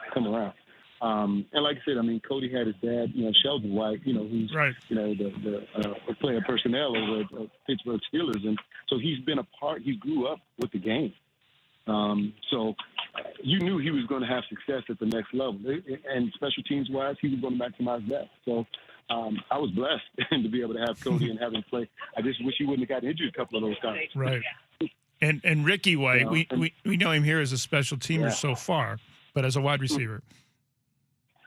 Oh, now Ricky was. I watching him coming out of Atlanta. I mean, winning a state championship and things of that nature. Being along for that ride. I mean, you knew he was going to be special. Yeah, I mean, he just once he put his mind to it, and he made plays. And he made plays. I mean, I got a chance to watch him. His redshirt freshman year when he was at Michigan State. I was watching from a distance, but he was still making plays. So I knew that guy was going to be good and have the ability to play at the next level. Just because, I mean, everything just kind of came very easy to him, but he was aggressive just as well, but it came easy. I mean, just natural coordination, hand-eye coordination, attacking the ball. He's kind of that point guard type wide receiver, just smooth. And he had that in high school, and he really made a lot of people look bad in high school. So I'm glad to see he's still doing that. Coach Terrence Samuel, wide receivers coach from Kansas. The 206 on our text line is asking about Emmanuel Henderson Jr.'s competitive nature. The Seahawks made it a priority on their draft board to draft guys who believed would not be in awe of coming into a Super Bowl championship team and would compete in practices with Super Bowl champions. Where does Emmanuel Henderson Jr. fit on your competitiveness scale? Okay, so simply put, when you take a gunner, you just ran down and third down or whatever, and you go on fourth down and you're asked to go down and run and make a tackle of a punt returner in college football and make the tackle, that should show you just how tough Emmanuel Henderson is. He accepts that challenge. There's not going to be – he believes in his speed. He believes in his skill set. So, and if you tick him off, he's going to come after you. So I don't see him having any issue with being able to play at a high level, whether it's the bottom of the NFL or the top of the NFL. He'll rise to the occasion, and he'll make it easy for you, as a coach. So you've been doing this for a long time, sir. How much pride do you take in Emmanuel Henderson and Cody White, Ricky White, players you've recruited, given them an opportunity in college football to then become in the NFL? And what kind of moment is that for you when guys like Emmanuel Henderson get drafted? It's everything. I didn't get into this job for the money. I got into this job to coach players and get them from point A to point B with efficient technique. Helping them. I mean, the drug, so to speak, for me is seeing a kid take a concept and master it and mold it and make it his. When you see that, I mean, that's fun. And then they come back and they tell you, "Oh, coach, that worked." And you just made a DB look bad. I mean, that's a drug that you can't get enough of. And so the other component of seeing them mature as individuals and being able to stalk them on Instagram, see their family, see them become good husbands and, good dads and stuff like that. That's why I got into this game. So it's so thrilling for me to be able to sit back and see these guys, all the guys that I've been able to coach and get into the league. I like to say I helped a lot of guys get some money, but I haven't seen anybody pay me. So, I like to, I need a trip to Europe or something, but I need to say those guys are all doing well, and I can't do nothing but be proud of them. And like I said, I tell them all, they say, the only thing I want from them is a jersey I can put up on my wall. Last thing for me, Coach, what kind of development did you see from Emmanuel throughout the season that the Seahawks may not even recognize yet? Well, I mean, like I said, we put a lot on him. I mean, and we expect our guys to study, have a really good feel for the game plan before practice. So what you don't see is how prepared that guy was, how quickly he came into our offense and understood it and maximized it and became a leader. That's a quick turnaround to ask a guy to come from another system to come in, pick it all up, and then all of a sudden he's the leader. That's impressive. And so what he's going to be able to do is there's nothing about that playbook for Seattle that's going to throw him off. He'll be able to pick that up and then use his speed to the best of his ability. That's the biggest thing you deal with guys like this. After you get out of the awe of being in the NFL, you have speed, you have ability, you do belong, and go out there and make a play. He'll go and make a play pretty quickly. Terrence, I wanted to ask you, I've always wondered this, the changing landscape of college football. As a position coach, how involved do you get in having to re-recruit guys that are already on your team to keep them from leaving in the portal, even during a season? And then how much do you have a say in whom your program gets in the portal, or is that a head coach decision that maybe you don't have anything and they just hand you the players that are coming in? Or how much are you involved in the process of recruiting transfer portal players into your program? We have to be 100% into it. I mean, it's a group effort. Don't get me wrong, but we're not the NFL model yet. We have to be able to, look at the players that are in the portal, guys that have interest, and then see if it fits. I mean, are they selfish? Are they willing to come in here and learn? Are they expected to come in here and start? So you have all those conversations with these players in the portal, and you try to figure out would they fit in your program. Because if you come in and you're malcontent, and you're wasting time getting better and putting yourself on the field. If you come in like Emmanuel Henderson did, he learned, he understood, he bought into the culture, and he made the most out of his opportunities. That's what should be happening in the portal. But to answer your question just more readily, I mean, the biggest thing for us is we need to all be on the same page with what we see in the portal. We need to, whatever it may be, we need to recruit them, and we need to, show them that we can develop them, and then get them in the program and get them going. The players that we have on the team that you're trying to keep, yes, it doesn't start right after the season's over as far as re-recruiting them. You have to identify those players and know that they can help you later on or further on in next year or whatever. You got to start recruiting those guys the year before. It's your rhythm and it's your chemistry. It's how you treat the players. It's, do they feel like they're getting better? Do they feel like you care about them?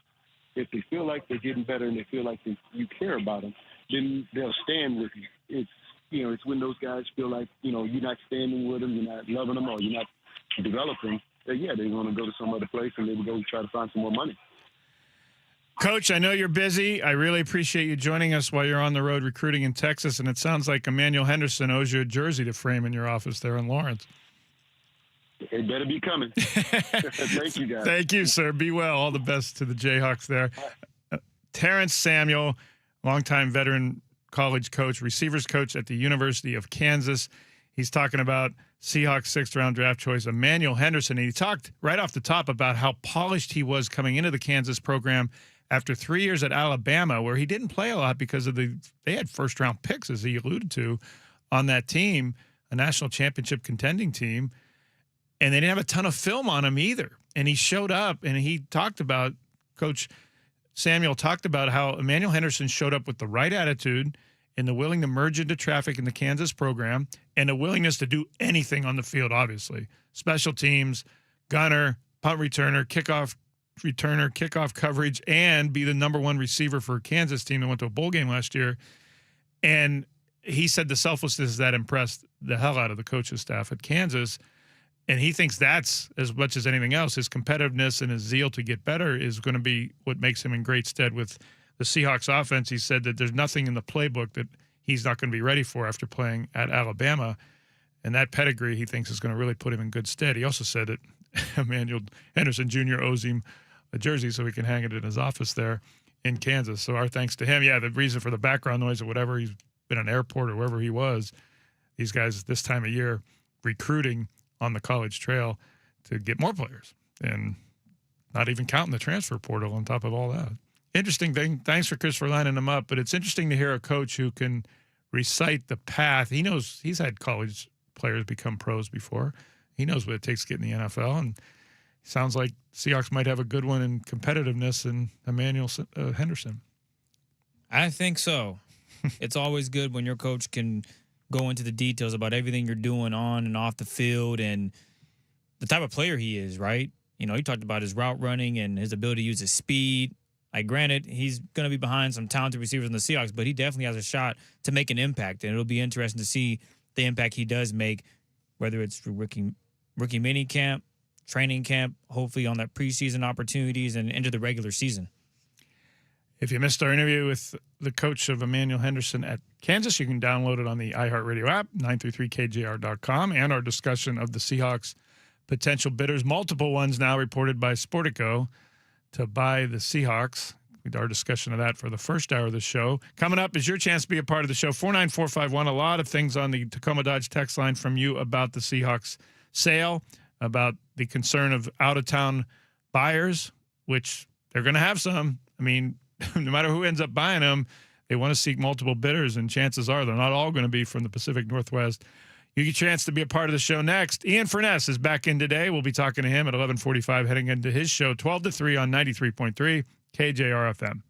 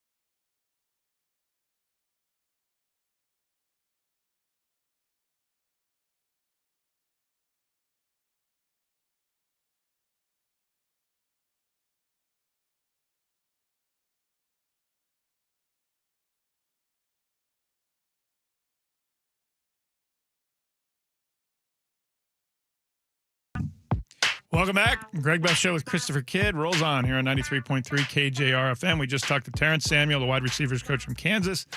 He's the position coach in college for the Seahawks 6th-round pick, Emmanuel Henderson Jr. If you missed that interview, you can go to 933kjr.com and find it, or the iHeartRadio app. You know what time it is with the music. It means it's time for you to be a part of the show, reading back your text on the Tacoma Dodge text line 49451. Well, speaking of the interview, Greg, this is from the 425. These interviews with Seahawk, well, not the Seahawk draft coaches, but college coaches are great. Is it me or they all seem to have the same passion and care for their players? They also seem to have great personalities. Coincidence? Do the Hawks target coaches in their draft evaluation process? Also, if as an owner, you can please Boston fans, you can probably please Seattle fans. Good point there. Yes, to answer the question, the Seahawks scouts go probably first to the college position coach, not the head coach, not the coordinator. They go to the position coach, and probably the first question they asked, I would guess, one of the first questions they asked Terrence Samuel at Kansas was, why did you get him from Alabama? What was it about him that you wanted him out of the portal to come to Kansas? And then the competitiveness was probably the second question, or maybe the first. Can you tell us about his competitiveness? How did it show up on and off the field? But yes, the college position coaches are instrumental in how the Seahawks draft board shakes out. It's why Chris and I track these dudes down, because we know they are the point men for the Seahawks scouting process. Now, as I mentioned, because of their emphasis on these intangibles about a competition, the Seahawks go to dorm RAs, teachers, guidance counselors, back to high school, principals. They do. This takes a long time. It's an investment to be a scout in the NFL for the Seahawks in particular, because of all they want off the field on those players. All right. Greg and Kidd, what is your opinion on establishing some penalty against a base player on a second base stealing baseball signs? player? Okay. Mm-hmm. Yes, it's been part of the game for a long time, but it's definitely cheating. Well, in the totality, it is cheating. It'll be extremely hard to prove, but sometimes it's blatant. Curious to hear your thoughts. And what type of penalty would you put on them? Chris? Wow. You gonna put it on me? Okay. Well, okay. So I think if you can come to the owners with this discussion and they all jump on board, I think that would be the first step. Penalty-wise, what's a good penalty in baseball? The trash cans some of those guys got suspended. AJ Hinch, the manager. I don't know. Base stealing, though, I don't know if that should be, like, maybe a fine, I think I'm thinking of money-wise. I'm thinking fine would be. We're talking like Josh Naylor at second base windmilling his arms to the batter from second base because he can see the pitcher's grip on the ball, or he thinks he has the signs. Well, now okay, maybe a suspension of a couple. This is an interesting one. I will tell you that my opinion is baseball will nip at the edges of this. And maybe if it becomes an uproar, do something about like the Josh Naylor waving his arms like he's a human windmill. They've already nipped at the edges of this with the base coach. We mentioned, I think it was 1 or 2 weeks ago, they changed the base coaches. The ruling is if you go to a Mariners game, any baseball game, but a Mariners game, they have a white bracket left of third base and right of first base that had been there for centuries. I mean, as long as the game's been there pretty much.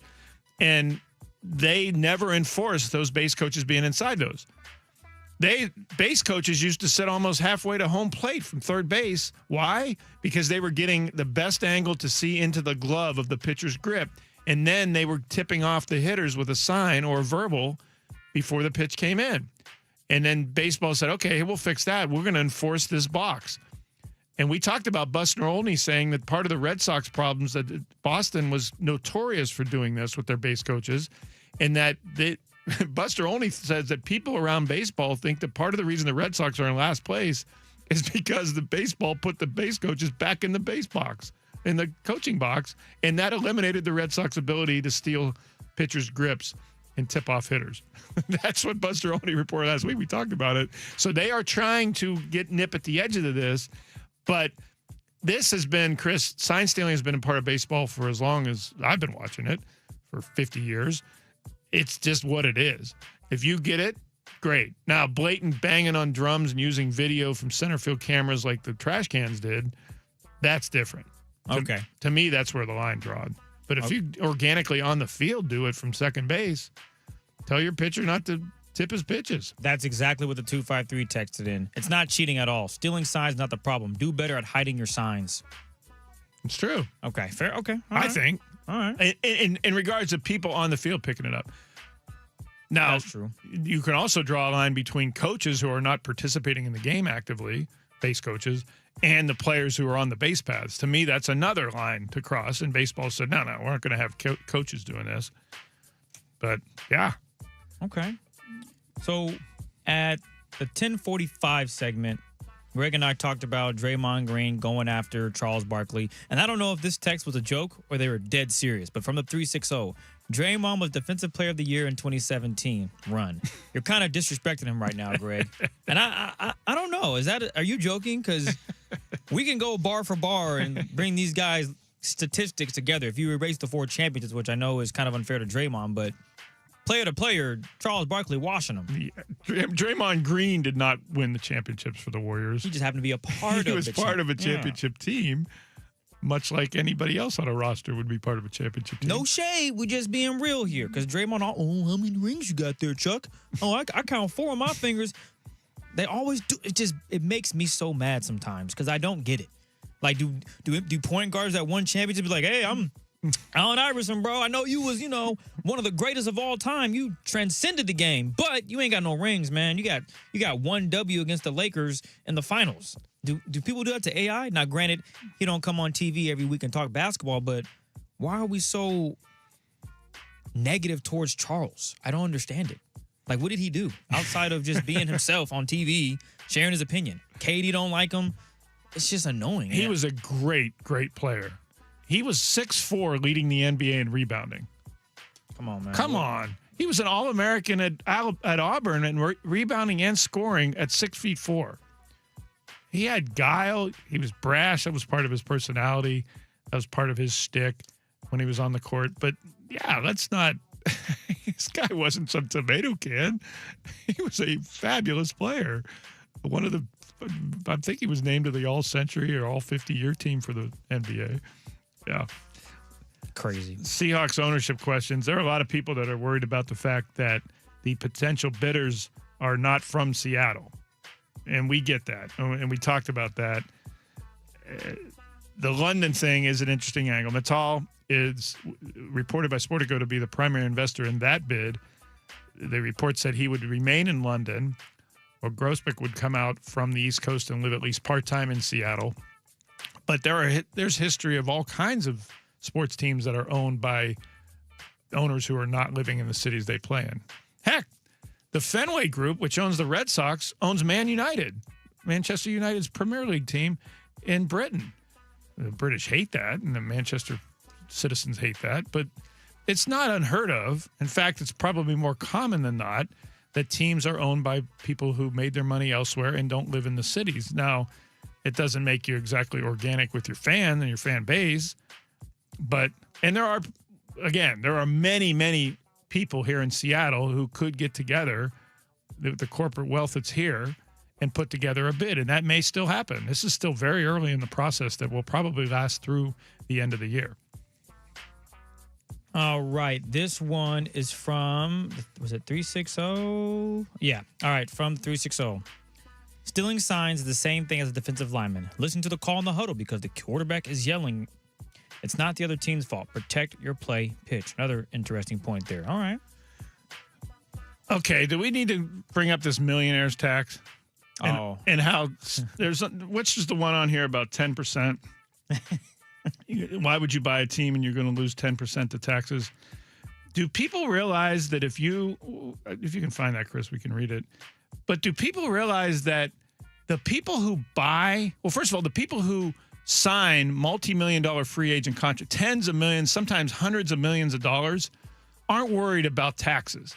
And most of the states in the union, they pay taxes. California has the highest tax rate in the country. You don't see that.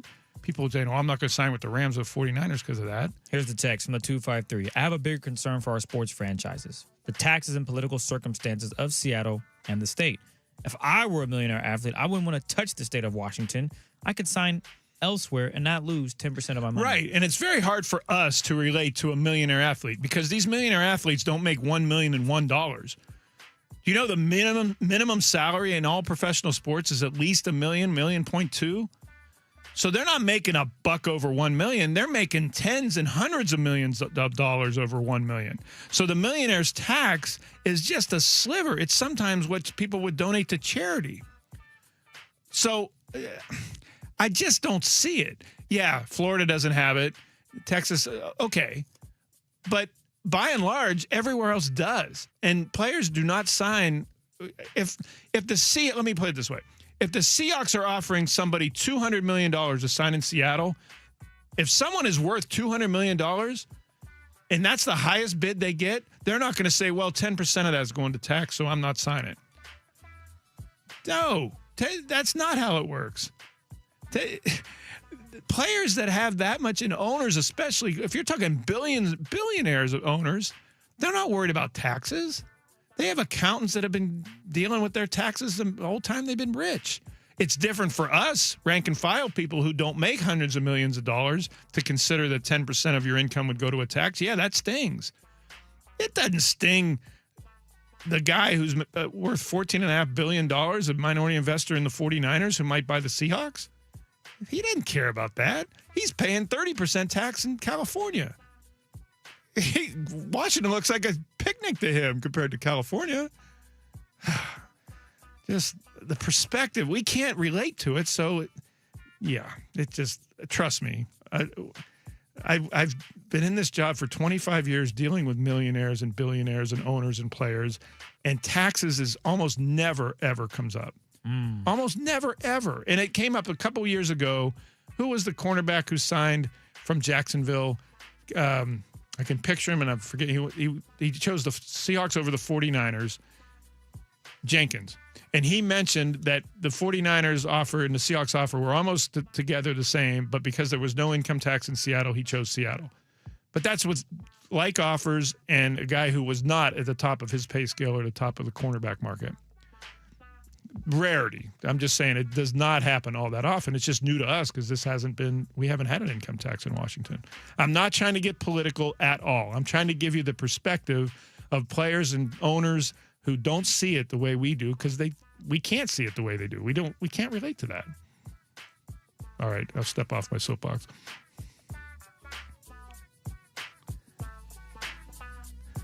$253. Seahawks aren't going anywhere. As a Packers fans, I despise the Seahawks and their bandwagon fans.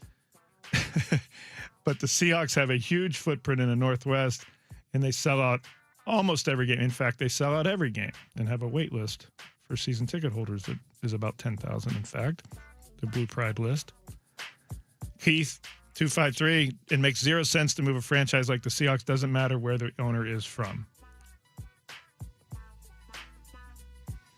Anything else on that, Chris?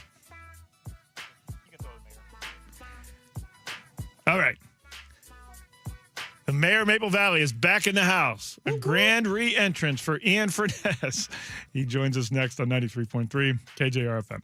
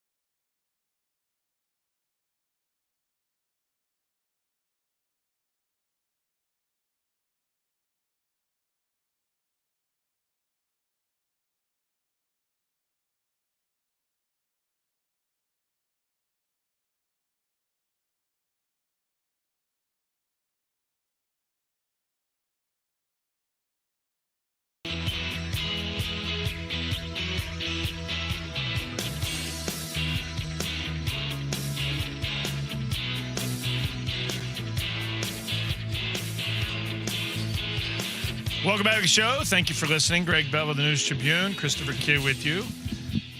If you missed our talk with Terrence Samuel, the wide receiver coach from Kansas, you can go to the iHeartRadio app, download that for free, or 933kjr.com. Find that interview there. And what was most interesting to me was when he said, well, he's from Alabama. He knows what he's doing and became very polished. I was just joking with Ian. Maybe we should say that Emmanuel Henderson Jr., the 6th-round pick for the Seahawks, is from Alabama more than from Kansas, because that seems to be more shaping of him. Yeah. Welcome back, sir. How are you? I'm well. It's a good interview. I thought any question about who prepares guys for the NFL, if it's Alabama or not, that was answered in that question in that interview with him. I like Chris's question about the speed, like because everybody's fast when you get to the NFL, right? Like everyone's fast. How do you use that? And he said he's physical. They got some dudes. I think they have kind of a 3-man. Ricky White III, his 3 guys. Yeah. Cody White and that's right. And Emmanuel Henderson. Those are the guys who are going to be competing for that last receiver job / special teams job. Right. Right. The Drake Young position, basically. Yeah, and gunner and punt team. Yeah. I talked to Ricky White on Friday last week when we were out at Ricky camp. Good dude. Like I really enjoyed the conversation with him, and like. I asked him, I said, like, how different are you today than you were in this position a year ago? And he's like night and day. And he said, part of it is every day in practice for the last year, I went against Devin Witherspoon. Think that makes you better? All due respect to anybody else coming in out of college. That guy's on the job training last year was scout, because he said he got to play, he was Puka one week. He's whoever the next week. He's the best receiver on the other team every week.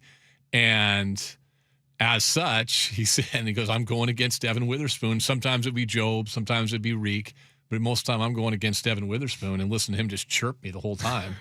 And he goes, I'm so much better now than I was a year ago. So I'm excited to see I think there's some really good competition for the bottom spot or two. There's probably only one spot available with what they paid Bobo, right? Yeah. Like I would think so. Like Cup, JSN, Rashid Shaheed, Torrey Horton, and Bobo. Those 5. You're only going to keep at most 6. They usually only keep 6. So there's one spot for like 6 guys. It's always wide receivers, the most crowded position. Yeah. Now they can get a lot of those guys through probably the practice squad. Right. Like Ricky White, Cody White. Somebody might pick up Cody White someday. He's gotten some game film now. Yeah, and then obviously Henderson's he screams practice squad even when they drafted him, right? Just because of where they drafted him. So good competition. There's not. I don't know if you've done roster roulette yet or anything like that, but where's the competition? Yeah, like what spots are really available?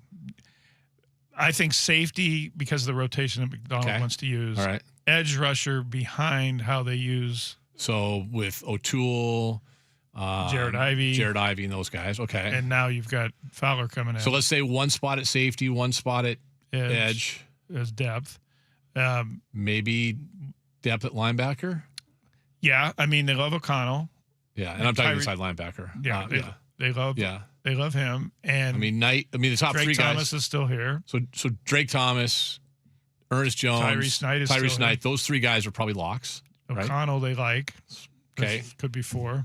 O'Toole and Ivy on the more of the outside. Okay, so offensive line, you drafted a guy, he's in. Mm-hmm. Bo Stevens they re-sign and love Josh Jones for his ability to play both sides with experience and a tackle. And you probably keep Ola Timmy because he can play center. He's your backup center unless somebody emerges. Right? Maybe somebody emerges there. But tight end, you're almost too full. Right? Yes, you are. You got too many guys. Almost. Running back depth, sort of. Now that they've drafted Bo Stevens, by the way, Christian Haynes is, I don't know. A lock, yeah. I'm not saying he's a lock. They'd probably rather keep a Richmond or a Cable Dew and those guys. But running back, you've got George Halani coming back. Yeah. You've got Kenny McIntosh coming back in off injury.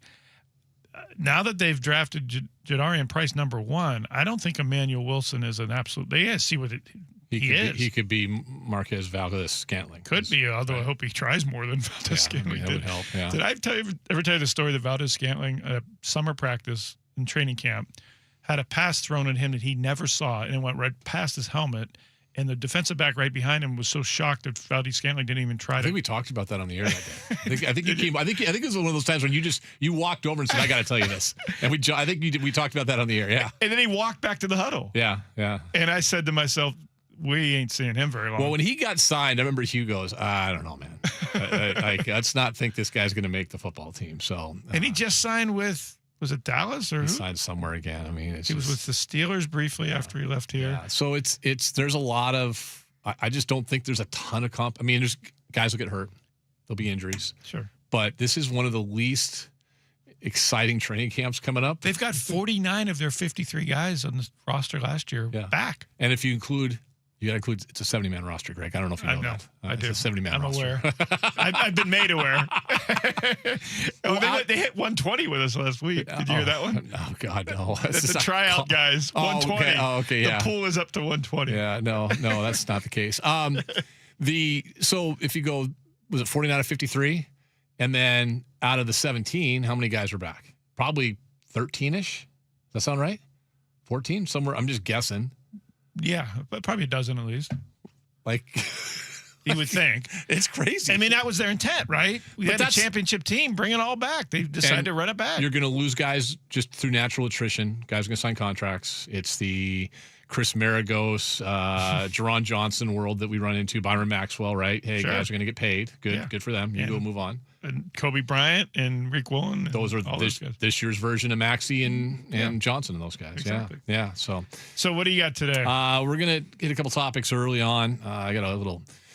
Well, obviously the Seahawks sale stuff. People are freaking out. I thought you nailed it. I'll kind of reiterate what you said. I understand the paranoia, but we'll get to that a little bit. They're just not used to it. We've had local owners for so long. Yeah, and listen, many of us live through the Ken Behring world, so I understand. But we'll get into that a little bit. I got a little World Cup thing I'm going to toss at Anders that I think affects all of us. We'll get to that a little bit. Mariners, obviously. They were playing yesterday when the show was on when those guys were doing it. So Saris will join us at 1:20. Baseball guy. Castile will be a topic again with him. And then 2 o'clock, Corbin will join us as well. So kind of wrap up minicamp as well with him. And that's it. Yeah, away we go. He is back. The Mayor Maple Valley from 12 until 3 with Anderson Hurst. Greg Bell, the News Tribune, and Christopher Kidd. Thank you for listening. Chris is headed off to a family graduation tomorrow. Travis Monger and I will join you at 10 to noon right here on 93.3 KJR FM.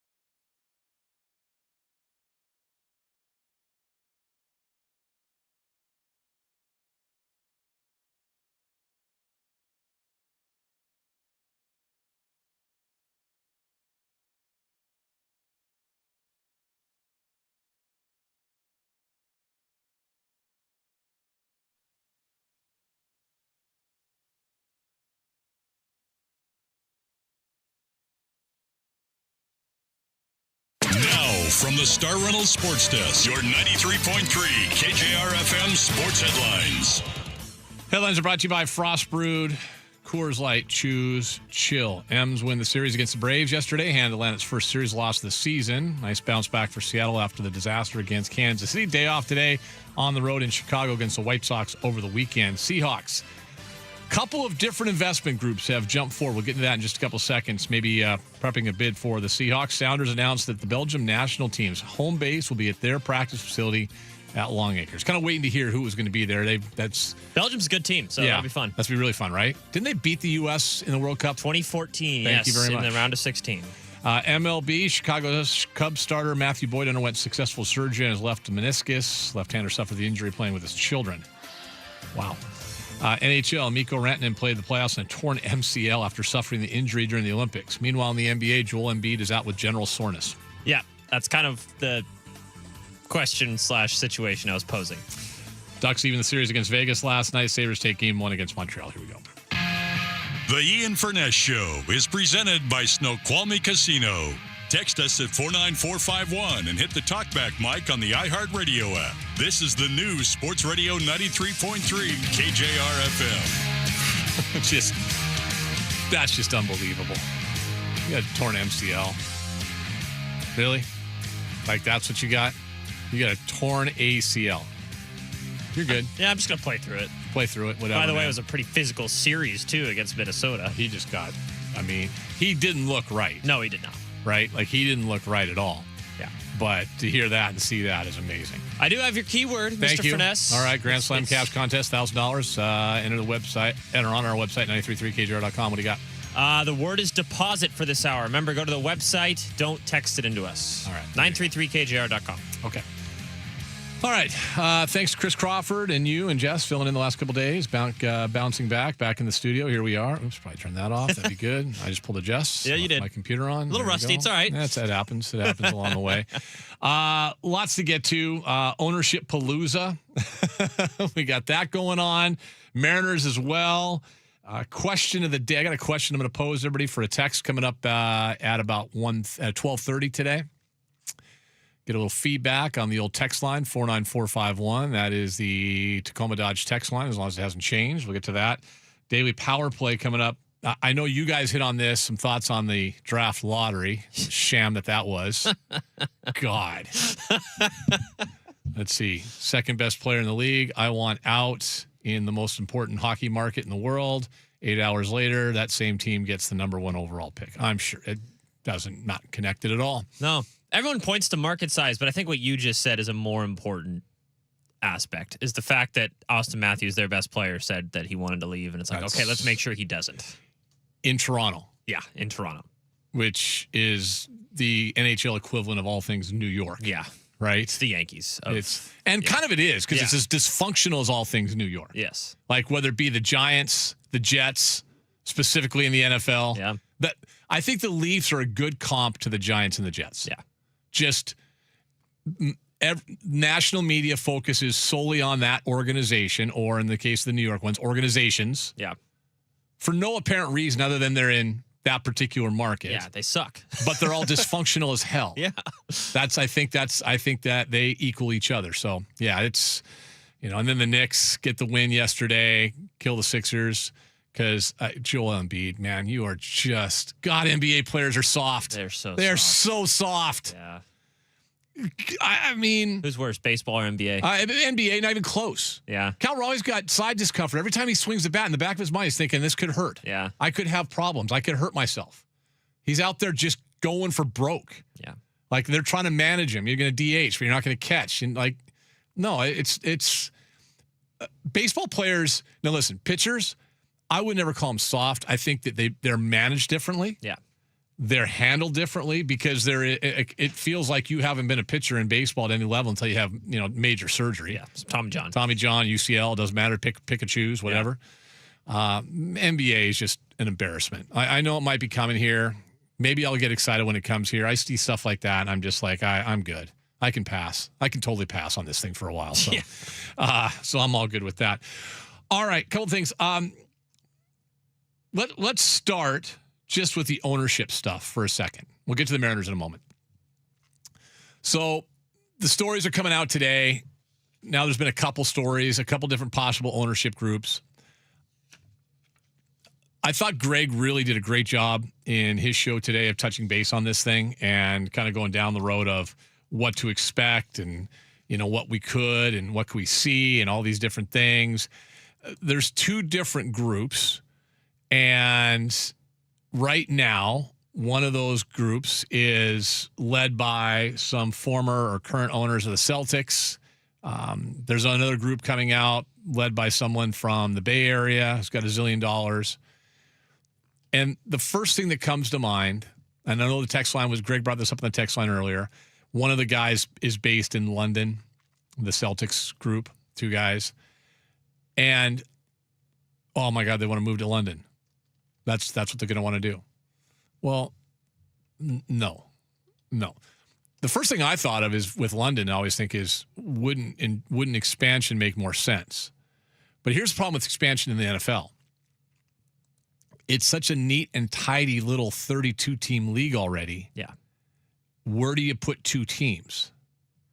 Right? Like, where do you put two teams? It becomes pretty unbalanced even with two teams. It becomes really unbalanced. Yeah. And, like, the travel, it's funny because Greg's right. Like, travel isn't an issue. No, it's not. Because if you're on the East Coast, it's probably better travel for a lot of those teams than it is to come out to here.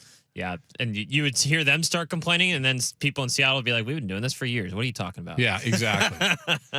But, when you have 8 4-team divisions, where do you expand to? Unless you expand by 4, but then again, there's an imbalance. Yeah. It just doesn't make sense. No, it doesn't. 34. That's why the NHL, when the NHL talks about expansion again, I'm like, how? Where does that make sense? Yeah. So that brings in, because the first thing I thought, I was like, no, they're not going to move. They would expand. No, they're not going to expand. If nothing else, the NFL might be the one league that can lean on this. The level of play, quality of play isn't going to be as good, mostly because the quarterback play isn't as good. And injuries.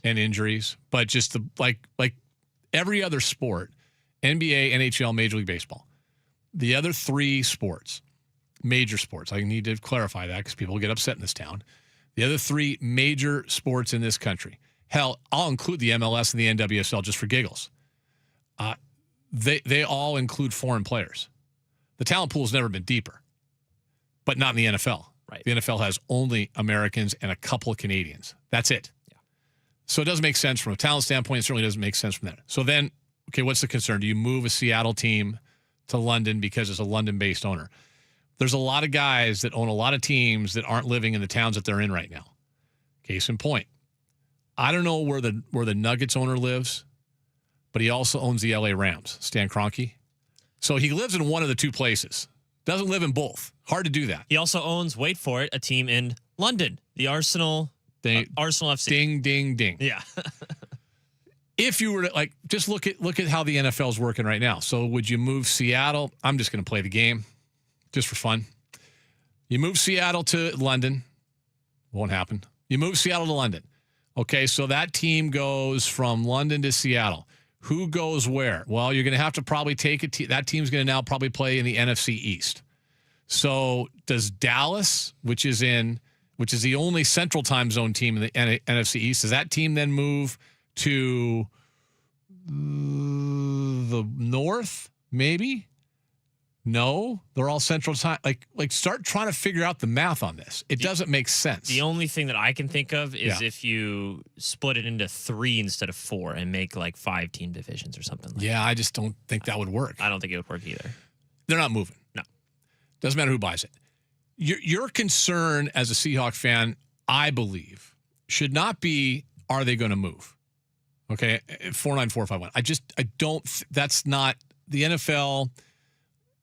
I know they've done it before. Houston moving to Tennessee, the whole debacle of Cleveland to Baltimore, Baltimore to Indianapolis, blah, blah, blah, all these different things that have happened. I get all that. That's, the Rams moved because think about this. St. Louis lost the team to LA. Why? Media market number 2 was without a team for 2 decades. Come on. That wasn't going to last. But this just doesn't make sense. Everybody in the NFL makes money. Everyone in the NFL does well. You make even more money when you're investment goes up in value. That's how these guys, the Celtics owners, made their private investee. One guy's the second wealthiest family in India, which makes you the tallest tall person, basically. Tallest tall person. So like that's, they're going to make their money. The concern would be what you do in terms of the off the field interference. Are we going to talk about, like what I don't want to say interference.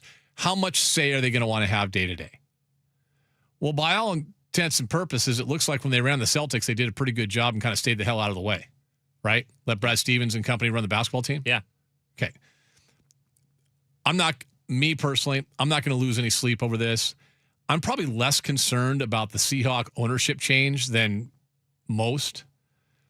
I think it's in such a good situation business-wise. Chuck does such a great job, Chuck Arnold, on the business side.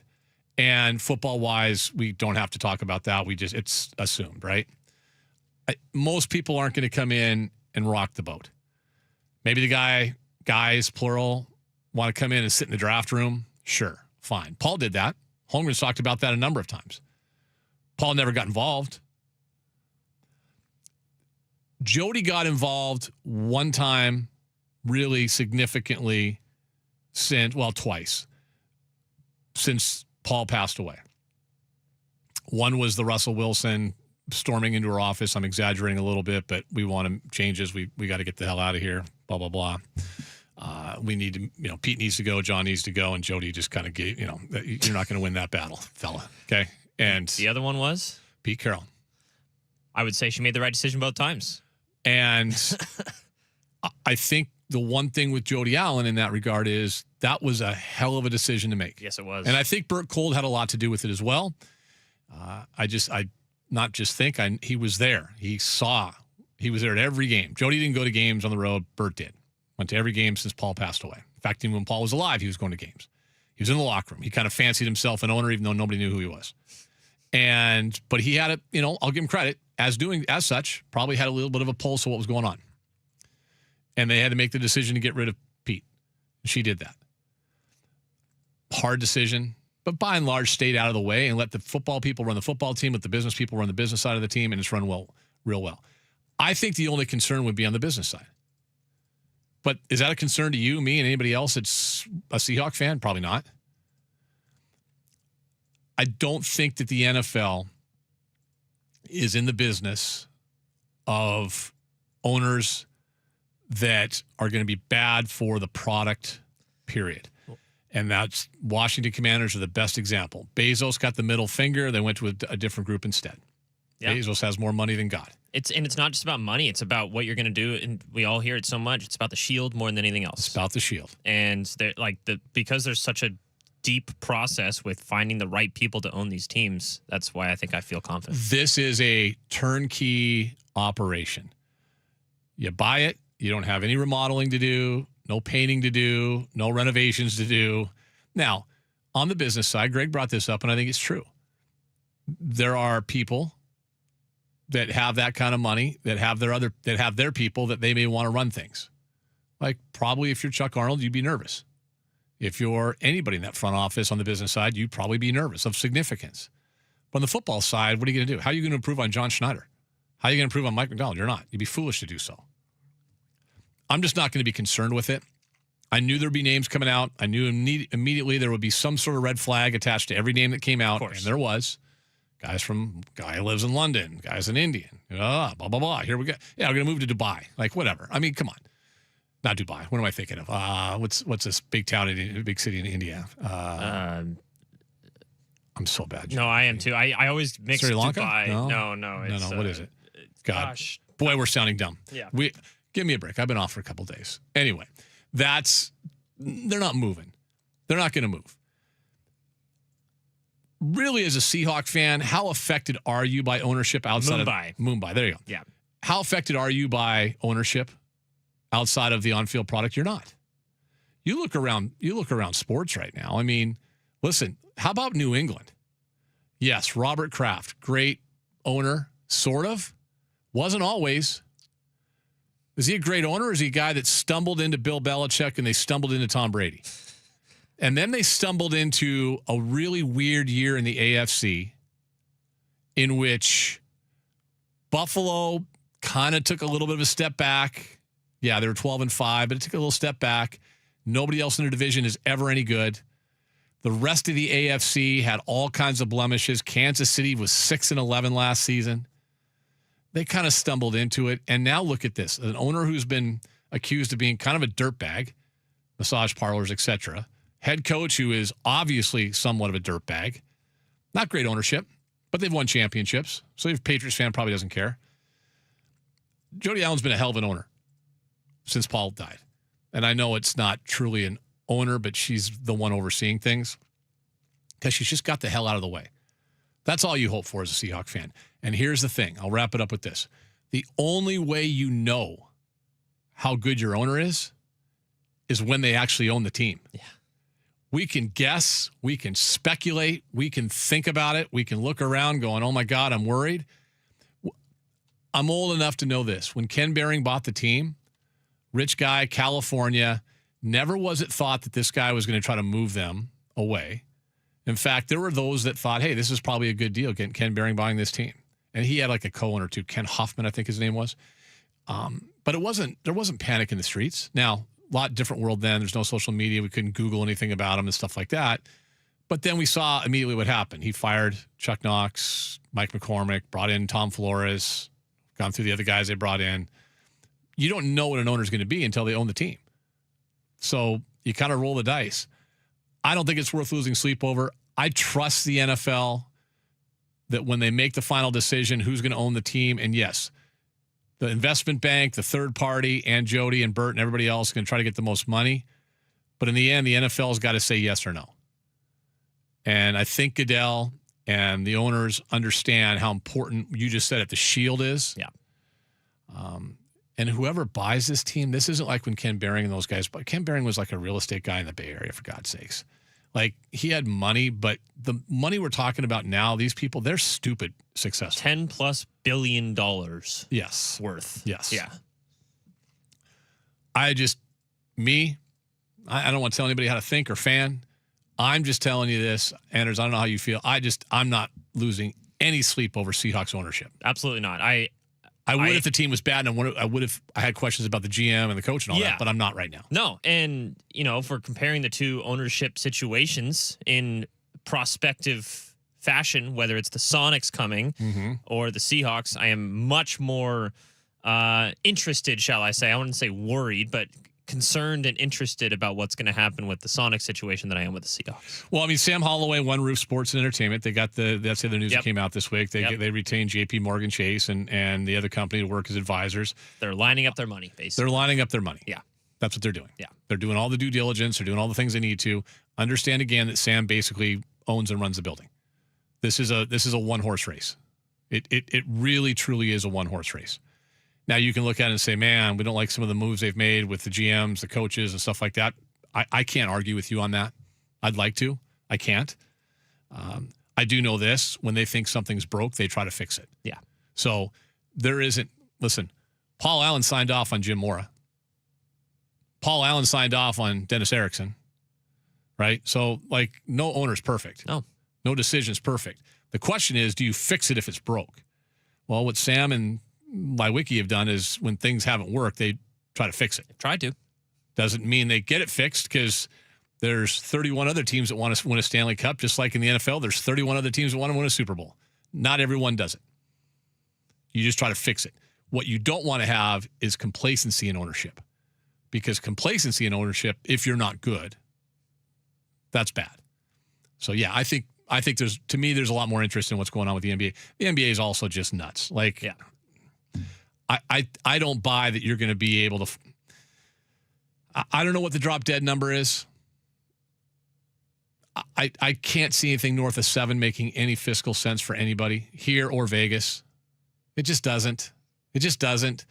And if we don't end up with expansion here, more than likely, and Vegas, if they don't add teams, more than likely it's going to be because people are going to go, no, man, it's just, we can't do that. We just can't do that right now. Yeah. All right, 49451, that is the Tacoma Dodge text line. We'll come back. There's something that jumped out at me today, Anders, and I'm going to throw this at you. Interesting. That is a Now, I'm going to say a World Cup topic. Okay. But it's not really. It's kind of bigger than that. Bigger than that. And it's not political, don't worry. Okay, great. Thanks. Yeah, it's We're not going there. It's 100% sports related. Okay. I could make it political. Okay. But I won't. Okay, great. It's 100% sports related. We'll do that next.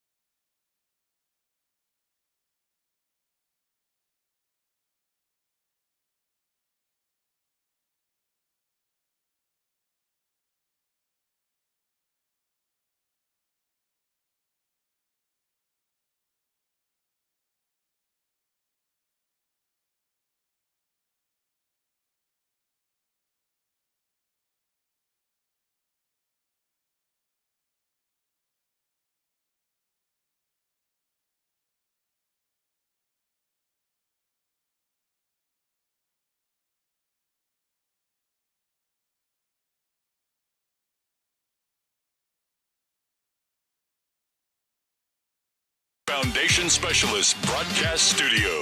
Now back to Ian Furness, powered by Seattle's closest sports book, Snoqualmie Casino and Hotel, on Sports Radio 93.3 KJR FM. Just for fun, just for a second, I'm going to use a line here. Political or not, it's just kind of funny. Okay. Uh-oh. Hang on, I got to find it. I lost it earlier. This is so good. If people from Queens and Brooklyn and all of the people that love Donald Trump can't go, I would be disappointed. But at the same time, it's an amazing success. That's our president referring to World Cup ticket prices. If you don't love him, he doesn't care if you pay more. But No. I'm not making this political. I don't want to do it. I just thought that was a funny line. That is a funny line. Just because it's... Anyway. So a little question of the day, 49451 on the Tacoma Dodge text line. World Cup coming here. You're going to be heavily involved, right? Yes. You. Yes. Yes. Was that a hard question or something? No, I don't know exactly how much I could say. Okay, but you're going to be doing a lot for it. Yeah. Probably for our company, everything else. Yeah. You're a soccer guy, you and Jackson, but you're gonna do some stuff, which is really cool. Yeah. Which I love. And rightfully so. World Cup in this country, we had it in 94. It was remarkable, but this event is so much bigger than it was then, right? It's compared to then, it's exponentially grown. Huge. Yeah. It's crazy. Yeah. And it's also a bigger field of teams. They increased it by how many? 12? Yeah, so instead of 32, it's now 48. Okay. So 16. 16. Yeah. So 3 countries in North America, Mexico, U.S., Canada. It's a huge deal. I've mentioned this before. I was in Salt Lake, working in Salt Lake, living in Salt Lake in 2002 when the Olympics came there. And it was awesome. The people coming to town, and we had a very different Olympics because it was just months after 9/11. We thought it would be a lot more international. It still wasn't quite as.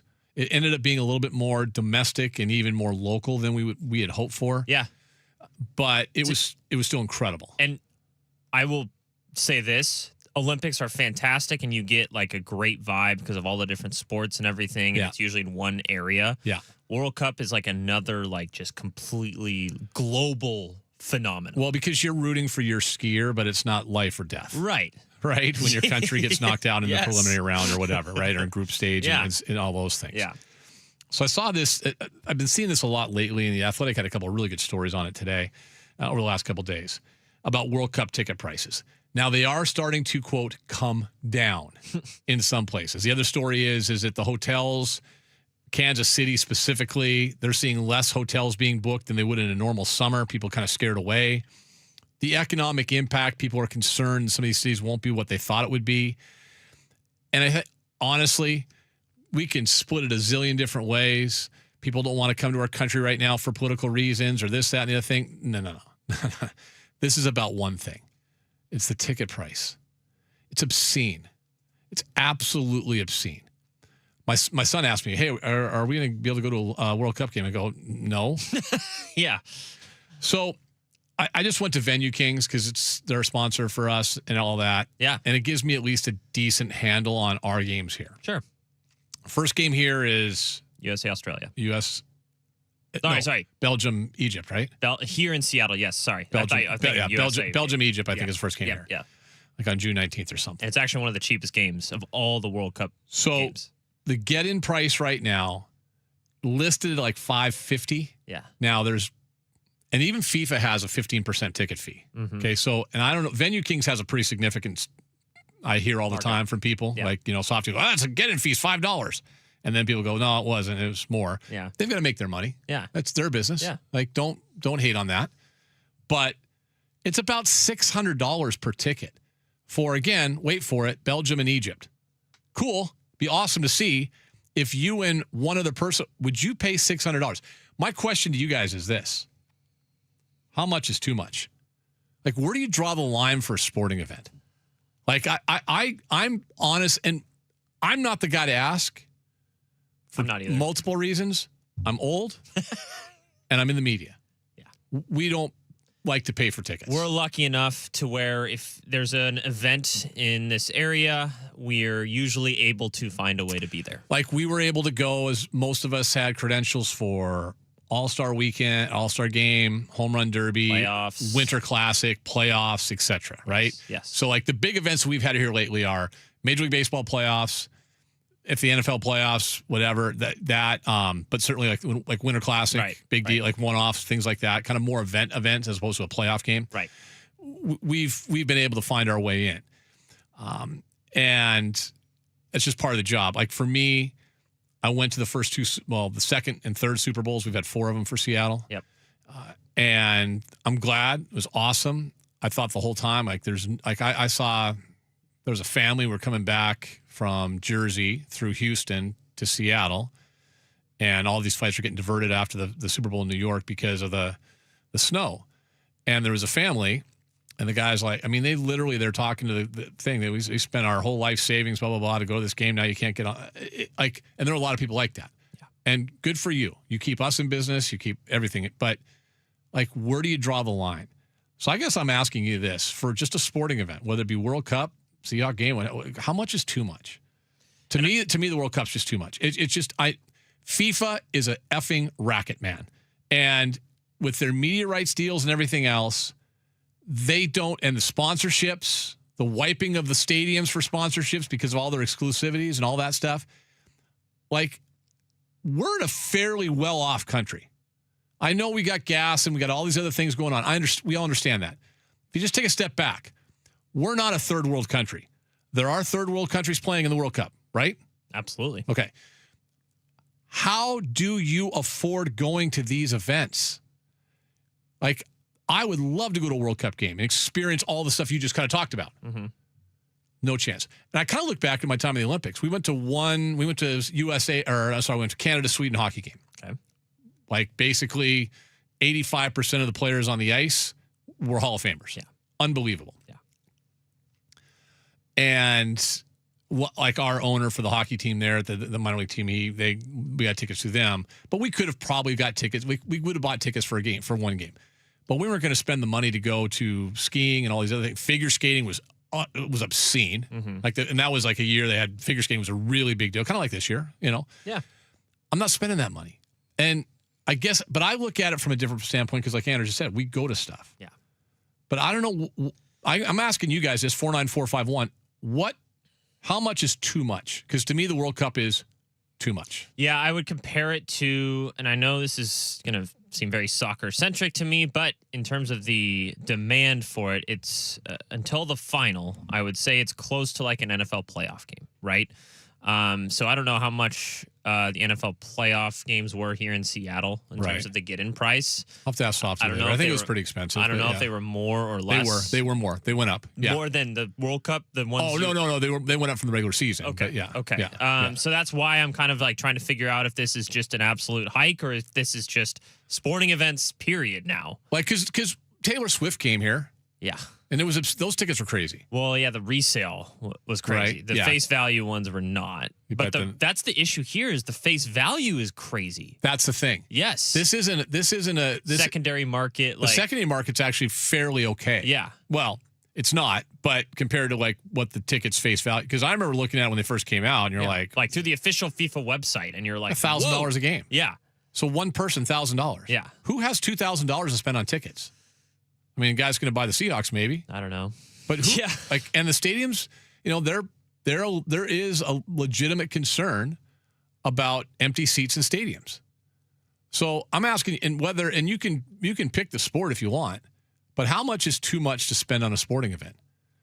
Because to me, I want to go enjoy not just the event, but the atmosphere, what you just said, be a part of it.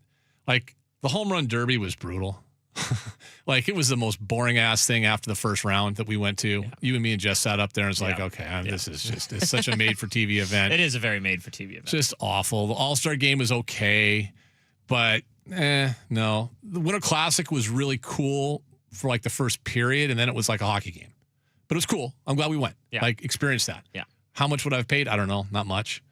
I'm kind of old, like to watch stuff on TV now.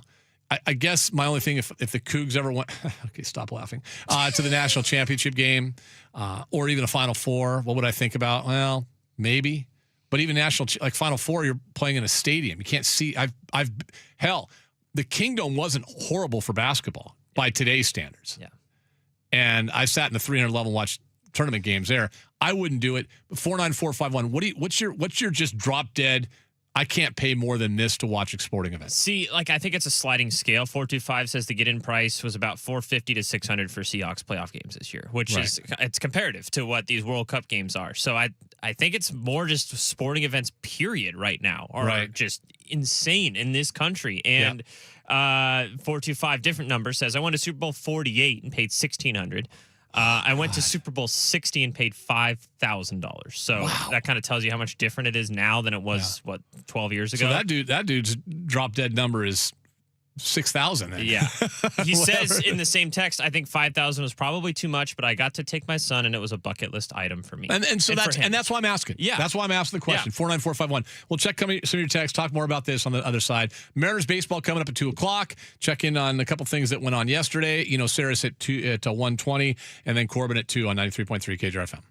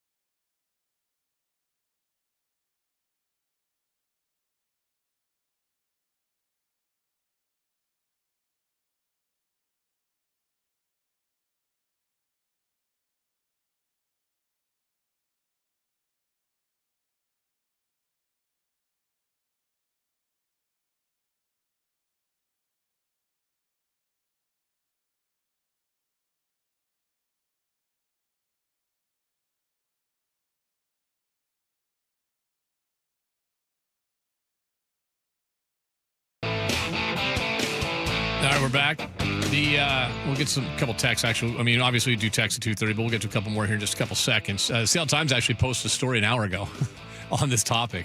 Not really this topic, but much like Kansas City, Seattle hotel bookings way below expectations. Apparently, right now, this is interesting. Even with the major tournament from the story, hotel booking rates are behind a typical summer.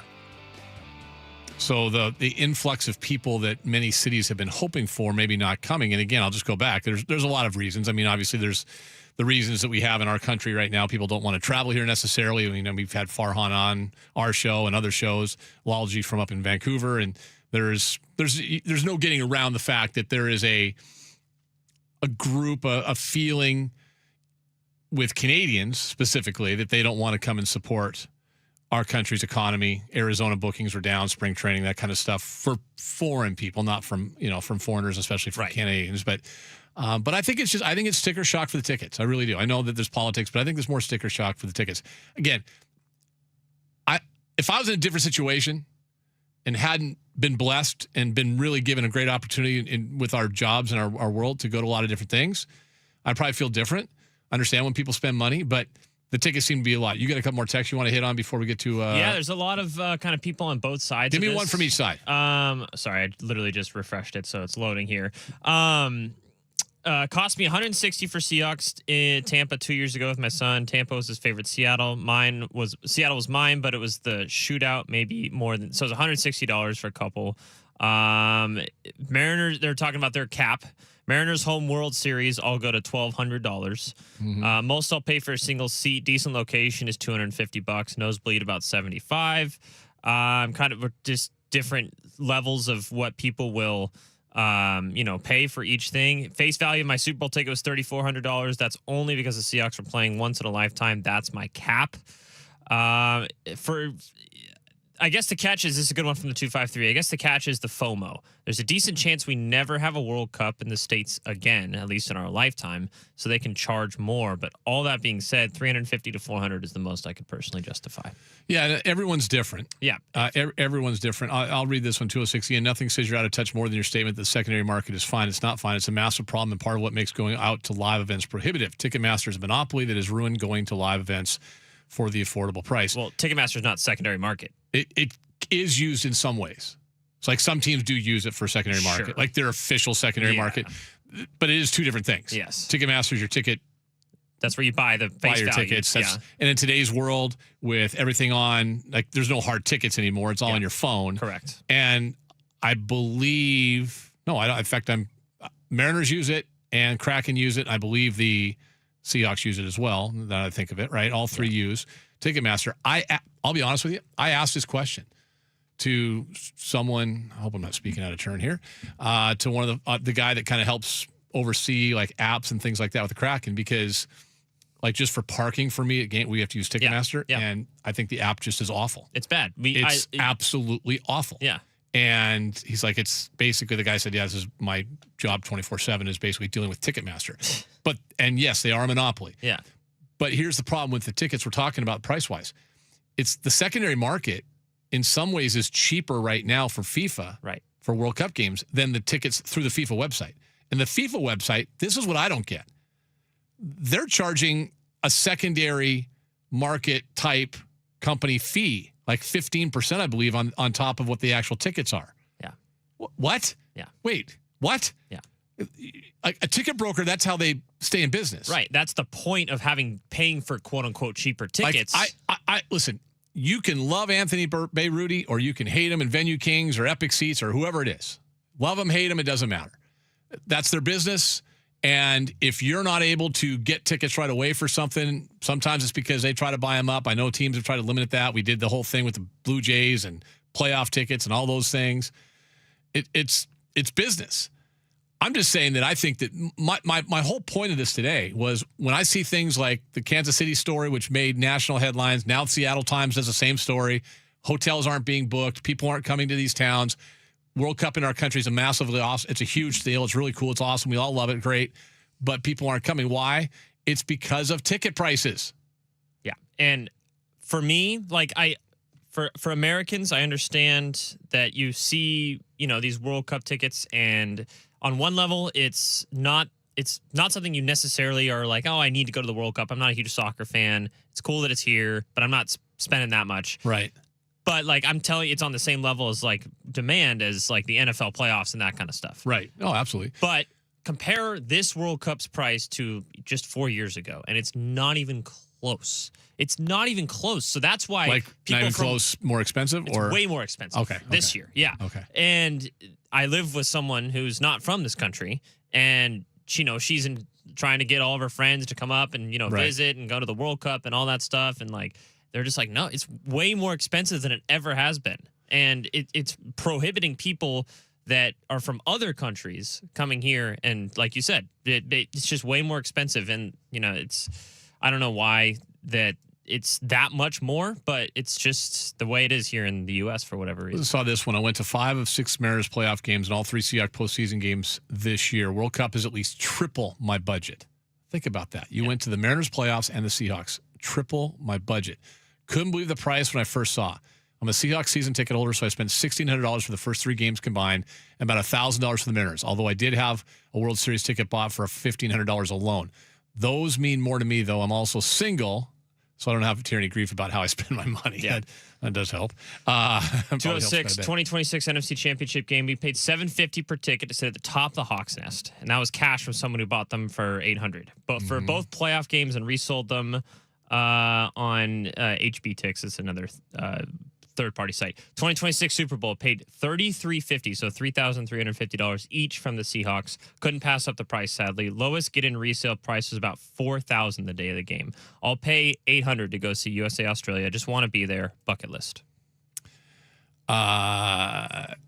It's a sports in the U.S. thing. U.S. premium pricing is real. F1 prices in U.S. are exponentially more than in other countries. Yep. I don't know if that's true, but yeah, that's a whole. What do we have? Miami and Vegas? I think Austin as well had one. Okay. I want to somewhere in Texas. I can't remember exactly which one. I'm not a huge Part of it's the F1 experience too, is and I'm not like not in a positive way. As a Seahawks fan who lives in Niners country, I really want to go to the Super Bowl this year. Yeah.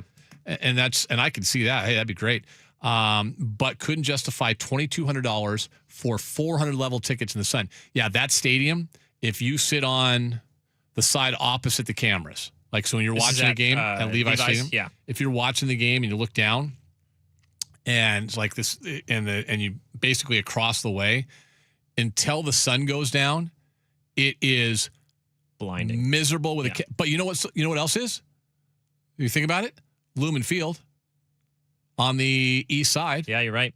Right? Yep. Third base line for the Mariners. Yeah. Same thing for a sunny day. Mm-hmm. Yeah, can you imagine, like, I spent $2,200 and I'm just dying? Yeah. Like, that's not a fun experience. 206 actually makes a good point here. Hotel revenues might be down because maybe people are using Airbnb and Vrbo, possibly. But I mean. Would that be included in the, I don't know. I'm probably not, but I mean, come on. Yeah. Like, no. Okay. All right. We'll check more of these texts. If you want to send a talk back in, 49451, you can send the talkbacks on the iHeartRadio app as well. We'll talk a little Mariner baseball coming up next.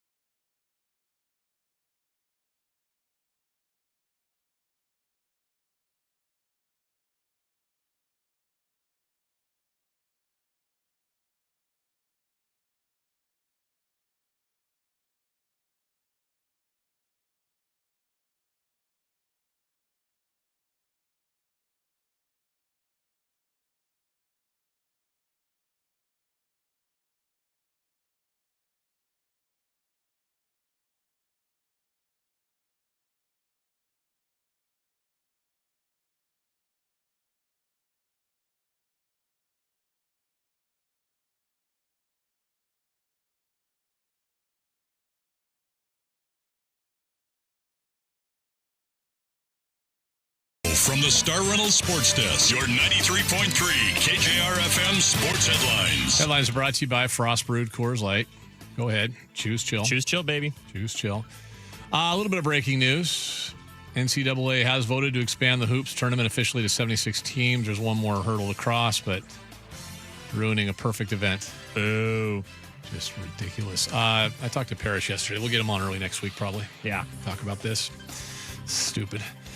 Okay, what else? Mariners win yesterday against the Braves. Hand the Atlanta the first series loss of the season. Nice bounce back for Seattle, winning that series 2-1 because they had gotten swept, if not sure if you remember this, over the weekend by the Kansas City Royals. That's not optimum. No. Seahawks have a couple investor groups have stepped forward. Lots of stuff going on. Someone's going to buy the team. People are stressed out, understandably. Hopefully not the next Ken Behring. Sounders announced the Belgium's national team's home base will be at the Sounders practice facility at Long Acres. That's cool. That is cool. Someone was going to use it. We were just waiting to find out who, right? Yeah. Was that it? Yeah. Like someone was going to be based there. A country was going to be based there. We just didn't know who it was until today. And Belgium have some star power, so it's good to see it's them and, not Tunisia or something. MLB. I think Egypt's in Spokane. They are. Yeah, at Gonzaga, right? Yes. Let's see. MLB, Chicago Cubs starter Matthew Boyd underwent successful surgery on his left meniscus. NHL, Mikko Rantanen played the playoffs on a torn MCL. NBA, Joel Embiid out for the game yesterday because he's sore. Ducks even the series against Vegas. Sabres take game 1 against Montreal. Here we go. From the R&R Foundation Specialist Broadcast Studio. Now back to Ian Furness, powered by Seattle's closest sports book, Snoqualmie Casino and Hotel, on Sports Radio 93.3 KJR FM. Saris will join us at 1:20 today. All right, let's talk a little Mariner baseball. Shall we? We shall. Hey, do me a favor. Before we go down the road of the game yesterday in the series, give me an update on the player that was traded. Oh, yeah. For the guy that got the save yesterday and when Munoz was unavailable. So the person you were referring to on the Mariners is Jose Ferrer. Okay. And if you guys forget, I'll refresh that the Mariners traded one of their highest prospects, Harry Ford, for Jose Ferrer. He had an English accent. He did have an English accent. Okay. And a lot of people were pretty like, oh my God, they gave up too much for a left-handed reliever. Harry Ford's supposed to be like kind of the next big thing. What if Cal gets injured? Well, Cal has had some injuries. But look at what Harry Ford has been doing for the Washington Nationals, a team that is not winning right now. Right. So could easily just call up anyone who has any sort of success. Just a pulse. Yeah. Still has not been called up to Major League Baseball because he is, I don't have the exact numbers in front of me, but Chris was saying his slugging percentage, not batting average, slugging percentage was 214 in AAA. Not in the majors, in AAA. He had like a 1-something batting average and a 2-something slugging percentage. So far, the trade is won by Seattle. Yes, I would say that. 5th series win of the season for Seattle. They get the win yesterday. They're 2 games below 500. A couple things jump out. And chime in, Anders, as you see fit. Okay. One would be, you have a series loss to Kansas City, which frankly have been probably underperforming anyway. Yes. Like they were going to come and bounce back. And they at some had been point. kind of hot in the last week leading up to that, yes. But getting swept is a little bit unnerving. And you could have won 2 of those games. The last game you get just beat, but the other 2 you definitely could have won. Then on Monday, you fall behind 4-0 to the best team in baseball, but you get a win. Yeah. A game in which they had 4 solo home runs, a 2-run home run, and a 3-run home run. Yeah. It's pretty crazy. Okay. Every single run to score on the home run. But you get the win. You lose the second game, you win the game yesterday. Because that series with Atlanta, I would feel probably a little bit different with just one flip of a switch with a 1-2 series as opposed to 2-1. Yeah. I thought that going in to game 3 yesterday. But then I thought, nah, you know what? We've got this unwarranted stress right now over the baseball team. And yes, I'm the guy saying that. And here's why it's unwarranted. The AL West sucks. Yeah. There is no legitimate threat to what you're going to you can screw around the entire season. My God, you can finish with 85 wins. You're going to win that division. Yeah. Correa's out for the year. Yep. Astros are done. They're absolutely just toast. They're done. It's over. Yeah. Texas didn't do anything. No. Angels are one of the worst teams in baseball. And the A's are the A's. And yeah, they can't pitch. And guess what their record is at the top of the AL West They're division? 500. 18-18, baby. They're 500. And if they had any pitching whatsoever, they'd be scary. They'd be a little bit worried. They would be the team you go, okay, we can be worried about them. They don't. And this is like their third year in a row. They actually have gotten off to a decent start. Again, right? They're 500. Right. But they always flame out towards the end of the year. So to me, like there's just this unwarranted stress over the baseball team. And if you're in the AL East, it's a different feel. Sure. Okay. Like you're in wild card land. Honestly, if you're in the AL East, then you're probably kind of where a lot of teams were in the NHL this year in the Western Conference. You're not winning the division. You're just thinking about a wild card berth. Yes. And then it's you and like 5 other teams. Okay, that's a cause for concern. You're going to win this division going away. It's the Pacific Division of this past year in hockey. It is. What did Elliot Friedman call it? The pillow fight. Yeah. It's an absolute, AL West is an absolute pillow fight. Yeah. That's all it is. It's a pillow fight. Someone has to win it, first of all. Seattle will win it. Yes, they will. Even it would take something catastrophic for them not to win it. And then you're in. And we talk about this with baseball all the time. Just get in. Yeah. Now, the other one was, and we'll get to The Rock in a moment.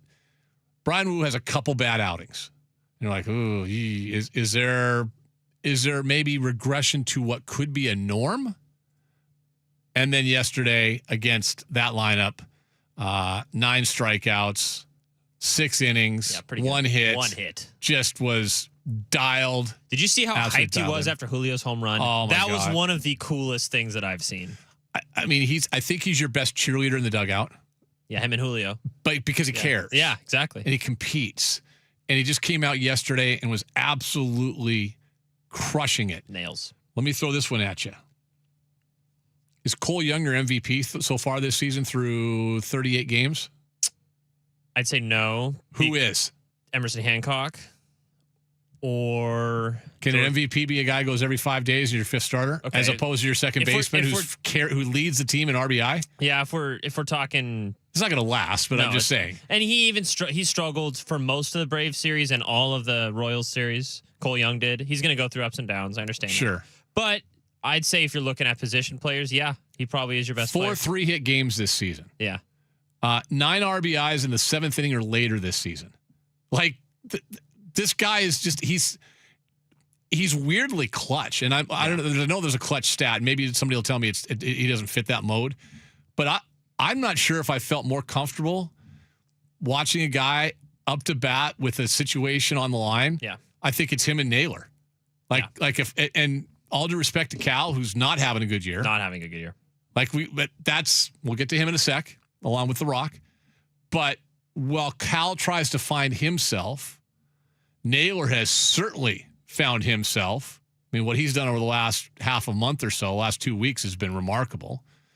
And Cole Young has just been a revelation. Mm-hmm. Now, where would they be without Cole Young?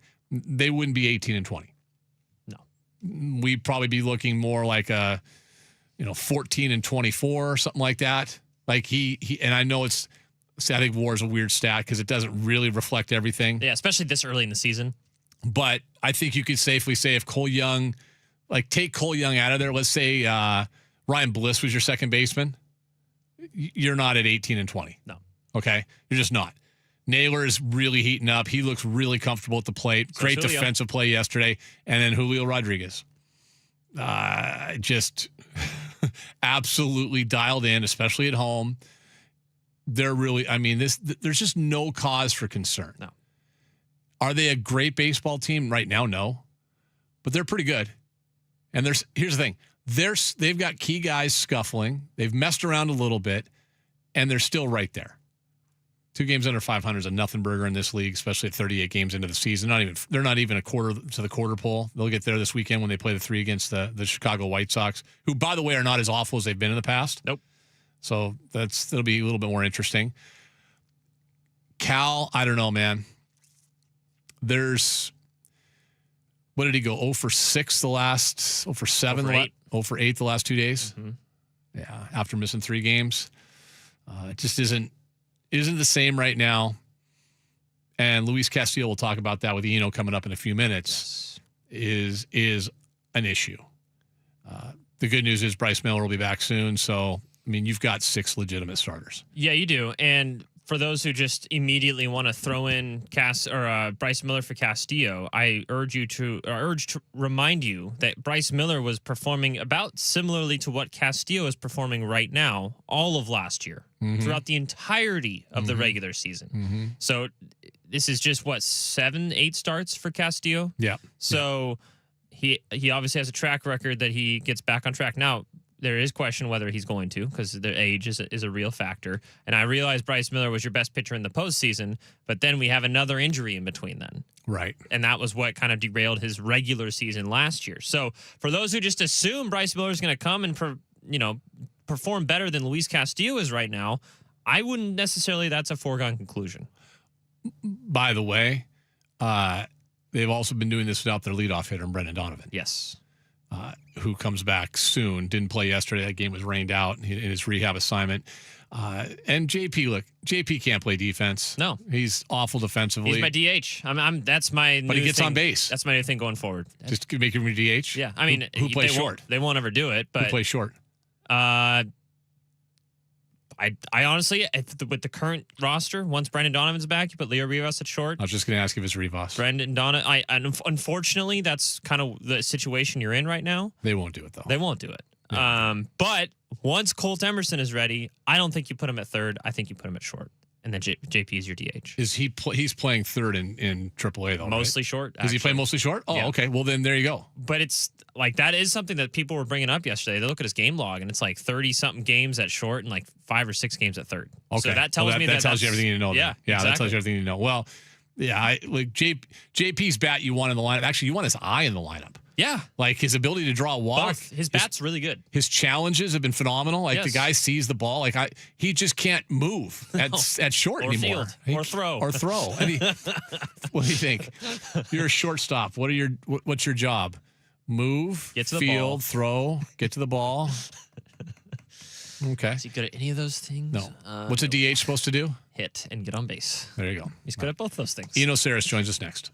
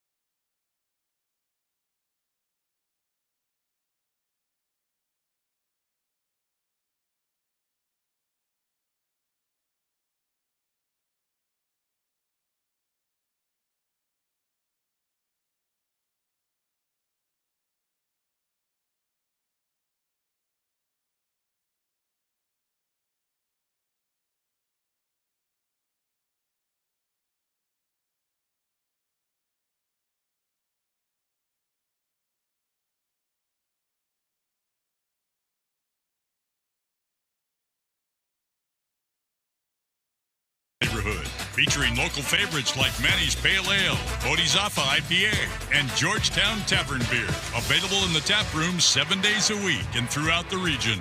Look for Georgetown Tavern Beer at T-Mobile Park and ask for yours today. Now with Ian, here's Eno. Eno Saris from The Athletic every Thursday, thanks to Georgetown Brewing, georgetownbrewing.com. Go check out their tap room down there. Pick up a couple growlers to go. Look for it in your local grocery stores. Tavern Beer at T-Mobile Park as well. Can't miss that. Fantastic beer. Hi, Eno, how are you? Doing great. The weekend's almost here. It About is. to have a beer. I love that idea. That sounds very good. All right. Before I get to our weekly conversation about Luis Castillo's struggles, a couple other things I want to hit on in baseball. We just saw Matt Olson roll through here. I think you guys talked about it on Rates and Barrels, a little bit about him and Hall of Fame candidacy. And watching, he hit his 300th home run while he was here in Seattle, 300th career home run while in Seattle, his 301st now total as well. In his 11-year career, he spent 6 of those years with the Oakland A's, and then the last 5 he's been with Atlanta. I don't know if Oakland taints anything with him or not as far as Hall of Fame candidacy. Probably not, but a guy with 300 home runs, is he a Hall of Famer in the making? He's close. I start with wins over replacement. It's not the only thing I look at, but he is sort of, a little bit behind Paul Goldschmidt pace. Goldschmidt, had he had a full season in 2020, would have been a 60-win Hall of Fame first baseman, I believe. If you look at first baseman with that amount of wins in their career, you're looking at mostly Hall of Famers, other sort of 60-win guys. So what you saw from Goldschmidt is after he turned 32 and Olson is 32, he had another 17 wins. If you add the 17 wins to what Olson will end up, he'll end up around 53. So he has to kind of beat Paul Goldschmidt a little bit. But Goldschmidt ended up right there with Joey Votto, Tony Perez, Hank Greenberg, Dick Allen, who got voted in, Willie Stargell. Those are 60-win type first basemen. If Olson only ends up around 53, he'll be closer to Will Clark, Jack Clark, Jason Giambi, and Joe Mauer, who also was a catcher though. So it's a little bit of different designation, but you see how he'd be kind of borderline. I mean, even if you get to 55 or 56, that's Lance Berkman and Freddie McGriff territory. So, he's close. He's close. If he ages really well, then he can make it in. Okay, now I'm fascinated by the whole WAR stat as far as Hall of Fame is concerned. How different are positions? And maybe let's include pitchers, because Randy Johnson was a 103 WAR guy, I believe, when it was all said and done after 22 years. But and we just honored him here this past weekend in Seattle by getting swept by the Royals, by the way. But anyway, Randy could relate to that action. But how do the WAR numbers for Hall of Fame, in your mind at least, kind of translate position by position? Theoretically, they're supposed to translate the same, but I will say that between pitchers and hitters, you just have to compare pitchers to pitchers. It's a different process, especially because I think a WAR for pitchers is more flawed. It's, for example, Fangraphs WAR pretty much just uses strikeouts, walks, and homers and ignores everything else. And so, once you get to a career of 15 years long, you probably should consider the rate of singles and other things, right? It's not just about those 3 things. So pitchers, I separate completely. The other position that I separate from, is catchers. Yeah. And my story for this is, we didn't have framing in catcher numbers, and Yadi Molina had 40 wins above replacement or, something like that, because he wasn't a great hitter, right? Mm-hmm. And we didn't have framing in there. And there was a lot of people who were like, 50 is around, 50, 55 is Hall of Fame territory in terms of wins above replacement. That's sort of you're way more people in the Hall above that and way more below that are not in. So, he was like 40, and a lot of people saying, he doesn't have enough wins. He's not in. But everybody in St. Louis was like, dude, he's a Hall of Famer. Come on. It's obvious, Mm-hmm. He was parts of these teams that won it all. And he was the heart and soul of the team, and he was calling games. He's a great defender. Then the framing numbers came out. We stuck him in. He had 55 wins. And then you're like, oh, so he's a Hall of Famer now? So I'm not saying that I'm definitely going to vote for Salvador Perez. But, I do know that WAR won't be the only thing I look at when I look at Sal Perez, because it's not going to treat him that well. He wasn't the greatest defender. And even offensively, he didn't walk and stuff. So it was a lot of power first. But he has some of the similarities to Yachty in terms of what he meant to Kansas City, what kinds of teams he shepherded, and maybe some of those intangibles that are so important to the catcher position. Yeah, watching him this past weekend, to me, he feels like Hall of Fame. I mean, and maybe it's just because of the consistency and being there and the leadership, all those things. But yeah, there's a lot of things.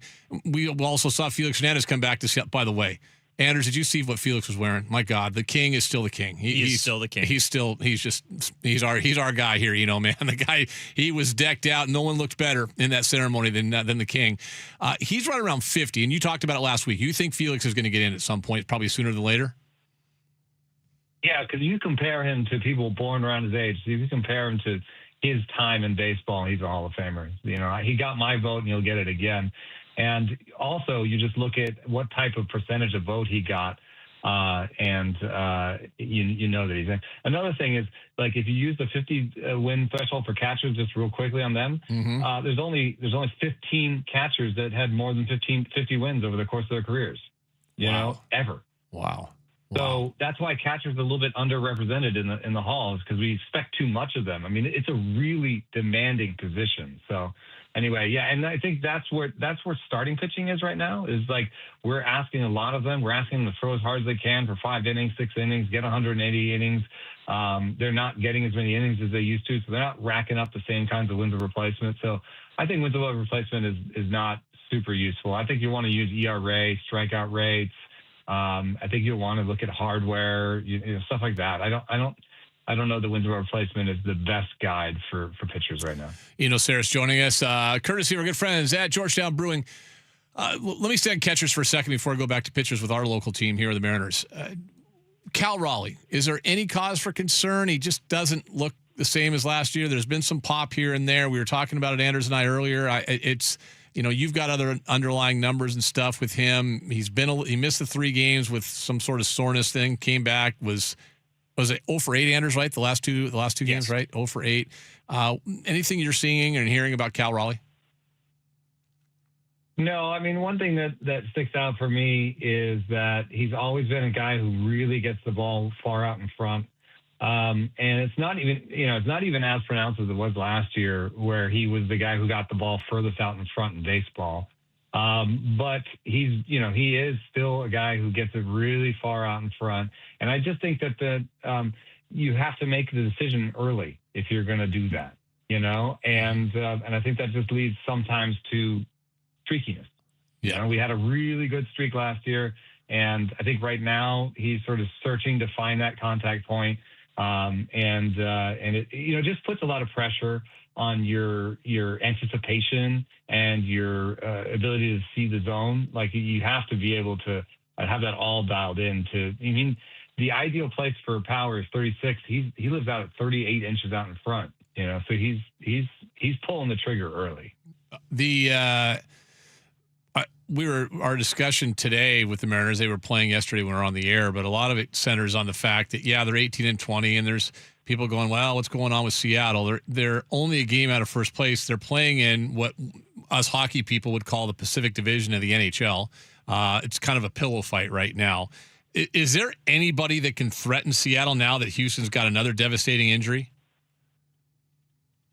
It looks like a lost season for Houston. They cannot put together a pitching staff to save their life right now. They're bringing up Tatsuya Imai, who was not good in the minor leagues and walked like 25% of the batters he saw in the minor leagues. So they're that desperate for pitching right now in Houston, and they just lost Carlos Correa, as you mentioned, and they're having a hard time just fielding the full lineup, it feels like, every night. So I think it's not going to be their year. The A's are in first right now nominally by a game, but,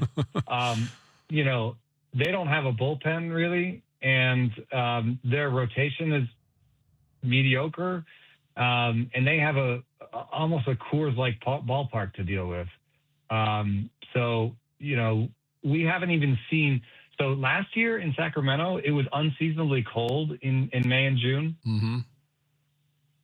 And I doubt that's going to be the case 2 years in a row. So I think we're going to see some bonkers numbers out of A's games. I think we're going to see some 15 to 13 games and stuff like that. And they're going to have such a hard time, keeping their staff together because, what happens in 15 to 13 games is you have pitchers throwing like 40 pitch innings.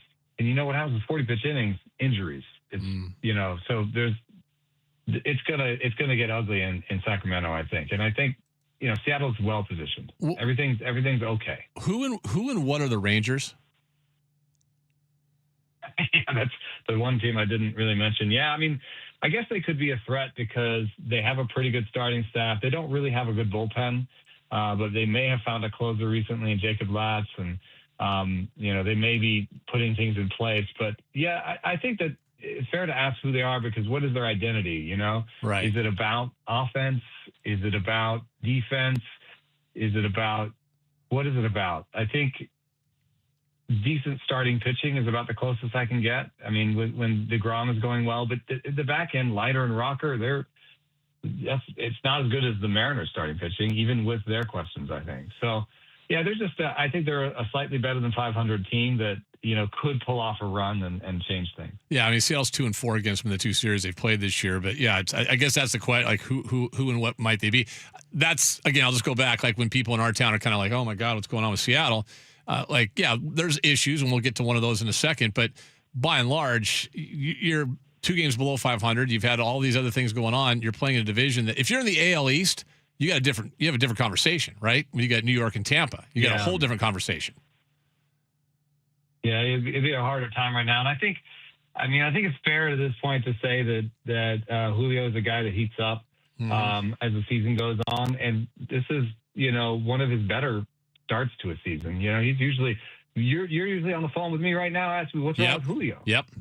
And I think this looks pretty good from him. And I think we all know there's another layer, and we all know there's another layer for Cal Raleigh and for Josh Naylor. And I continue to be optimistic. Cole Young is establishing himself. Yes. JP Crawford has turned things around. And Luke Braley and Dominic Canzone are great role players, and Donovan's been great. I mean, it's gonna come together. I think the toughest question, to go back to one of the very first things you said, the toughest question is what happens when Bryce Miller comes back. Right. Have they made any sort of intimations? Has there been any? No, and I guess because I think what that's tied into Castillo's struggles probably. Now, like Wu had a couple bad outings and then was just lights out yesterday and bounced back and looked fantastic. Everyone else has been for the most part fine as far as the rotation. It's the concern about Luis Castillo, right? Like that's probably a legitimate concern is what's going on with the, as we like to call him, the Rock. What's going on with the Rock? Huh? What do you see with the Rock? You got the velocity, you got all those numbers, all those nerd numbers. What's going on with the Rock? I don't know, man. It's not necessarily velo. Even the slider velo, that was something that used to be a problem for him. That hasn't been a problem. Start to start, the slider is going in and out a little bit. That could be part of it. He's lost his changeup a little bit. Like when he came to Seattle, he was a changeup sinker guy that Seattle was like, hey, let's do the four seam and slider too. And now he's done the four seam and slider so much that the changeup's not what it was. So a little bit of just age. I would say that this is just bumps in the road. I think he can get it together. I remain more optimistic than even some of my, fellow fantasy baseball rankers and those guys. I have Castillo higher than a lot of people. But I got a solution for you. Okay. I think this works. I think the 6-man is where to go. I was just going to ask you that. Let's go. I was just going to ask been you on that train for so long, and people laugh at me. Anders is all that. over that. A lot of people have been talking about that. I was going to ask you about 6-man, so that seems like it would be logical, right? Well, there are two reasons you don't do the 6-man. You don't do the 6-man if you have an ace or two really good starting pitchers that you just why would you take starts away from them? Right. Right. If you're the Pirates, why would you take starts away from Paul Skeens? Don't do it. You want every start you can get from Paul Skeens. But there is a way sometimes to do a 6-man where you let one person go on 5 days. It's really hard, and you have to have somebody who's like figuring the schedule out for you.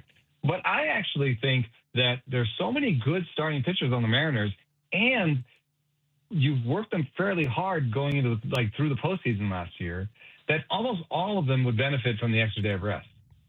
You know, think about how hard Logan Gilbert was worked, and think about I thought he looked pretty gassed at the end of last year. Yeah, and you feel like if we want to get back to the mountaintop, then we want them to be more rested this year. And then hey, Luis, we're giving you an extra day of rest. Does that help you? You know, can you do a little bit more in the bullpen? You can have an extra day of rest and figure something out. So I think anybody, we have a little bit of shoulder issues with Kirby. Bryce Miller himself is coming back from multiple injuries. And then the emergence of Emerson Hancock is too much to ignore. I mean, he's too good. Yeah, you can't send Emerson Hancock down right now. The only thing with that, is you're down 2 leverage arms in the bullpen, and going to a 6-man rotation would take one more out of that. With Gabe Spire and Matt Brash injured, would you still be concerned with taking another out of that bullpen?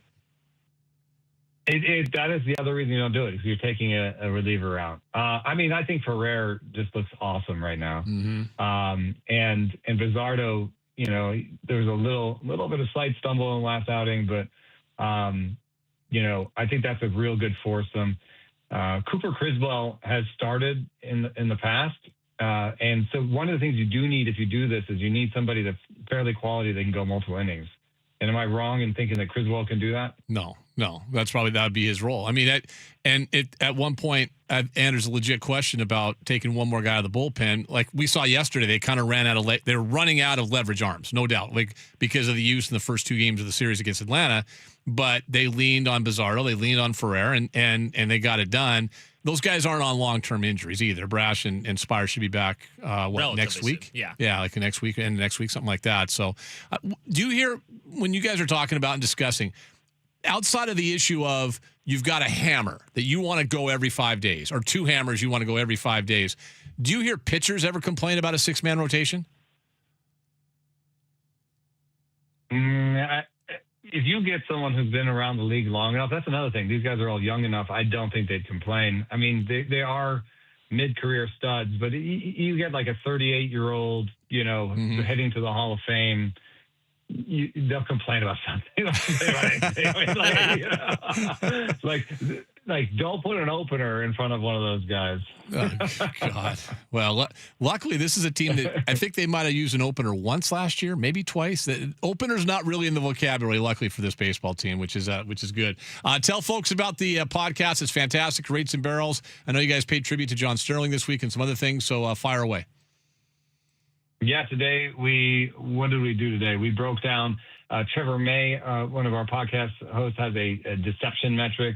We wondered if the Rays are being pitched wrong, in particular Junior Caminero. He has one of the flattest swings in the big leagues, and they're throwing him a lot of four-seamers. So we kind of went into swing shape and why the Rays are surging right now. So that was a fun little segment that we had today. But just everyday baseball, nerdery, Rates and Barrels, wherever you find podcasts. Yeah, Rays 9-1 the last 10. All right, my friend, we'll talk to you next week. Thank you, sir. Thank you. That is Eno Saris. Good stuff there. Yeah, 6-man rotation. It's funny, Anders, I was exactly thinking the same thing. Do we ask? Because a 6-man seems to make sense. Text line doesn't agree with him. I'll say that right now. Well, but okay. And is it just because you're taking a guy out of the bullpen? No, I think people just don't want to see Castillo start anymore for whatever reason. And I get it. He struggled to start this season, and the age is a concern, but he has such a long track record of figuring this out. He was your second best starting pitcher last year. And I think people, when they hear 6-man rotation, they, for whatever reason, it's a trigger word, like platoons, we're going to platoon in right field. But I think it, laid it out really, really well. You have guys that had injuries all through last year. Logan Gilbert, Brian Wu by the end of the year, Bryce Miller throughout the entire year, George Kirby at the beginning of the year. The only person that didn't, funnily enough, was Luis Castillo. So I think an extra day of rest is going to benefit all of these guys. And who knows, maybe it ends up helping them perform better in those starts because he has the extra day of rest. Like he said too, like if this is a playoff team, like make no mistake, Yes. right? I mean, again, like Play the long game. Eno just went through it. Like I don't know if you're a Mariner fan how you can. In fact, we'll get that audio back. Just handicapping the AL West as going through is like they're going to win this division. Like it would take something catastrophic, and not. It would take more than one thing catastrophic. I still think Texas is actually your biggest threat. If they put together some sort of offense moving forward, that's going to be. And you're 2-4 in the 6 games against them, so they did beat you. They swept you once, and you won a series after that. Yeah. But yeah, okay, I'll dance with you there. But it just feels like it's But almost you're right. inevitable. It's Seattle's to lose for sure. Right? Yeah. And even if you just look at just for giggles, just for giggles. Uh-oh. I mean, you're a wild card team easily right now. Yeah. The rest of the league sucks. No, yeah, and it's funny you were saying the AL West is a pillow fight. Look at the AL Central. The AL Central's awful. They're taking on a team right now, tomorrow, starting a series tomorrow, with a team that if the season ended today, the Mariners would be wild card 2, and they would be a half game ahead of the Chicago White Sox for wild card 2. The entire league's a pillow fight. It is. It really is. Speaking of which, we'll get to hockey next.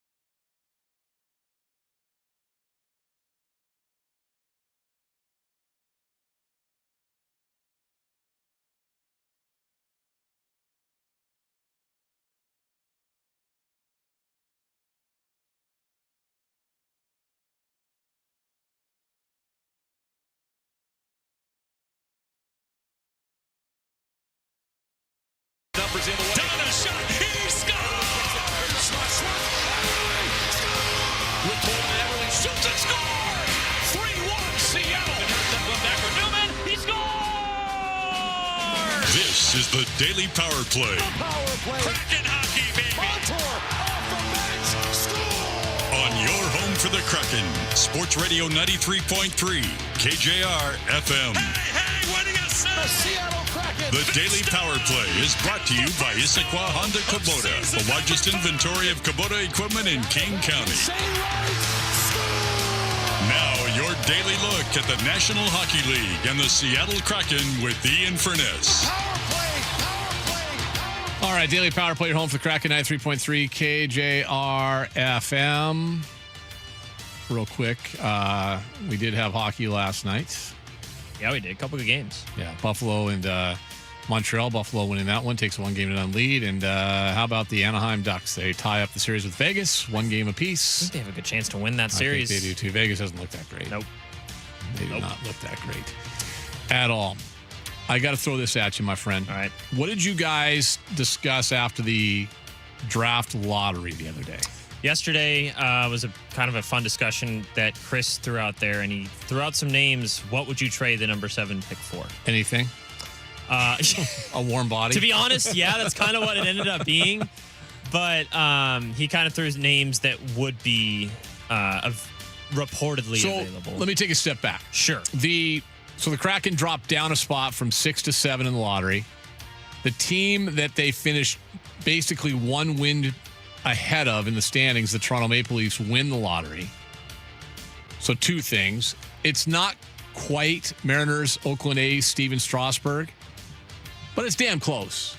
Stop winning games at some point. That was never in the DNA of a hockey player. This is not the NBA. They're not going to do that. I get it. But that 1 extra win cost you. Against Calgary.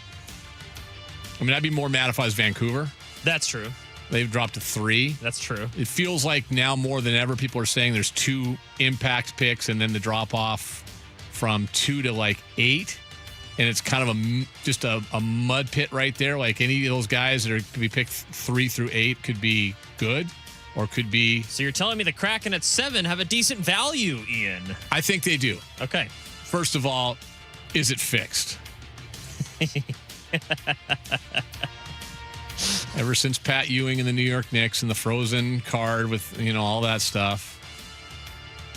I don't know. I think it's a dumb way they do it. Yeah, I agree. Just pull the name.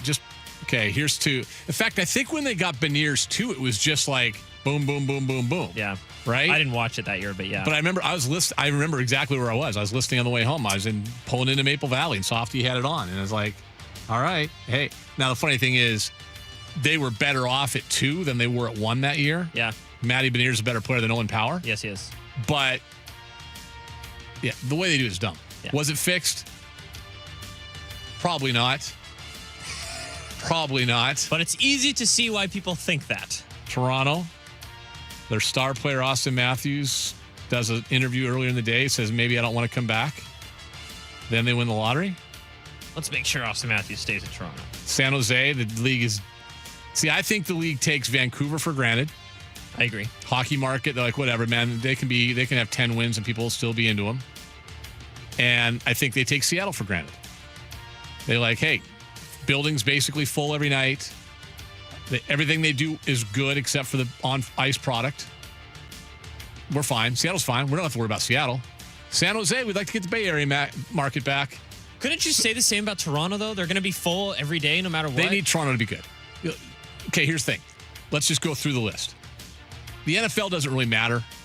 Although the NFL would ideally like Dallas to be good, right? They would like Dallas to be good. They don't really care about the Giants and the Jets, but they'd like Dallas to be good. Major League Baseball, if we're being honest with ourselves, when we start looking at TV rights and all that kind of fun stuff, Dodgers and Yankees drive the bus, man. They just drive the bus. Easily. Toronto kind of drives the bus in the NHL. So, yeah. But I don't think that San Jose, they want the Bay Area to work and get back to where it used to be. It was really cool when the Sharks were really good. Yeah, and they're on the rise. Yeah, so they somehow get the 2nd overall pick. Even though they already have Macklin Celebrini. Is it fixed? Probably not. Okay.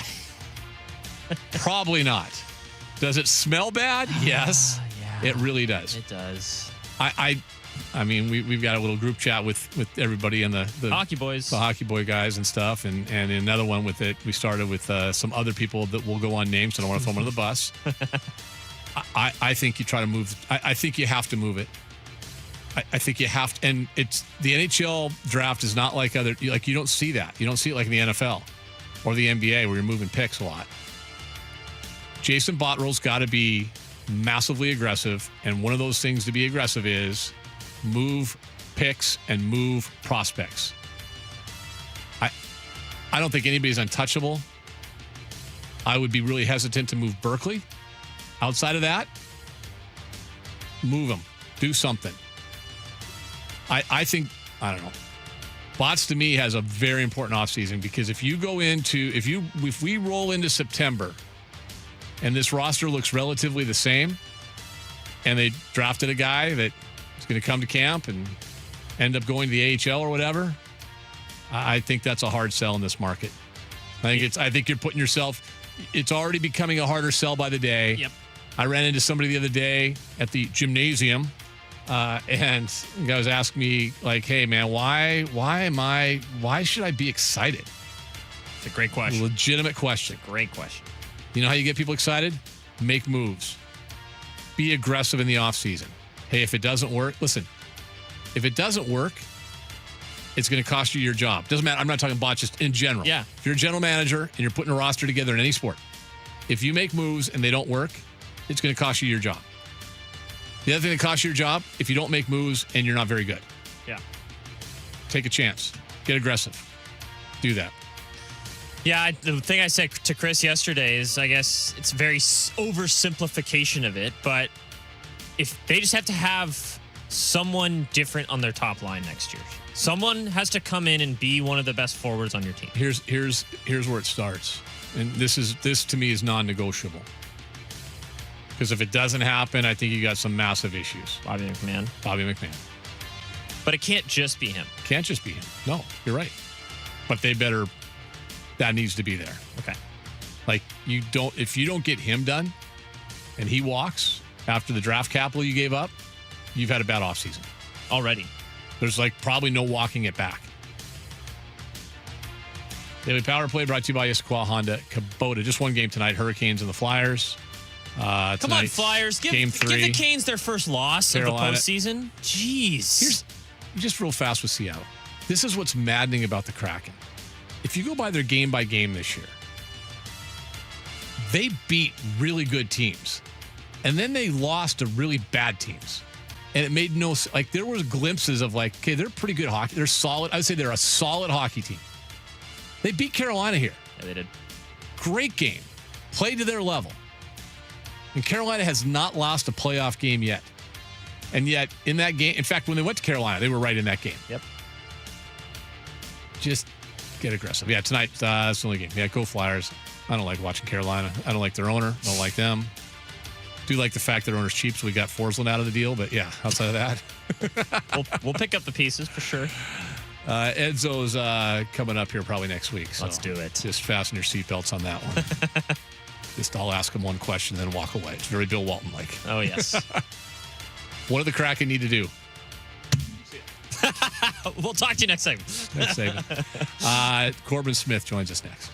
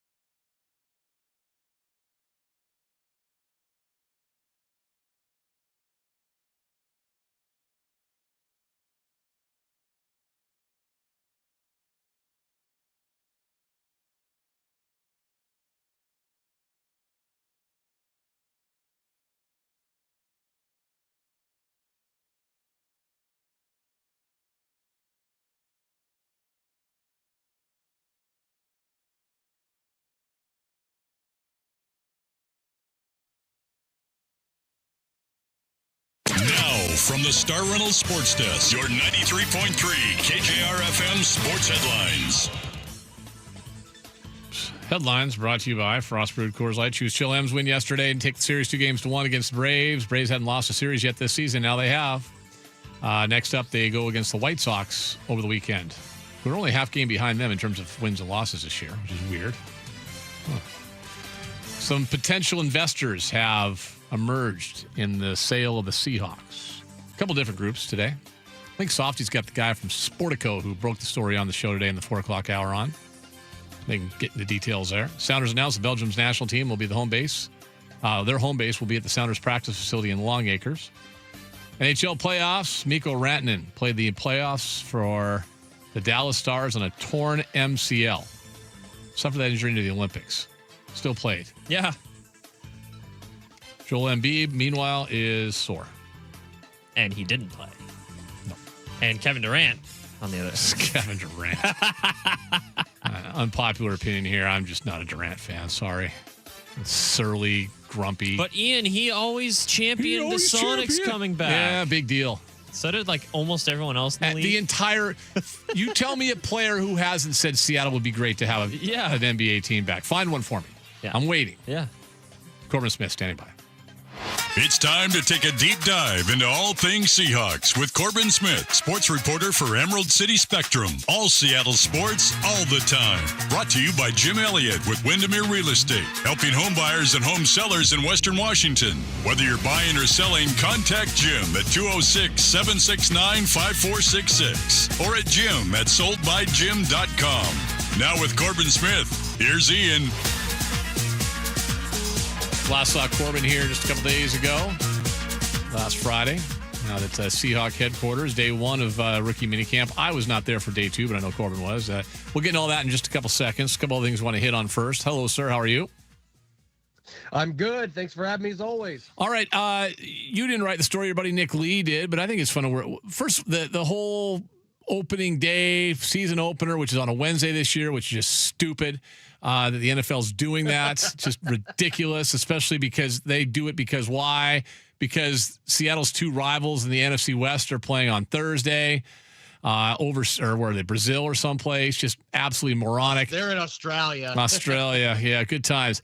So Nick wrote the story on ranking the possible opponents for the opener for Seattle. I'll get your thoughts on if you agree or disagree. He's got Chicago 1, Kansas City 2, Dallas 3, Chargers 4, Patriots, Giants, and then the Cardinals. What do you think? Yeah, I would tend to agree with the rankings there, though. I think from the NFL perspective, the Patriots are probably dead last right now for reasons that are not on the field. Yes. I don't know that they want the Patriots and Mike Vrabel, if he's even on the sideline at that point. I don't know that they want that distraction for the season opener. The Chiefs are an interesting one, except if Pat Mahomes is not ready, right? And so, which is kind of funny. I get, like, first of all, it's your opener, and I know he's the star and all those things. We get all that stuff, but it's funny that how the NFL works its schedule. Let's assume he misses the first 3 weeks. That's a pretty good bonus for anybody who plays Kansas City then, and kind of screws over teams that have to play him later. Yeah, that's, it's one of those things that, the there's randomness to the schedule, obviously, but there's plenty of, I don't want to call them dirty hands, but you got plenty of hands that are getting in there manipulating things to get certain games. And I just find this is based on the sourcing that I've had. I think it's probably very unlikely that Kansas City is going to be that season opener just because of the idea that it is not 100% known if Patrick Mahomes is going to be ready for that game or not. If you had to ask me right now, I'd fully expect he's going to be ready for the start of the season. But the NFL doesn't want to risk the biscuit in that case. Chicago, they don't want to end up in a situation where a backup's playing in the season opener. And I guess waste a Kansas City national game, right? When you're limited to those. On that. Exactly. Right. Chicago seems to make sense because then you just go the offensive guru Ben Johnson, defensive guru Mike McDonald. Yeah, that would be number one on my list. And just because I think those are probably, I mean, the Rams are in the mix too, but your top three teams in the NFC, I think the Bears are definitely in that discussion, and bringing them to town for the season opener, that's going to generate the most headlines, I think, and in terms of star power and talent on both sides of the football. And you'd have the Kobe Bryant reunion game. So, you could have that aspect in there thrown in from a storyline standpoint. I think Dallas would probably be number two in my list right now, just because Kansas City's Mahomes situation. Brian Schottenheimer coming back to Seattle with a defense that should be much, much improved this year after what I thought was a pretty good draft. Corbin Smith joining us in Emerald City Spectrum, emeraldcityspectrum.com. All right. I just double checked. It's still not official from the Seahawks, but we're all assuming Dante Fowler is coming here. What's the latest, and what should we expect from him? Yeah, that deal's pretty much done. They just have to have the actual announcement come out. And this has been, we've been discussing it since mid-April. It just felt like this was just a matter of, hey, we're at the stage of the offseason where teams and players aren't necessarily rushing to get all these deals done. They don't have to. But this has seemed inevitable since that point. And then seeing how the Seahawks handled the draft, not picking an edge, the board just never lined up for them to do that. And they had the Dante Fowler signing in their hip pocket. And I actually think I wrote an article about this in Emerald City Spectrum yesterday. I was looking at the 5 free agents the Seahawks lost. I think the position that they upgraded, at least short term, the most is having Dante Fowler Jr. over Boye Mafe. I mean, he had a 3% higher pass rush win rate last year than what Boye Mafe had. He had 3 times as many quarterback hits. He had more sacks, and he had almost 100 fewer pass rushing attempts in the regular season. He had 10 sacks 2 years ago for Washington, so he's not that far removed from having a double-digit sack season.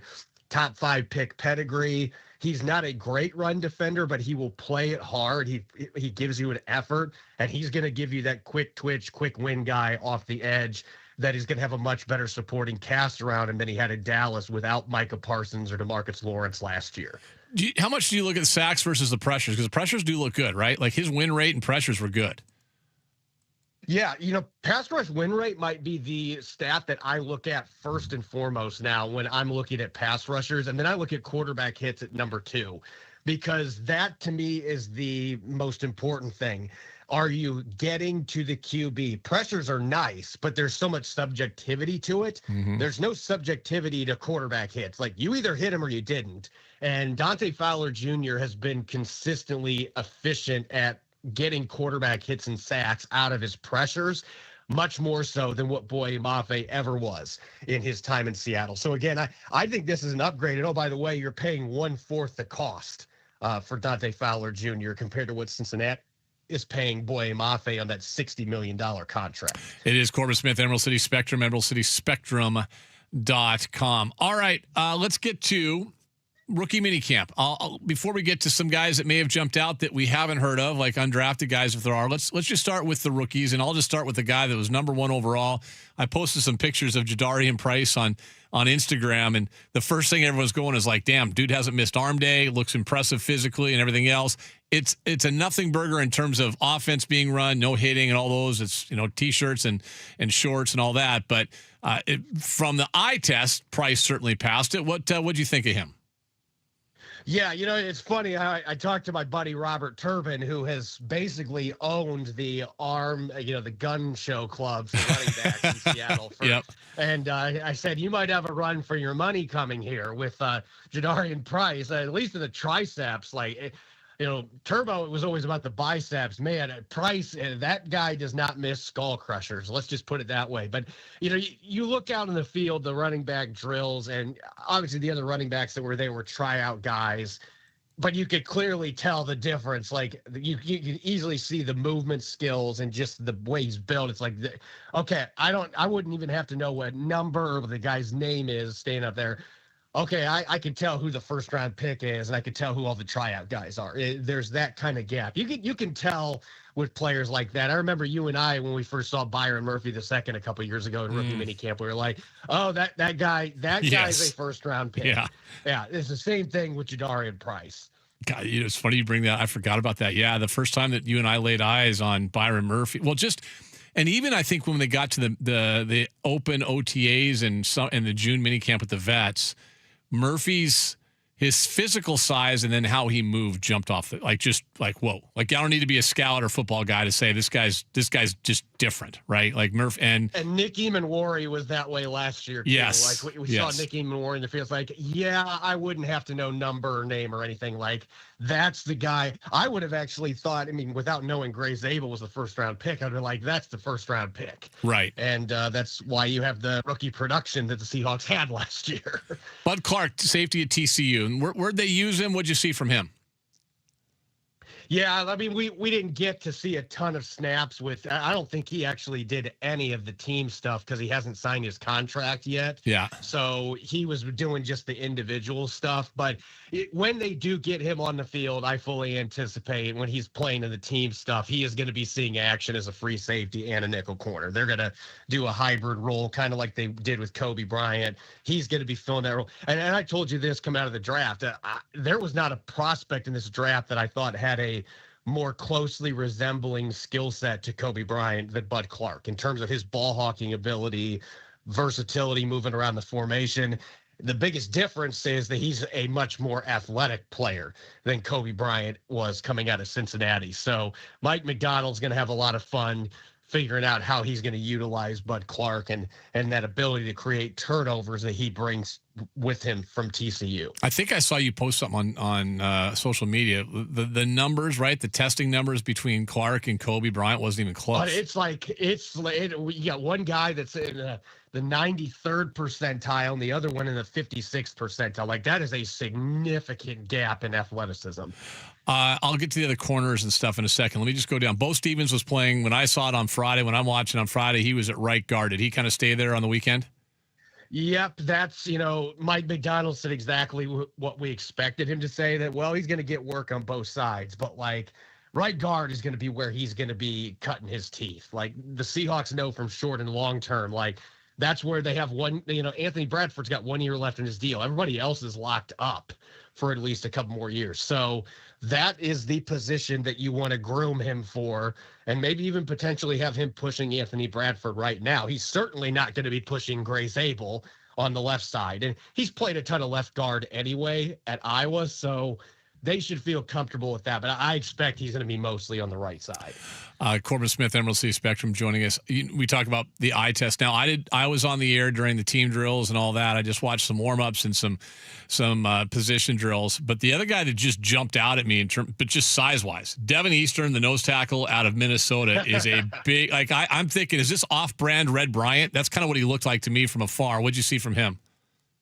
I'm glad you mentioned Red Bryant, because that was the first thing that popped in my mind when I saw him out there. And again, he's standing next to undrafted players and tryout players. And with that said, Seattle has typically brought in some big boys in the tryout ranks. This year, they didn't really have any of those guys that stood out, but he is just such a unique build for a guy that can play nose tackle, 3-tech, base end.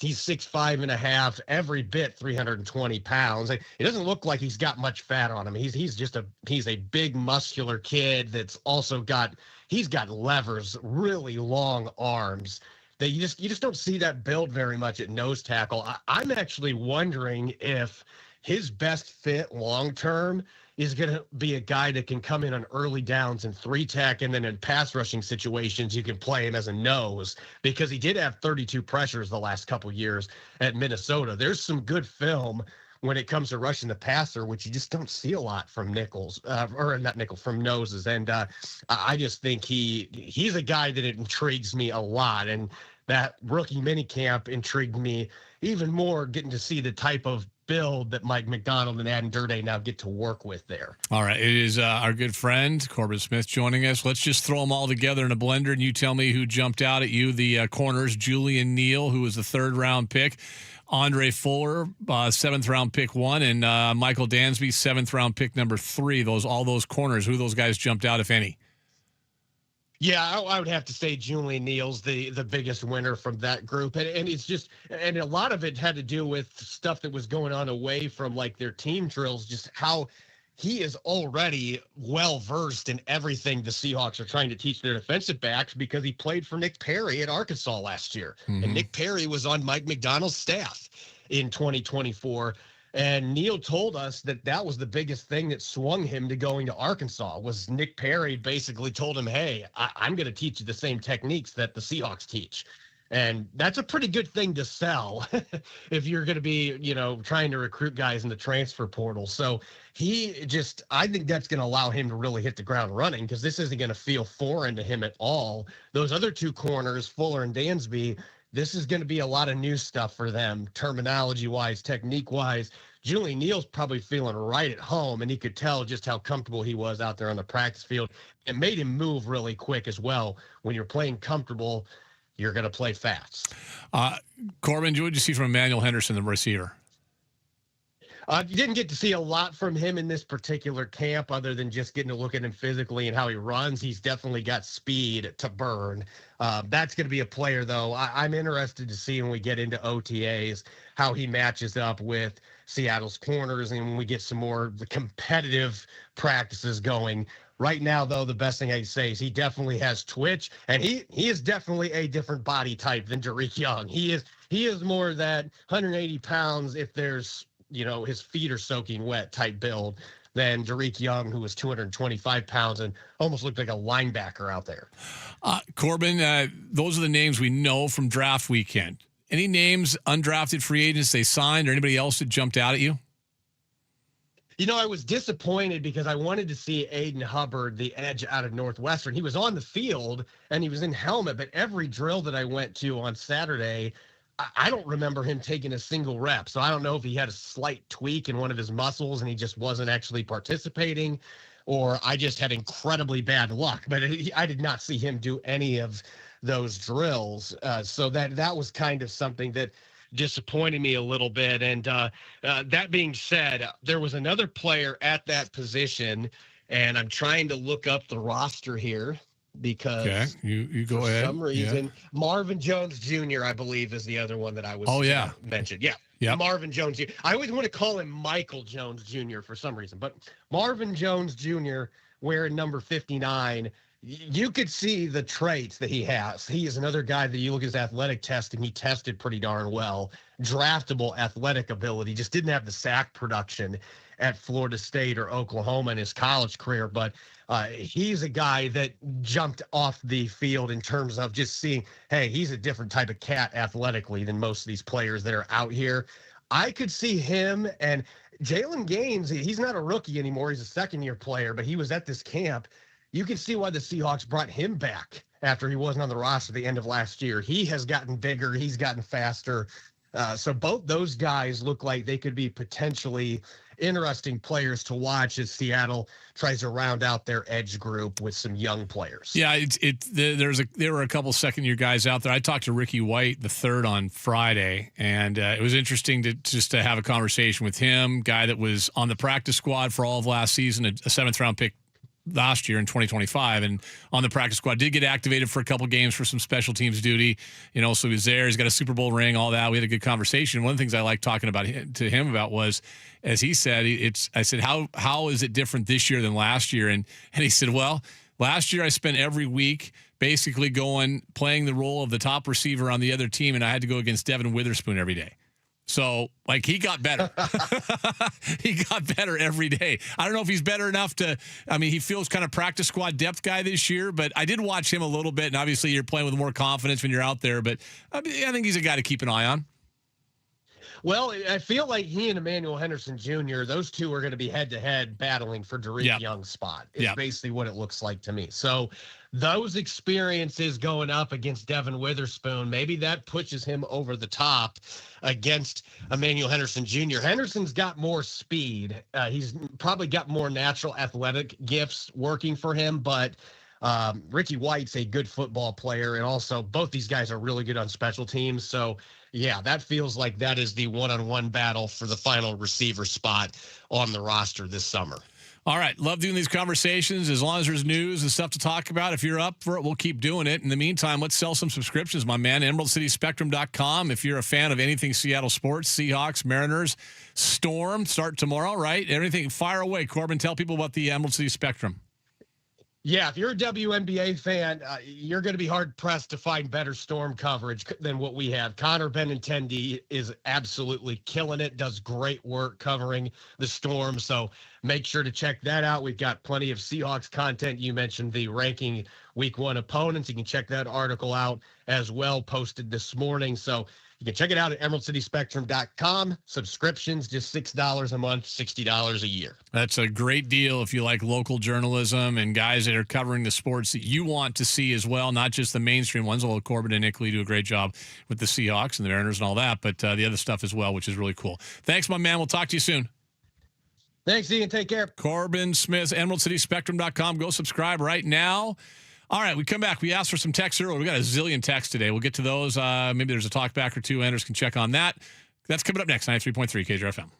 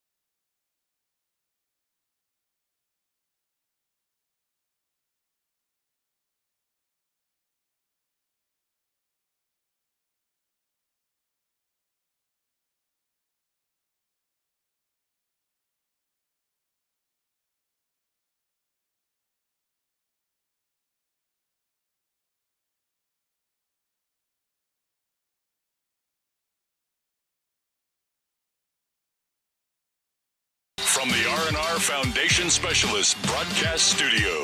Now back to Ian Furness, powered by Seattle's closest sports book, Snoqualmie Casino and Hotel, on Sports Radio 93.3 KJR FM. Hey, y'all, it's me, Clifford, with The Clifford Show, and I can't agree more. Sporting events are expensive. You know what's free? Me, with The Clifford Show, where we talk about live, food, music, and welcome our first guest tomorrow, Dave Mahler with Driving with Dave. Tune into The Clifford Show, where we talk about anything we want, because nobody listens. It's me, Clifford, with The Clifford Show.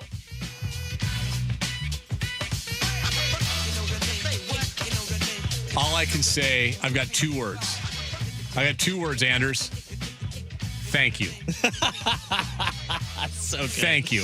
So good. Clifford, thank you. Thank you. Thank you. I wonder if Rob and Rich, the guys that run the show there at iHeart, if they ever heard that, they think it's as funny as we do. I'm guessing not. Probably not. I'm going to guess not. Purple Sheet may not either. I don't know. Luckily, he doesn't listen to our show. He'll tune back in at 3 o'clock today when Softy jumps on. Oh, God. Oh, God. The Clifford Show. So good. Yeah. If you were stranded on a desert island. Oh, jeez. And here are your options. All right. You had, they're just going to play this on a speaker on a loop. Clifford Show, Sarah Spain. Basketball in the Philippines. I'm not even giving you that because you'll pick basketball in the Philippines. I would pick basketball in the Philippines. Your options are 2, sir. Clifford Show, Sarah Spain, I Hate All Men. Probably still Clifford Show, to be gone. I think I would too. Honest. I think I would take Clifford. He might too. have some interesting things to say. Who knows? He might. Well, he's got Driving with Dave on tomorrow. Yeah. I mean, that's great. Kristen Michael was on last week. From the Skagit Speedway. Even better. God. Thank you, Clifford. That's so fantastic. Clifford's right. Sports are expensive. They are expensive. Ian's back. What happened to Chris Crawford? I'm here. So, thanks. I appreciate that, though. Hey, honestly, thanks, Chris, for filling in. You guys, I heard great stuff, great feedback. 3 of you guys had a lot of fun, it sounds like, so very cool. Thank you. Yeah, no, it was good. Happy to, fill the space while you're gone. I know people asked for more Ian. That's why we're a 3-hour show. No, that's not why. says. That has nothing. Stop it. Jess tries to spin that to me, and I'm like, stop it. Just stop it. So I'm sure they were upset when Ian took a couple days off. Oh, stop it. Please keep the dirt coming about Mike and Diana. Honestly, I feel bad that I'm enjoying it this much. Well, now it's just a soap opera. It is. So what's the latest yesterday that they apparently had some sort of vacation together while she was pregnant? Well, yeah. Fairly pregnant too. Yes. Not kind of pregnant. Yes. Let's just listen. What's really the bad part about this, right? Yeah. Do we have at this point any doubt that the child is Rabel's? The one named Mike? That's really gross. And honestly, pretty damn sad. It's really sad.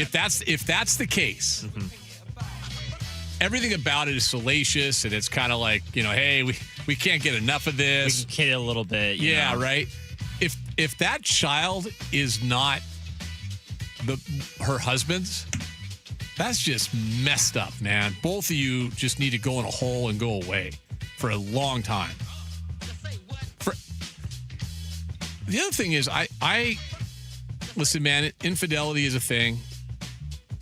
I kind of think it's a thing more in the world of celebrities than it is for normal people like us. Yep. But there's different levels. There's different levels of everything. If you're the Patriots, man, I don't know if you want that guy representing your organization. I know I probably would not. I guess if you put yourself, well, I'll do it tomorrow. But yeah. Ooh. Yeah, we'll do something tease. like that. I like that. 425. Edzo's so great on the playoff broadcast. He's either a great actor. He just gets so much juice from these games. It's amazing. No, that's what he is. Yeah, that's what he is. I was lucky enough to do, I think it was 5 games with him this year, with him next to me in the booth, and he's terrific. And he's got energy. He's got juice. God, he busts everyone's balls in the press box, So good. in the booth up there. We've got a guy, our A2 they call it, basically your floor director up there, kind of runs the show, and then we got 3 guys.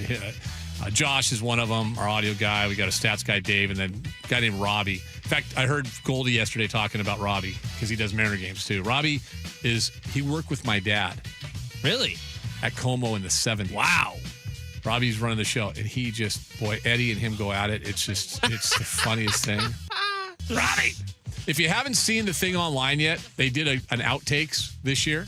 Oh. Really good with Edzo, JT, and John. Great. There's a cameo voiceover from me, and I say cameo, it's like 10 seconds, but it's classic. He's good. Edzo's great. He's a treasure. I'm glad we have him here.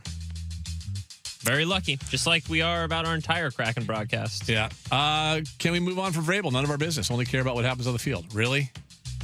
Okay. Stand by for that tomorrow. Get Clifford onto the weekly fantasy questions. Dude. Can you imagine if we added Clifford to the fantasy stuff? Oh. We've got Clifford. Robin Burian. Mike and Edmonds. Ricky in Tacoma. The 2 guys that live in Sultan. 2 Sultan guys. Greg and Graham.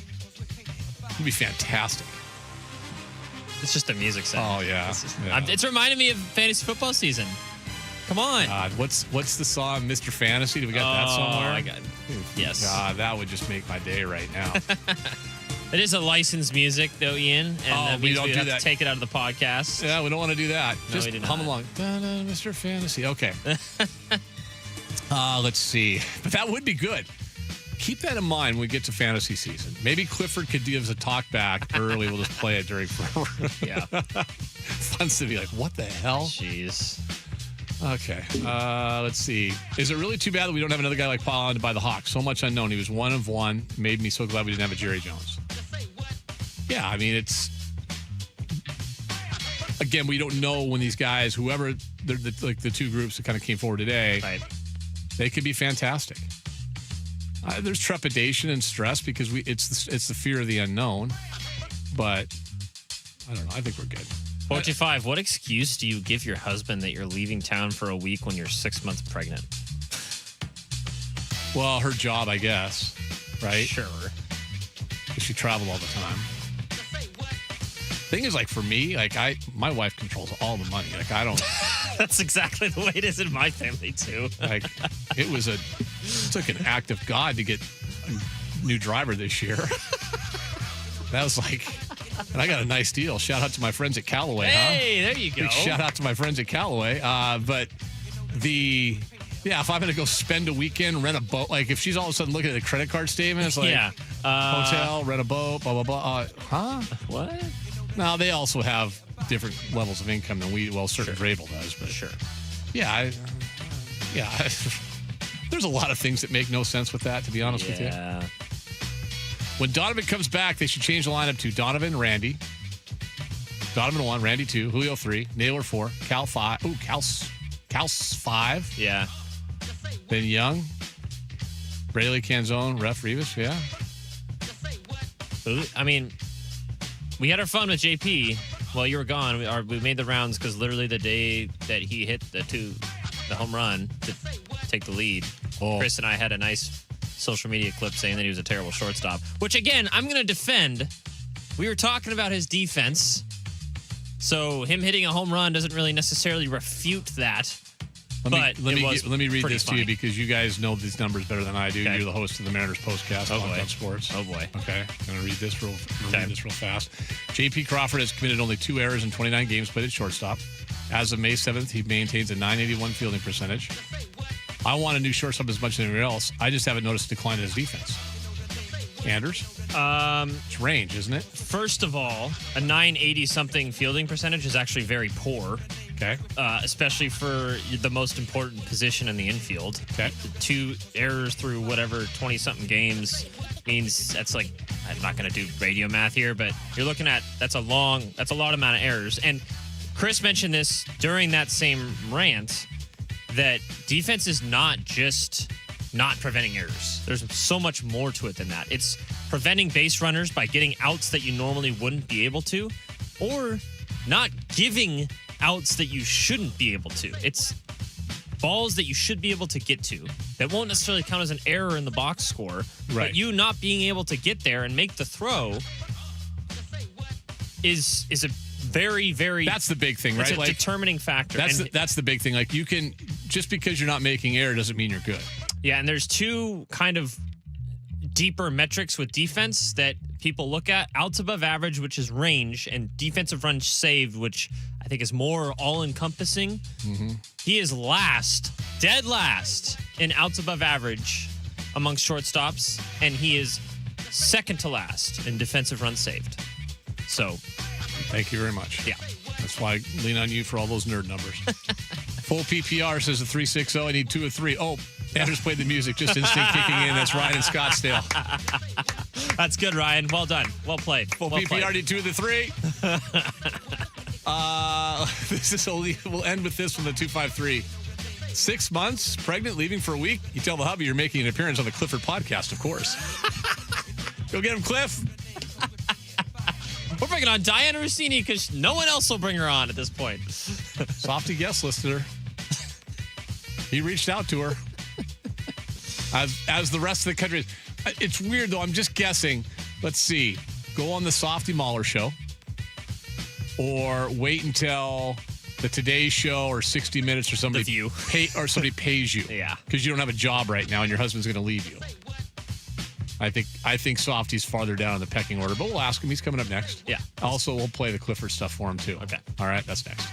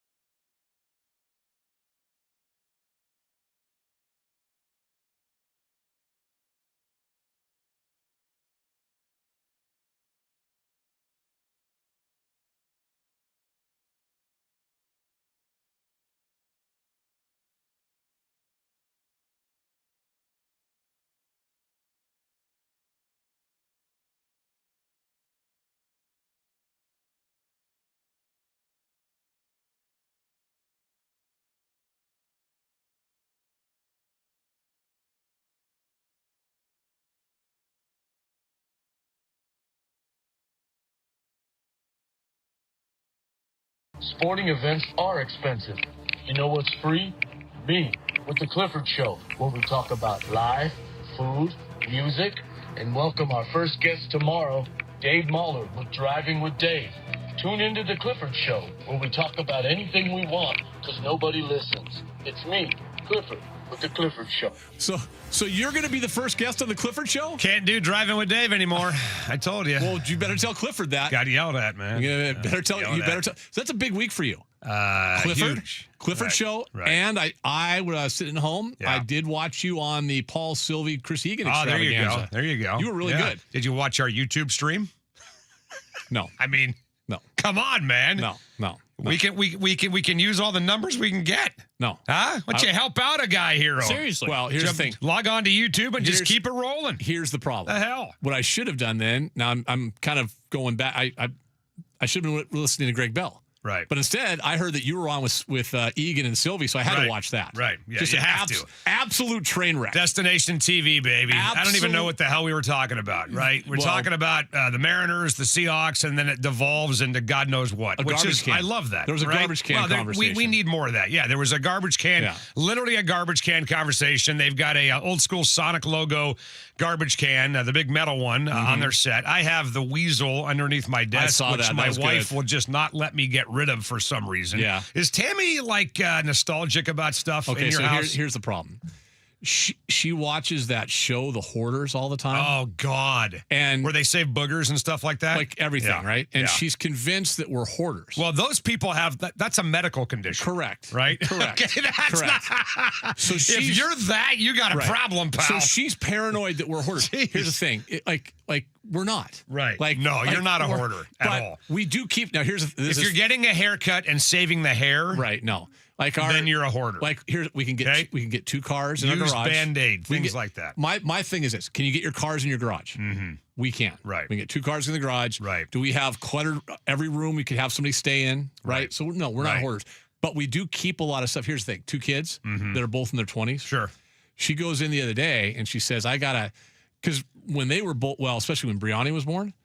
That was all pictures. Like you printed up, like you went to the little, remember the little shack? Oh yeah, the Kodak hut. Or Right. like my favorite, Bartell. Pay less. Go see, yeah. Pay and save, pay whatever. and pack, Right, whatever, right? right. So we've got a zillion pictures of the girl child. Right.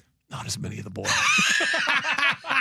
Kiefer, I got to be honest with you, they just didn't care as much, pal. when that's- you were born. Trust me, bone of contention. I think he told Sure. me Big once. bone of contention. Kiefer told me once that you told him that you think he may have been a mistake.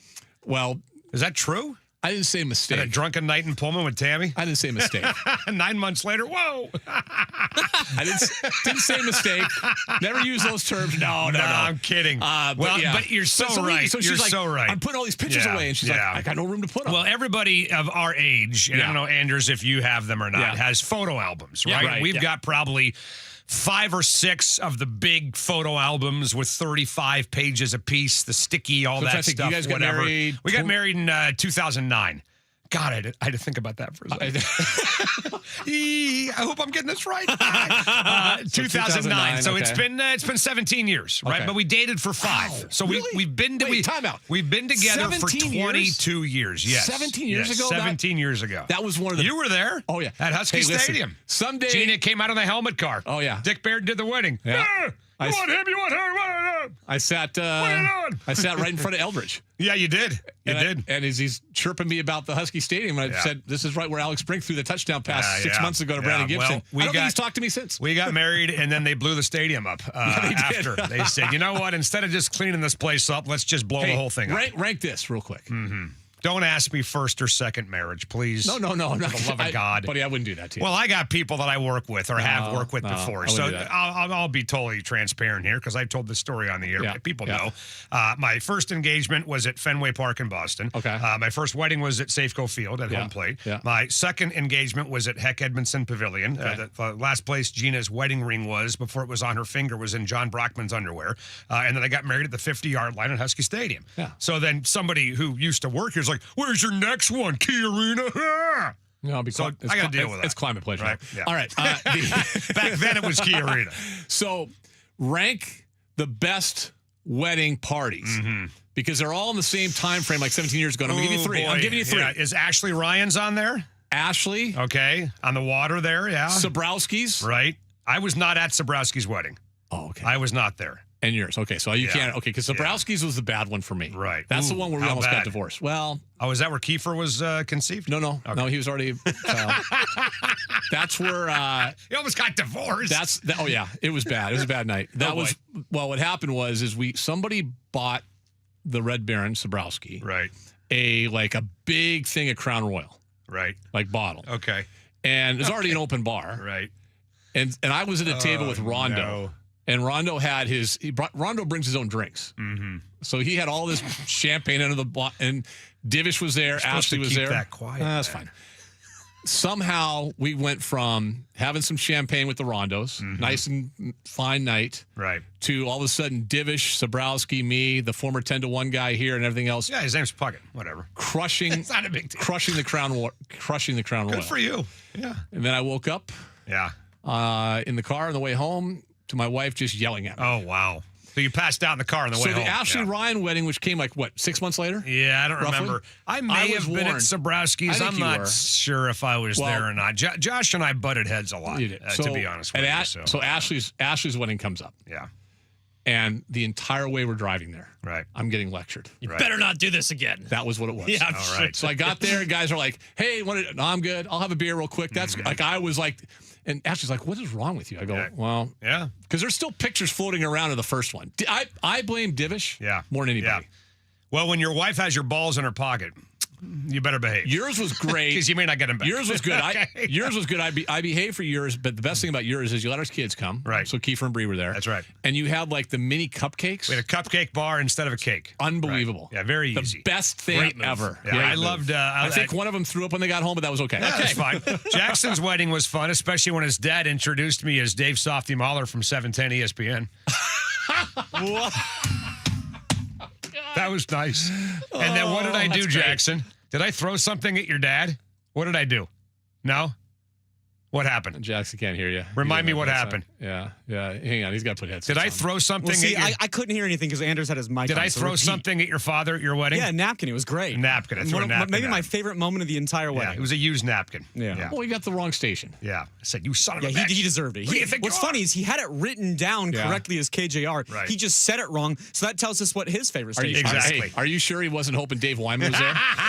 He probably was. Oh, God. Hey, did you play linebacker for the Seahawks? back in the day? Yeah, look at me. Don't I look like a Stanford linebacker to you are you? interesting. I played for the Bears. Well, I wasn't there. It's funny that we're talking about wedding stories because I have busted Millen's balls about this forever. Mm-hmm.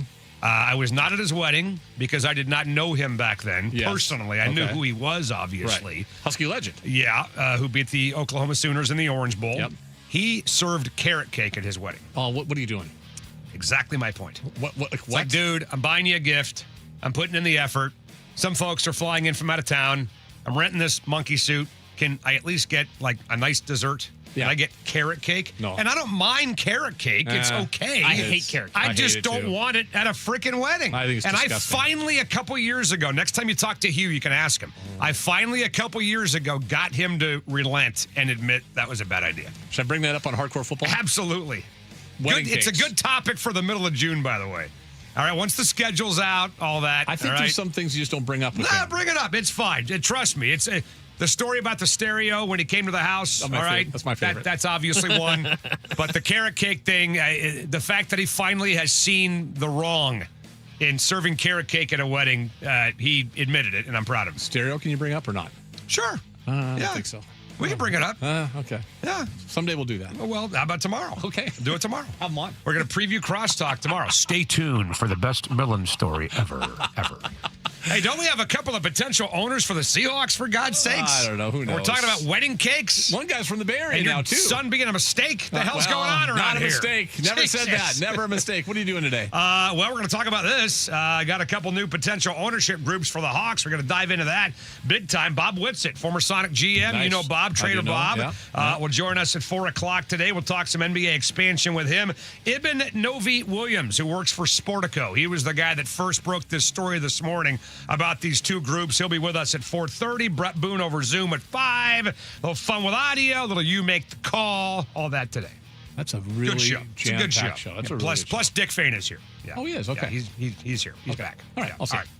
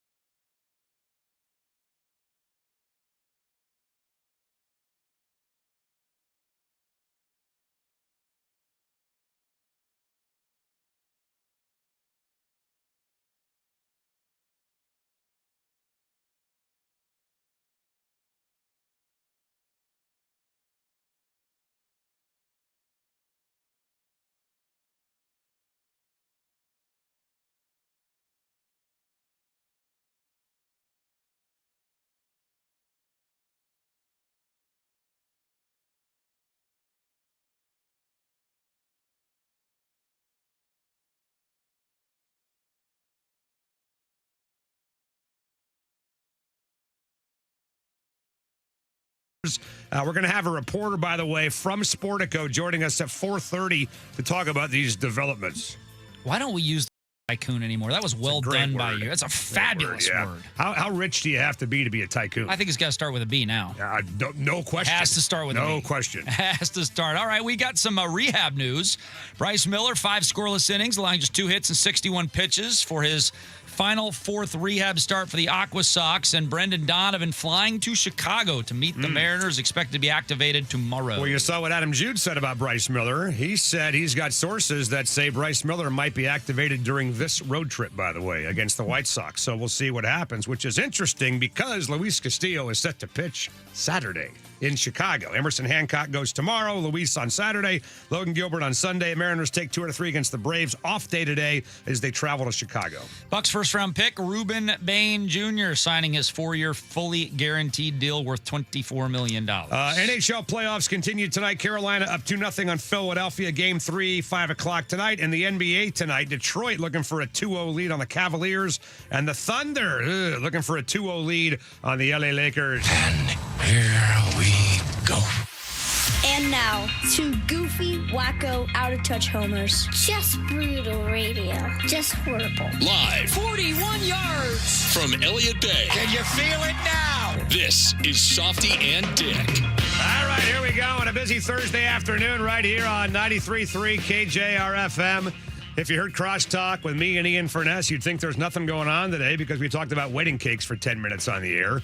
And how his son may or may not have been a mistake, by the way. That was the conversation. Okay. Which of your 2 kids is most likely to be a mistake, Dixon or Aubrey? Don't answer that question, by the way, because I know they were both playing. You love them both. They were both right. Very well, much so. I found out today that Ian Furness likes to get drunk at weddings. So if you want to have free entertainment at your wedding, if anybody out there is getting married, by the way, invite Ian Furness. Okay. He'll put a show on for you. His wife may beat the slop out of him on the way home, but he'll definitely put a show on for you. Now, if a third feigned child appears, definitely unplanned. Yeah, jeez, man. That guy looks like Chuck Powell. What the hell's going on around here? Well, here's what we got. We got a lot to get to, man. Bob Witet, Trader Bob, he's way before your time, Jackson. Holy moly. He was the guy that drafted Gary Payton, drafted Sean Kemp, hired George Karl. I think he may have brought on Sam Perkins as well to Seattle. Hired Mike Holmgren with the Seahawks, all that stuff. He is a guy that before Todd Lewicki probably was known as one of the most influential executives in Seattle. Don't you think? Absolutely. And then the Seahawk thing didn't go so well with Bob. Obviously, Bob was a part of the Paul Allen family, right? No question about that. But there's no disputing what he did for the Sonics. I mean, the guy was the architect of a Western Conference championship team that, if not for Michael Jordan, the Chicago Bulls may have won an NBA title in '96. And I think about this all the time, Dick. What would have happened if the Sonics would have played? Who was the second best team in the East that year? Detroit, whatever. Yeah, I don't even remember. Whoever it was. Let's say they play them. Indiana. Yeah, let's say, right, Reggie Miller. Let's say they play Indiana and not Michael Jordan, and they win the NBA title.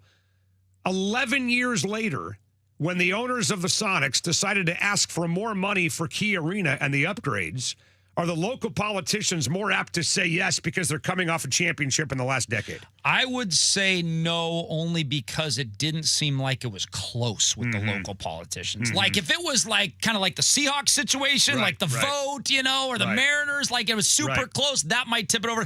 The local politicians scoffed at Howard Schultz. Which is part of the reason we were where we were. And I don't think that would have changed that much. Maybe there would have been more support, but I don't think a title versus a Western Conference title would have tipped it over the edge. The Orlando Magic were the second best team in the East that year with guys like Shaquille O'Neal and 3D Nick Anderson, by the way, right? So Penny Hardaway was on that team. Horace Grant was on that team. Former Sonic was on that team. Remember Anthony Bonner? Sure. He was on that team.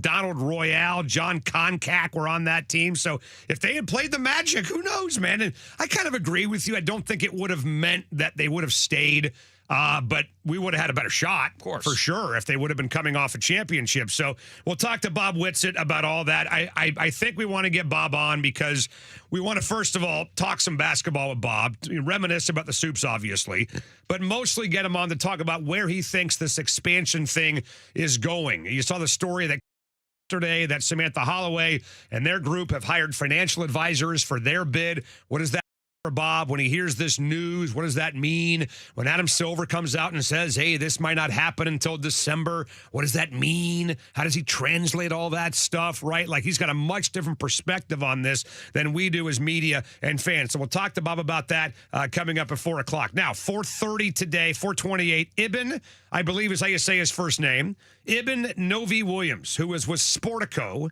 him and his partner were the first to report that there were 2 new potential Seahawk ownership groups getting floated around. This came out this morning around 8:30, 8 o'clock in the morning.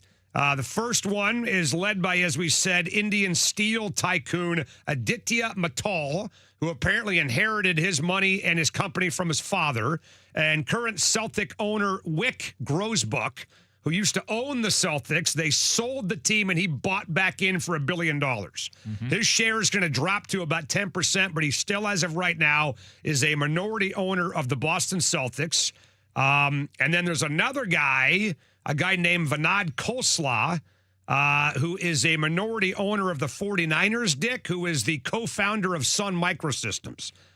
Went to Stanford, based in the Bay Area, all that. So I'll be honest with you. I just put this story out there this morning, and the immediate reaction that I got from a lot of people on social media was, please, God, no.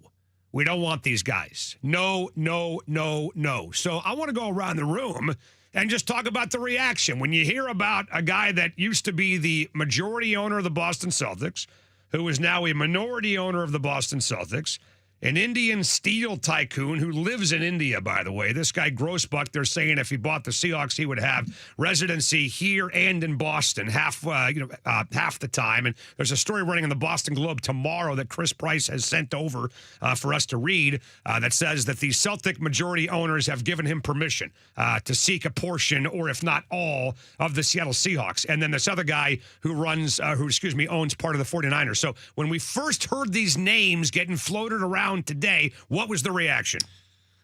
The reaction from me was, okay, let's find out a little bit more about these names. I mean, I immediately went to the computer, right? And did some digging. I was pleasantly surprised that Grousbeck's term as the Celtics majority controlling owner netted 20 playoff runs in 23 years and 2 championships. Right. So I was like, okay, he's not only has he been in the sports world before, he's been extremely successful in the sports world as well. And then when I saw this most recently with Khosla, I mean, he's 71 years of age, and I can't. He doesn't look it, does he? No, but he looks great. But he's 71, and I can't find any. Has he owned any?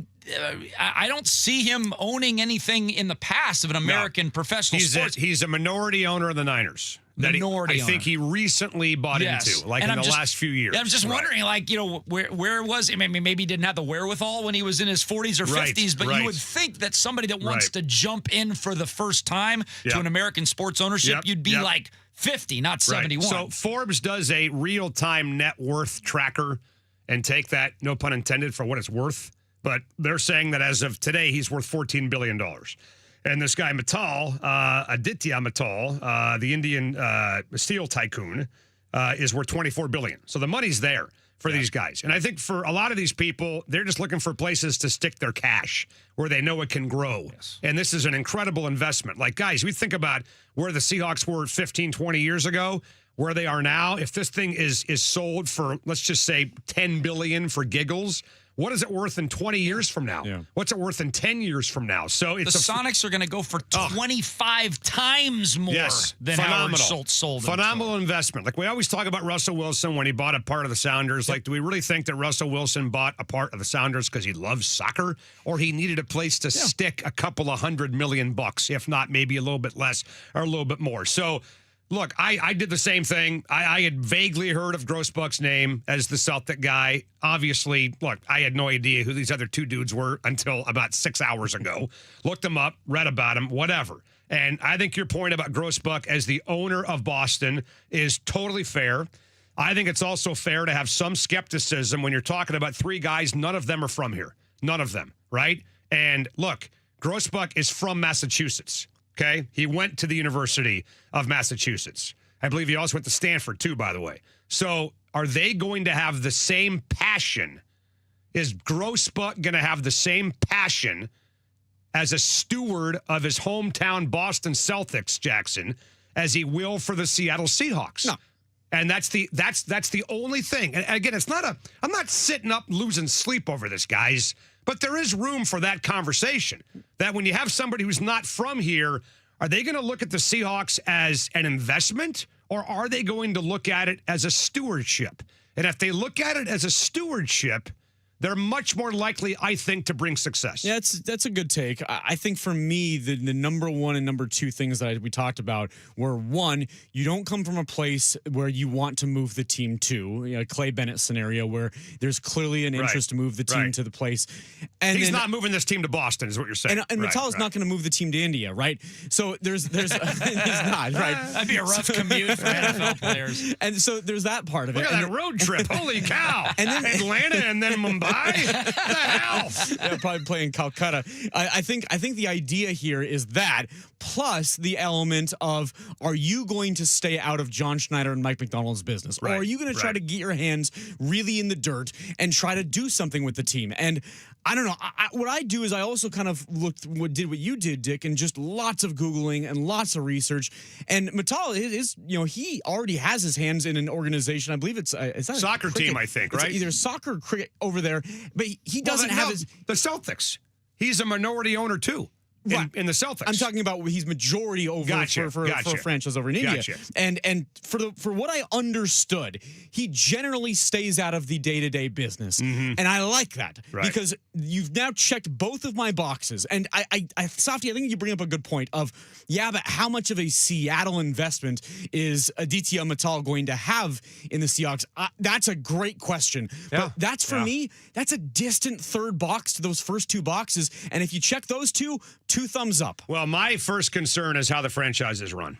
I'm not concerned about him moving, and maybe it should be, right? Maybe I'm being naive, and we've gone through that, right? Like, there's nobody in the country. Well, there are fans that have lost teams before, but if there's anybody who's got a reason to make that their number one priority and their number one fear, it's kind of us, right? Because of what we went through 18 years ago. But this just feels different, right? This is the Seahawks. This is the NFL versus the NBA. I'm not waking up concerned about the Seahawks moving. Although I will say, when that time comes, when the ownership group asks for money from the public and they don't get it, and it times up with the lease expiring, and there's a stadium being built somewhere else. I mean, it might not happen for 15, 20 years from now, but Dick, we never in our life thought the Sonics would move to Oklahoma.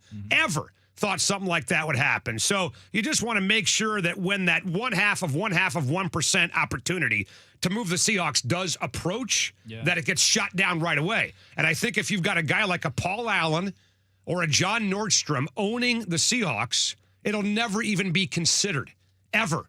But if you have a guy from Boston and you have a guy from India, or you have a guy from California who was born in India, are they maybe just 5% less apt to maybe say the hell with it and get out and move a franchise? But again, I'm not worried about that right now, but I do see the argument. My concern is how the team is run. And I do think it's going to be very difficult, guys, no matter who buys the Seahawks, to duplicate, Dick, what Paul Allen just did. You can argue at the time of his death he was the best owner in the NFL, and we certainly can argue, and I think win every argument, that he's the best owner this town's ever seen.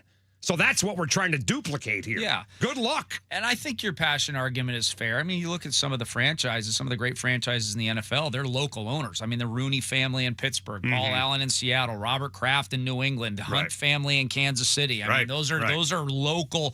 But I think we're moving into an era now where NFL teams are getting so expensive that, now it's just mega billionaires from There's only everywhere a few that can afford buying. it. Exactly. And so most NFL owners are not from the city that they own the team. Yeah. I mean, the old school ones are. The ones that have had them forever are. But most of the new sales are not. Teams aren't being sold to a person in that city. Well, and some of those teams are absolute disasters. Yeah. Right? Jaguars. I mean, once you ask my cousin Evan how he feels about the guy that runs the Jets, Ask the Brown fans how they feel. Ask Cowboy fans how they feel about Jerry Jones. Now, Jerry is he's a Midwest guy. He's a Texan, but he's from Arkansas originally. But, I mean, just because you have the money doesn't mean that you know what the hell you're doing. Jerry Jones has plenty of money, but he sticks his nose where it don't belong. He's not smart enough to know what he don't know. And that's the cool thing about Grosbuck, if I'm going to say something positive about the guy, because I feel like it's all been like concern. Chris Price, our buddy from the Boston Globe, sent me a text this morning, and he said he's a decent guy. Took him a few years with the Celtics to understand that he needed to get out of the way and let the basketball guys make the basketball decisions. So eventually he became the guy that you're talking about. Yeah. But in general, a pretty good owner who also carved out a nice niche with his charity work in the Boston area. I was wrong. He went to Michigan, by the way, not UMass. So anyway, again, I mean, would you feel... strike against him. Right? Yeah. Would you feel more comfortable about if we're just talking about somebody who wants to win, right? Because, guys, let's face it. Most of the people that we're talking about that will buy the Seahawks have plenty of money. They've got the money to retain John Schneider. They got the money to hire a Pete Carroll. They got the money to hire a Mike Holmgren. They got the money to build a world-class practice facility, right? That's not going to be the issue. The issue is, will they have the desire to do it? And the more local they are and the more passionate they are about this thing, I think the more the desire is going to be there. And I just, again, we'll have to wait and see. Like we said, there's nothing we can do about it. But is Wick Grosbuck and Aditya Mittal going to have the same passion for a Lombardi trophy as Steve Ballmer would, for example, if he bought the team in Seattle? I don't know, but Steve Ballmer's on the Clippers for a long time, and they're perennially first-round exits in the playoffs. Yeah. So, I mean, the passion doesn't always equal. It's 100%. It's who you hire. 100%. That's what equals championships, not the passion, right? So Is he cheap, by the way? Why aren't the Clippers winning? Is it more difficult in the NBA than it is in the NFL, you think? Yes. You got to win the lottery. Right. You got to win the lottery or be in a city that free agents want to go. Right. Los Angeles isn't? No, it is, but I do think Dick's but the Clippers aren't. It's tougher. It's tougher to. I think winning in the NBA, once you're mired in mediocrity in the NBA, it's really hard to get out. Brutal. The NFL has it set up where you can get out fast. I mean, the Sonics were stuck there in the last 10 years of their existence. They were stuck there. Big reason why they're gone. You and I were talking about that the other day, that Jackson, I don't know how much you remember about 2006, 2007, but near the end, people didn't give a damn about the Sonics. I mean, they were getting nothing for ratings. They were a zero. And then they got Durant. Right. And there's all of a sudden, oh, wait a second, we might have some up too late. Yeah. Well, look, I mean, here's the thing. More stories like this are going to come out. Guys, it's certainly possible that in the next 3 to 4 months, by week 1, we have a new owner of this football team. Absolutely. And who that owner is, I think, honestly, and again, it's not like we get to vote on this, right? Not like fans like they do the Sounders over there with their, GM job or whatever the hell it is. But I think Seahawks fans should be massively concerned with who this person is and massively invested and interested in who this person is. And look, I mean, I don't know. I mean, I hope the Allen estate feels the same way, right? Like finding a wealthy person, Dick, as you said, tycoon, whatever, billionaire, whatever, finding a wealthy person to buy the Seahawks is not going to be the problem.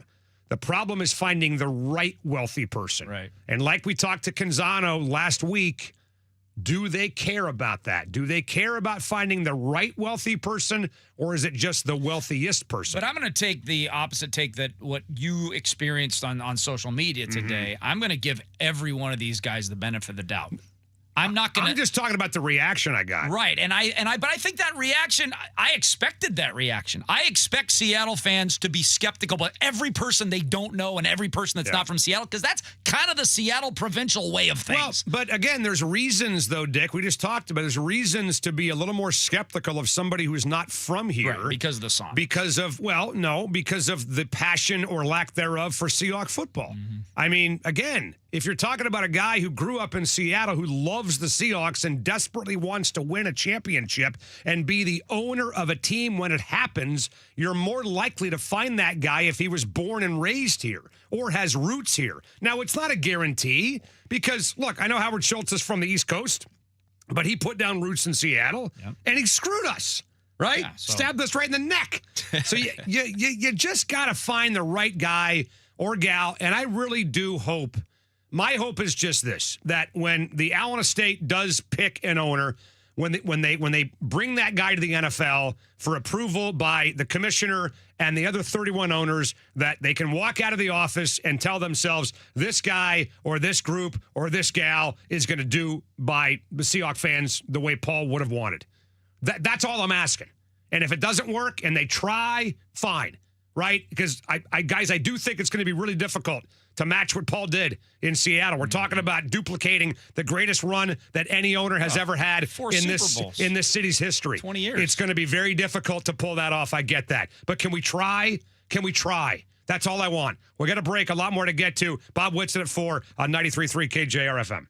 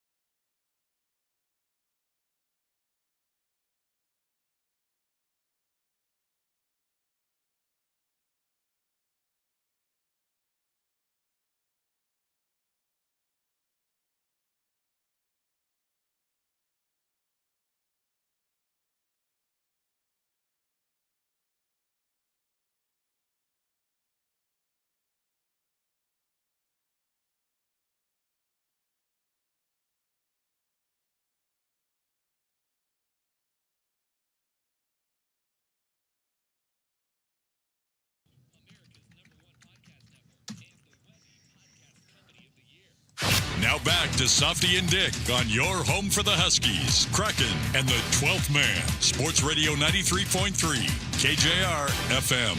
All right, happy Thursday, everybody.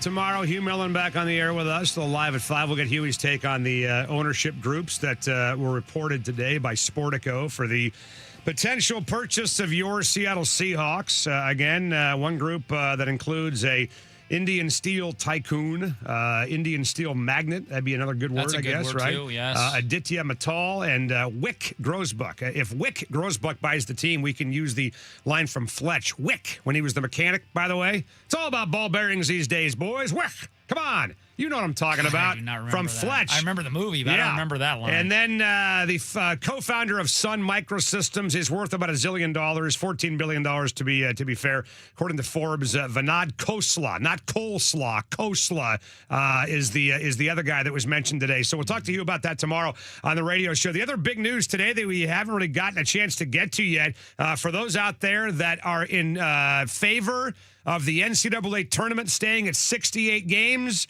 I'm sorry, that is not going to happen. They approved it today. It is going to 76 teams starting next season. It's the first time the men's tournament, Dick, has expanded since 2011, and the first time the women's tournament has expanded since 2022. I don't know if I ever remember a sports league doing something that nobody wanted. Yeah. Right? I mean, the NFL Not the playoffs media, going to not the 7. coaches. Some folks were against it, but okay, fine, whatever. NBA playoffs, NHL playoffs. Nobody wants this. Well, not only does nobody want it, the coaches are coming out and saying, we weren't even consulted. Well, too late. It's done. I mean, Tom Izzo came out today. Mark Few came out today. Mark Few is like, you know what? It should be a special thing to make the NCAA tournament. And, I don't even know if 68's all that special to make them, but it's more. I agree. It's whatever percentage, 10% more special than 76 is. So, I mean, it's unfortunate. I guess if you want to paint some sort of silver lining, Husky fans should take note. Because really, the Huskies are the type of program this helps. We got a shot. This doesn't help Duke, Kentucky, Gonzaga, Kansas. No. And it doesn't help the teams that are perennially awful. Right. Right? But it helps teams like the Huskies, whose Danny Sprinkle has had, especially this last year. I mean, in the 50s and 60s in net ranking most of the season. I mean, these are the types of teams that have a chance now. The 9th, 10th, 11th place team in the Big Ten or the ACC, those are the teams that are going to make the 69 through 76. Well, here's the thing. First of all, what I'm feeling as you say that is that they're taking pity on us, right? Okay, let's expand it so everybody can get in now. I don't like that feeling. And then number 2, you mentioned the net rankings, right? Bring up the net rankings real quick, will you, Dick? Yep. Bring them up from last year, because I'm looking at the Big Ten standings last season, and I think the team that was left out of the NCAA tournament first, so the first team out was Indiana, and they were 9-11. Like Iowa made it, right? Ohio State made it, UCLA made it, and then everybody else, Purdue, Wisconsin, Illinois, Michigan, Nebraska. And Indiana had a 41 in the net. Indiana went 9-11. Where was Minnesota in net ranking last year? Where were they? Minnesota. Let's see. The Huskies, by the way, were they were 55 at the end of the year. Okay. All right. Because first of all, while you're doing that, the NCAA tournament, I'm not saying you, but people, this is not about the best 68 teams in America. No. I mean, when you have conference champions and, automatic bids, it's never been about the best 68. Minnesota was 82. Okay. Well, Minnesota finished 8-12, and they were in front of Washington in the Big Ten. So here's my point. My point is this. Are we going to throw a party if Danny Sprinkle goes 8-12 in the Big Ten, makes the NCAA tournament, and then gets bounced on that first Tuesday? There will be people who will throw a party.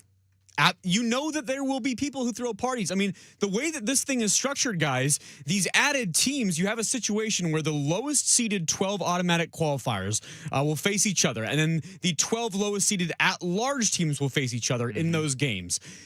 They will, all 12 of those teams who are the lower seeded at-large teams, which include Washington, they will all throw parties. I think it depends on who it is. I don't know who said that first. It may have been you, Dick. It may have been somebody else. It may have been DeCourcy. If it's a team that has any type of tradition at all, then they won't. They're not going to give a damn.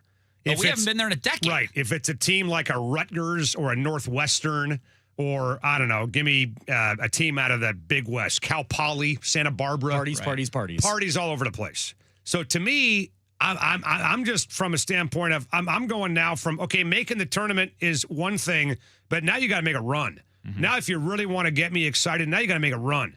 Because being the 76th team and going, what we say, 8-12 in the Big Ten and making a 78-team field and then losing on Tuesday or Wednesday, I'm sorry, that does nothing for me. Yeah. Nothing.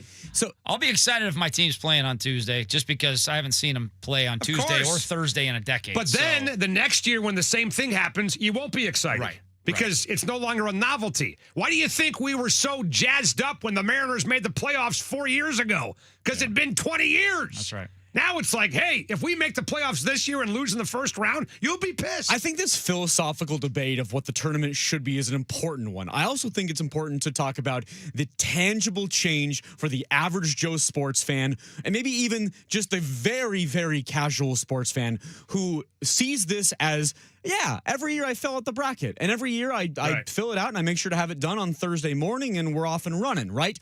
There are now going to be all of these extra games taking place on Tuesday and Wednesday. Right. It's cool if you say, all right, none of those games matter. You can fill out your bracket towards Thursday. Sure, you you can. Yeah. Sure. Automatic winner, you move on. I worry how many and how often it's going to be the case of, oh, there's so many games. Everybody, you need to get your bracket in by Tuesday. Because if that happens, then there's a tangible effect to the casual sports fan. It didn't happen that way the last time. I know, Why would it happen this time? Because there's way more games now. But I think you guys are right. First of all, the bracket contests, if that's your biggest concern, will adjust, right? Maybe some will do it that way. Yeah. Maybe some will make you pick every game, right? Maybe you'll do one of each. But I think the bracket contest will adjust. I think from a gambling perspective and I think from an engagement perspective, the NCAA loves this because you're just having more people fill out brackets, more people watching, more cities across the country being invested. I don't really give a damn about Tuesday, Wednesday. I just ignore it. Right? Unless there's a big upset like the Miami of Ohio story was fun. But I feel like I'll be able to just ignore it and get to Thursday like I always do, unless my team is playing in it. And again, for the first year or two, it might feel like a bit of a novelty. But I mean, who is that? Like Indiana, for example, right? That's a great example. You think Indiana fans will care if they make the tournament and play on Tuesday? They're Indiana. No. They won't give a damn. I disagree because they haven't had an enormous success in the tournament for a while. But they're pissed about that. Now they're still Indiana. They're not going to give their coach a pat on the ass for making the tournament and losing on Tuesday night, Jackson. I would argue. Guarantee. I would argue they would because it's fresh people and part of that program. Yeah. It's fresh coaches. I think you're wrong. It's fresh students. I think you're wrong. And they will. I'm sorry. The students will party because they've never experienced that before. I'm sorry. I think you're wrong. I think there's going to be people that will enjoy it, but overall, Indiana frickin' University is not going to give their coach credit for making the tournament and losing on Wednesday night. Now, they get there and make a run. That's a different story. Not at Indiana. I mean, I'm a basketball fan first, and I don't think this tournament starts till 9 a.m. on Thursday. Right. I mean, I just don't. I mean, yeah, if there's an 11 versus an 11 game and we're sitting here doing the show on a Tuesday, we have it on the television, but I'm not paying attention to it. Hey, if it's a 30, it's a 2-point game with 30 seconds left, okay, I'll watch the last 30 seconds. And like you said, Miami of Ohio, whatever, that story was cool. But like it doesn't, and it's still not going to start for me unless Washington's playing. It's still not going to start for me until 9 a.m. on Thursday. How many times have we made the tournament, by the way, since 2000 and let's just say 2012? The last 15 years. Once or twice. Okay, Indiana's been there 6 times. I mean, and they've got championships and Final Fours. There are teams like that, Jackson, that will celebrate that used to have history, but now don't have history anymore. A team like Kentucky, for example, if they get in and they're 7-11 in the SEC or whatever the hell it is, they're not going to care. So I think unless they make a run. We're saying different things. What I'm saying is the students on that campus will have parties because their team is playing in the NCAA tournament. Of course. Because those students, they refresh every 4 years, have not seen that for a few years. I'm talking about the fan base overall. Well, I mean, and students get fired up if they give away free Twinkies. I mean, honestly, like we got students waiting online in the cold for free donuts outside Alaska Airlines Arena. The school will put on parties that students will go to. Yes, but I don't think it's going to improve anybody's resume. Oh, no. In the eyes of the media, in the eyes of the fans. No. That's my point. I mean, if you're talking about what will it take for a student to go out and get drunk and light a couch on fire on a Friday night? That's a very low bar for a lot of places. I'm talking about the way we as fans overall feel about where our basketball team is at. And I just think, again, it's going to be fun for some teams that have no history whatsoever. But for teams that expect more, this is now truly, Dick, I think, going to be about making a run when you get there. Yeah, and especially now, I mean, you're not building programs anymore. You're literally, you should be expected. Fan bases now should expect their coach and their general manager and their athletic director to build me a winner today. Yeah, right. I mean, microwave me a winner. And so being a part of a 76-team playoff or whatever, how is that helping? Yeah, we're going to break. A little fun with audio next on 93.3 KJR FM.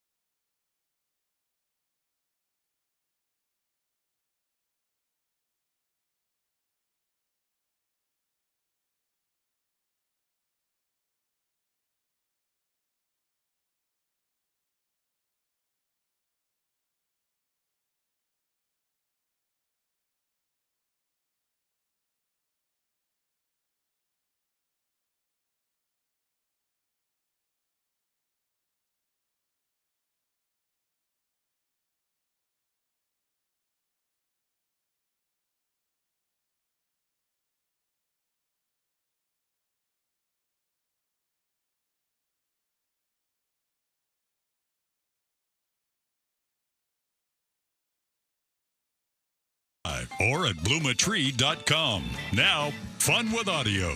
Here's Softy and Dick. All right, here we go. A busy Thursday continues right here on 93.3 KJR FM. I tell you what, if I smash my knee on this thing one more time underneath this table. It didn't get fixed? I am going to take this hard drive and throw it at the window, okay? If anybody goes by Elliott Avenue and sees a hard drive bouncing off the train tracks and you can't get on YouTube, you know why. This is ridiculous, man. I'm gonna file a workman's comp claim in here, for God's sakes. Anyway, here we go. A little fun with audio / hey, did you hear that? Hey, Dick, did you happen to hear that? What's it? What's that, Dick? We start with our friend Bobby Wagner.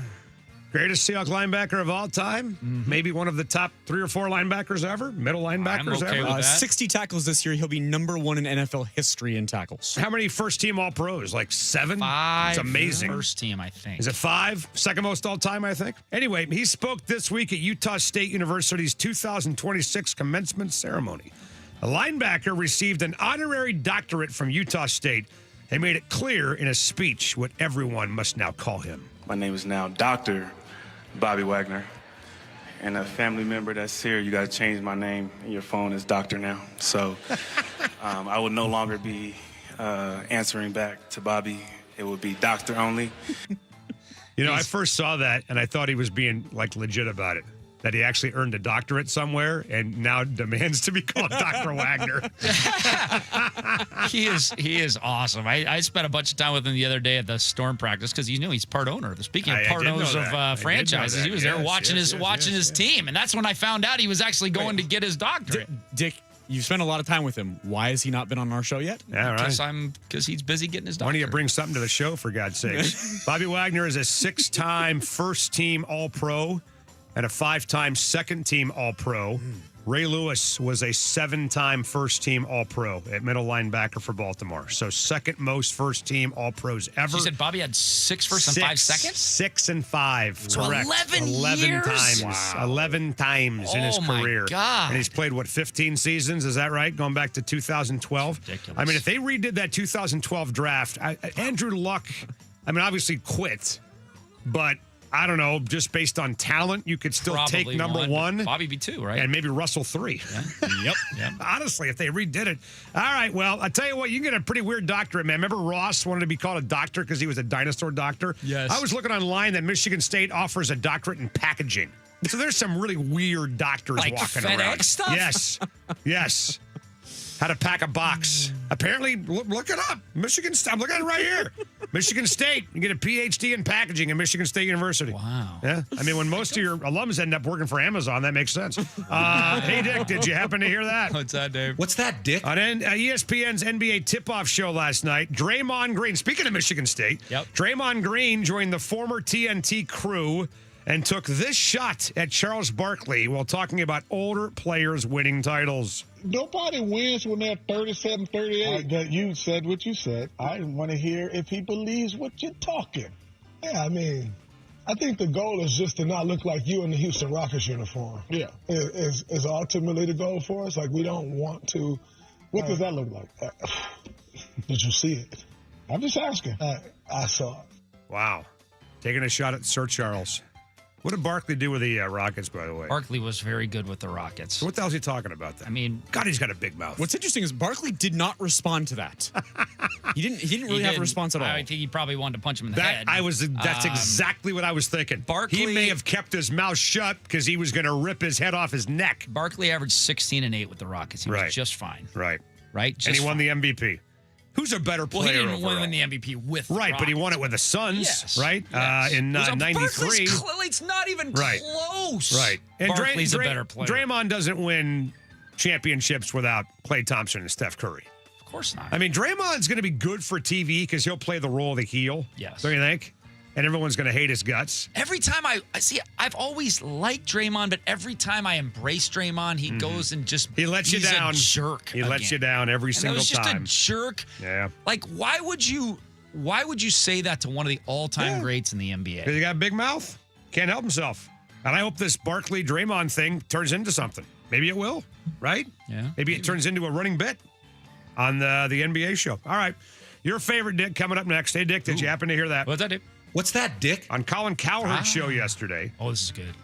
The Fox Sports 1 host said that Shai Gilgeous-Alexander's flopping is tarnishing his own reputation and the league's reputation. First of all, SGA is a really good player. But because the flopping is allowed, and it's really bad sports, we all know that, right? And what bothers me is it's become a central point of the playoffs and a central part of his game. If you do it once a game, I'm okay with it. It's become like the central point of his game. And the NBA is the sport with the most creative, artistic athletes. And this is like acting versus AI acting. It's just not as authentic. Watching him flop during an NBA game is like, to some degree, it's like inserting one of those life alert commercials. I've fallen and I can't get up into Cirque du Soleil. He's totally right about it. 100% And it's unfortunate because people only see the highlights, right? People only see what comes through their Instagram feeds and their Twitter feeds. Yeah. And it's a bad look for the league because him doing that leads critics of the league to say, everybody flops in the NBA, which is BS. Just like when I heard Ian say today, and God love you, Ian, but he was using Joel Embiid as an example of how soft the NBA is. No. Joel Embiid is soft. Is Anthony Edwards soft? Because he's playing through injury now, bigger than life. Well, I didn't think Anthony Edwards was going to play the rest of the season, and he's playing right now. So please don't say the NBA is soft because Joel Embiid is always hurt, or I Paul have a George totally is always different hurt. take than you on the SGA thing. I think it's great. I think anything that makes a member of the Thunder look like a douchebag, Well, I'm a fan of. You Thunder! Keep doing it, man, because everybody around the NBA is talking about what a clown this guy is. It's just discrediting And I love his it. talent, No, which is awesome. Like, screw him. from a Thunder SGA Who perspective, cares? I think it's fantastic. The hell From an with him. NBA's perspective, I whatever. think it's terrible. That's fine. You know what? Fine. I'd rather, you know what? I'll sacrifice it. I'll sacrifice the image of one idiot player who's a flopper. I mean, soccer players look at him and go, God, that guy's a flopper, right? It's unbelievable. Worse than soccer. It's so embarrassing. Every single night this idiot is doing this. And you know what? I love it, man. The fact that people are beating him up and calling him out, freaking go for it. You Thunder! Keep it going. All right. Hey, Dick, did you happen to hear that? What's that, Dave? What's that, Dick? You want 4 or 5? Which one? Let's do 4. All right. Tuesday on WFAN Sports Radio New York, Tiki Barber ripping Joel Embiid for not playing hurt more often, including in the playoffs. If it was that bad, then don't play. If it's going to hurt Don't you give him any ideas, to Tiki. physically be hurt, and someone might run into you, accidentally or otherwise, don't play. I remember when I had a broken arm when I played in 2000. I had to tape my other arm because they were like literally stepping on my arm. Right. Just because they knew I had a broken arm. Didn't complain about it. It's part of the risk of playing when you're hurt. So stop being a bitch. I seriously. That's surprising to me. That really is surprising. You're surprised that Joel Embiid is, quote, a bitch? That's your words, not mine. That he's complaining about that because he's been an elite athlete for a long time. He's never played. Hurt. You have to, especially when it means something to you. Yeah. Sorry. You don't complain about it. You just don't. Because if you do, it's like, give me sympathy, right? The reason that I was not great is because your sympathy is making me feel better. Yeah, I think it's different for an NFL player to play with pain versus an NBA player. I think you can do a lot more hurt as an NFL guy versus an NBA guy. But Joel Embiid has done himself no favors. Either he is the most injury-struck, bad luck guy in the history of basketball, or he's not tough, right? Or not as tough as he should be. Combination of He's played 96 games in 3 years. There's 82 games in the regular season.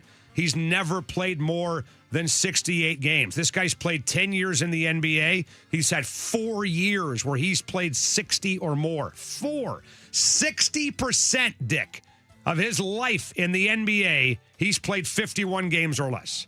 So it's got to be a combination of the two. We have seen the complete Joel Embiid experience this week. We saw him single-handedly knock Boston out with a 34-point, 12-rebound, 6-assist performance. And then we saw him go 3 for 11 in game 1 against New York. And then we saw him miss game 2. I mean, that is Joel Embiid in a nutshell. Like, best center in the league, then terrible, and then not available. Well, on the list of guys that on the what could have been list, he's on it. I mean, the dude finished number 2 in the MVP or better 3 years in a row, won the damn thing in 2023. So he's going to be on that list, man. If I'm not saying Brandon Roy, but guys like that if they just could have stayed healthy. But I would never put Brandon Roy in the toughness or lack thereof category of Joel Embiid. We'll get a break. Bob Witet, remember him, former Sonic general manager. What does he think is about to happen with expansion? We also got to ask him flat out, how close were you to trading Sean Kemp for Scottie Pippen? And did the KJR audience convince your owner to pull the plug? Remember that story? Yeah. Next on 93.3 KJR FM.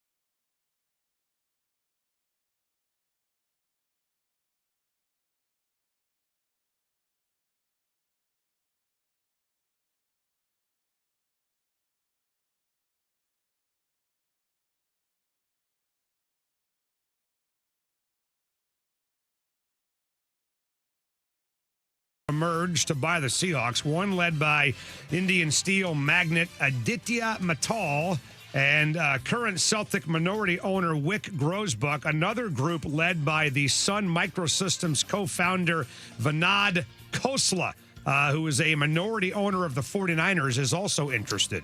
Spurs steamrolled the Wolves last night, 133-95, evening up that series at a game apiece. And in the NHL, the Ducks will head back to Anaheim tied at 1 after getting a win in Vegas. Adam Jude reporting Bryce Miller might be activated this weekend. But what the hell does Adam Jude know? Ems took 2 out of 3 against Atlanta, now 18-20. Travel day to Chicago. Emerson Hancock tomorrow.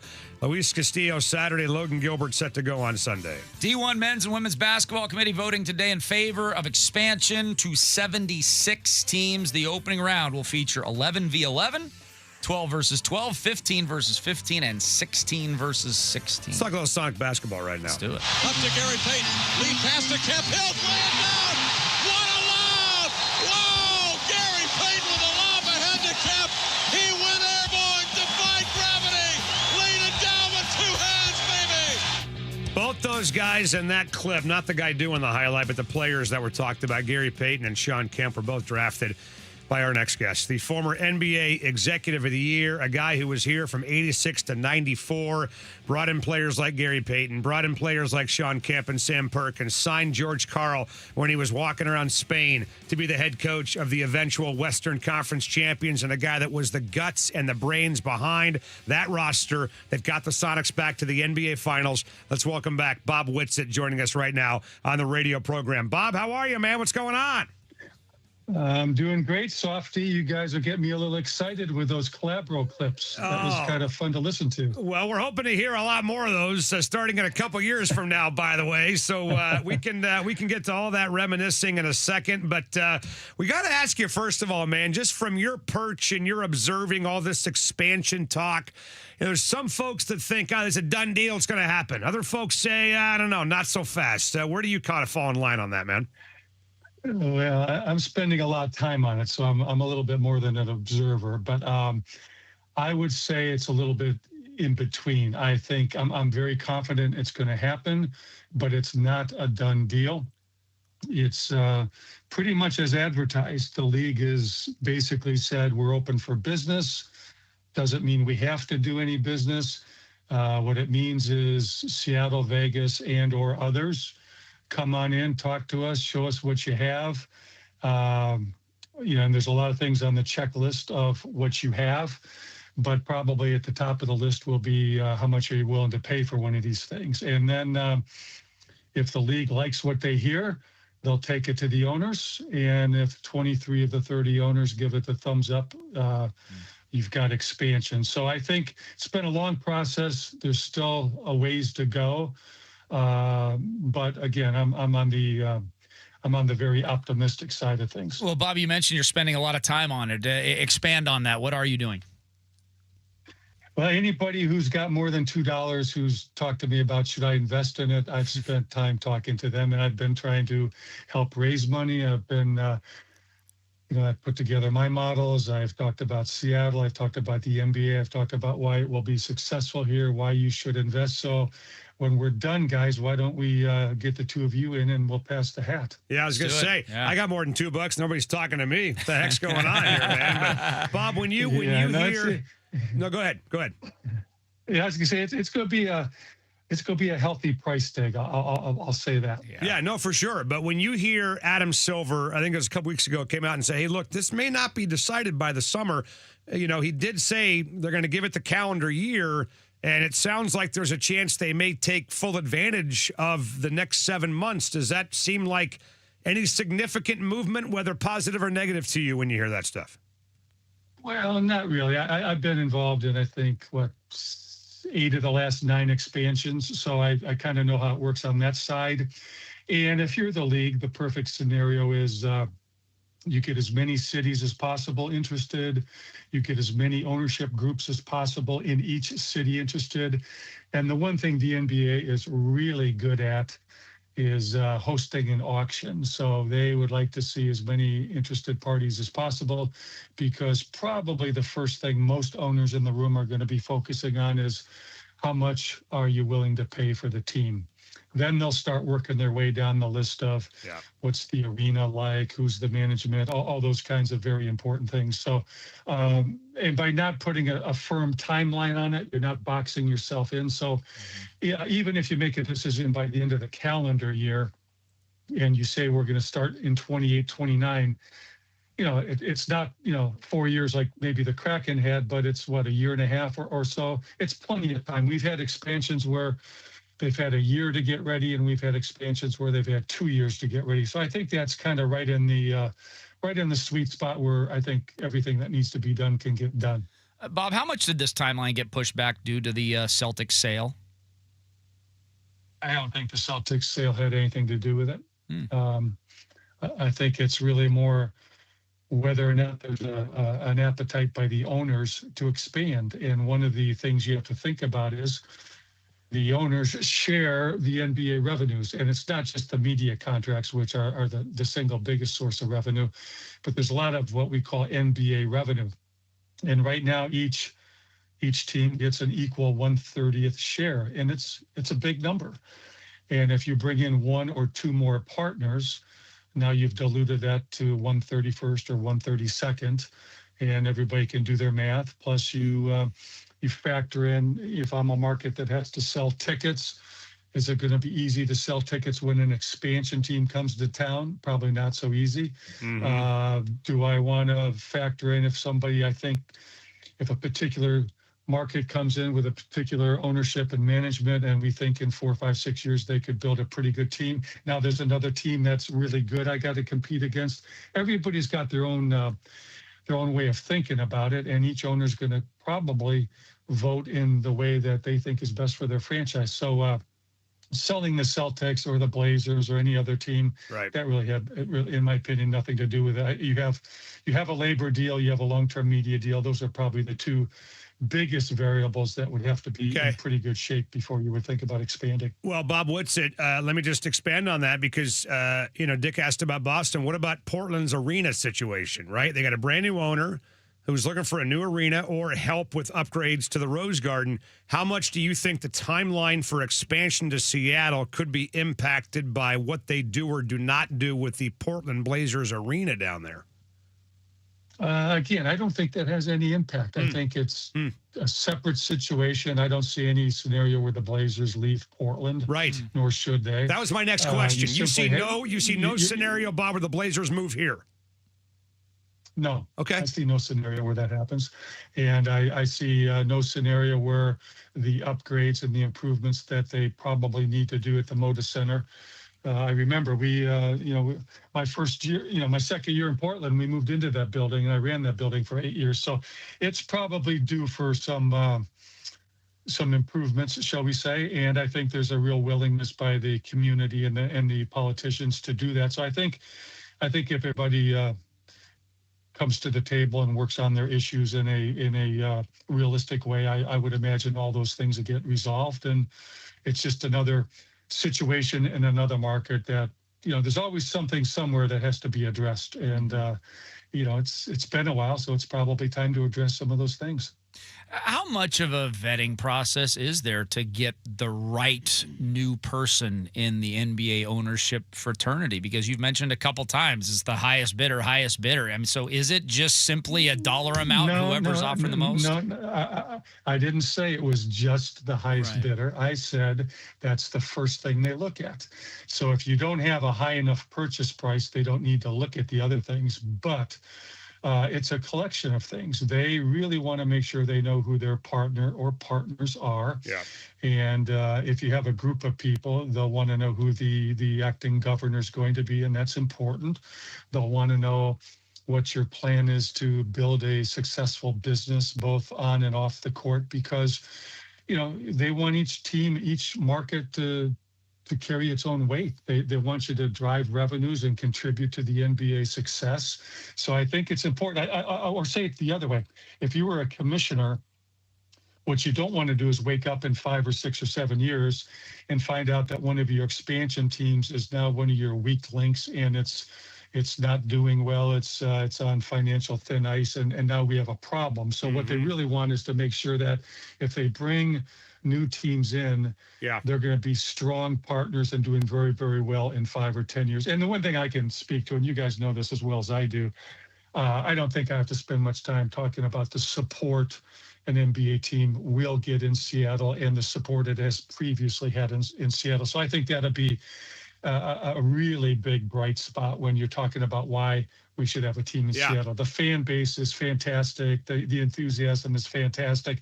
I think that'll be a 5-star no-brainer. I don't think you'll have to spend more than 30 seconds on that part of the presentation. Yeah, well, I mean, Bob Witet with us, and Bob, I've said it many years now that I don't think there's a team, a city in America that lost a professional sports franchise that still has the passion to get them back 18 years later like we do. A lot of cities around the country would have said the hell with it. They would have moved on by now. But we got people walking around with Sonic jerseys. We got Sonic Nights. We got a store, a company that was founded on the backs of Sonic fans, simplyseattle.com, doing very well. It's unbelievable how much passion there still is in Seattle. But Bob, let me ask you this, because all of us think this is a great idea because we want the Sonics back, right? But if we had a team and the NBA was thinking about expanding to, I don't know, Albuquerque, New Mexico, we might be sitting here going, you know what, that's a bad idea, man. We got a tanking problem right now. The quality's getting diluted around the NBA. Let's not do this right now. If we put aside our affinity for Seattle and how badly all of us want the Sonics back, is this a good idea for the NBA to do this?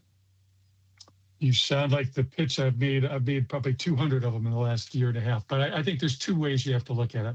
Anybody writing a big check, they're going to spend a lot of time with you on trying to be convinced that it's a good financial long-term investment.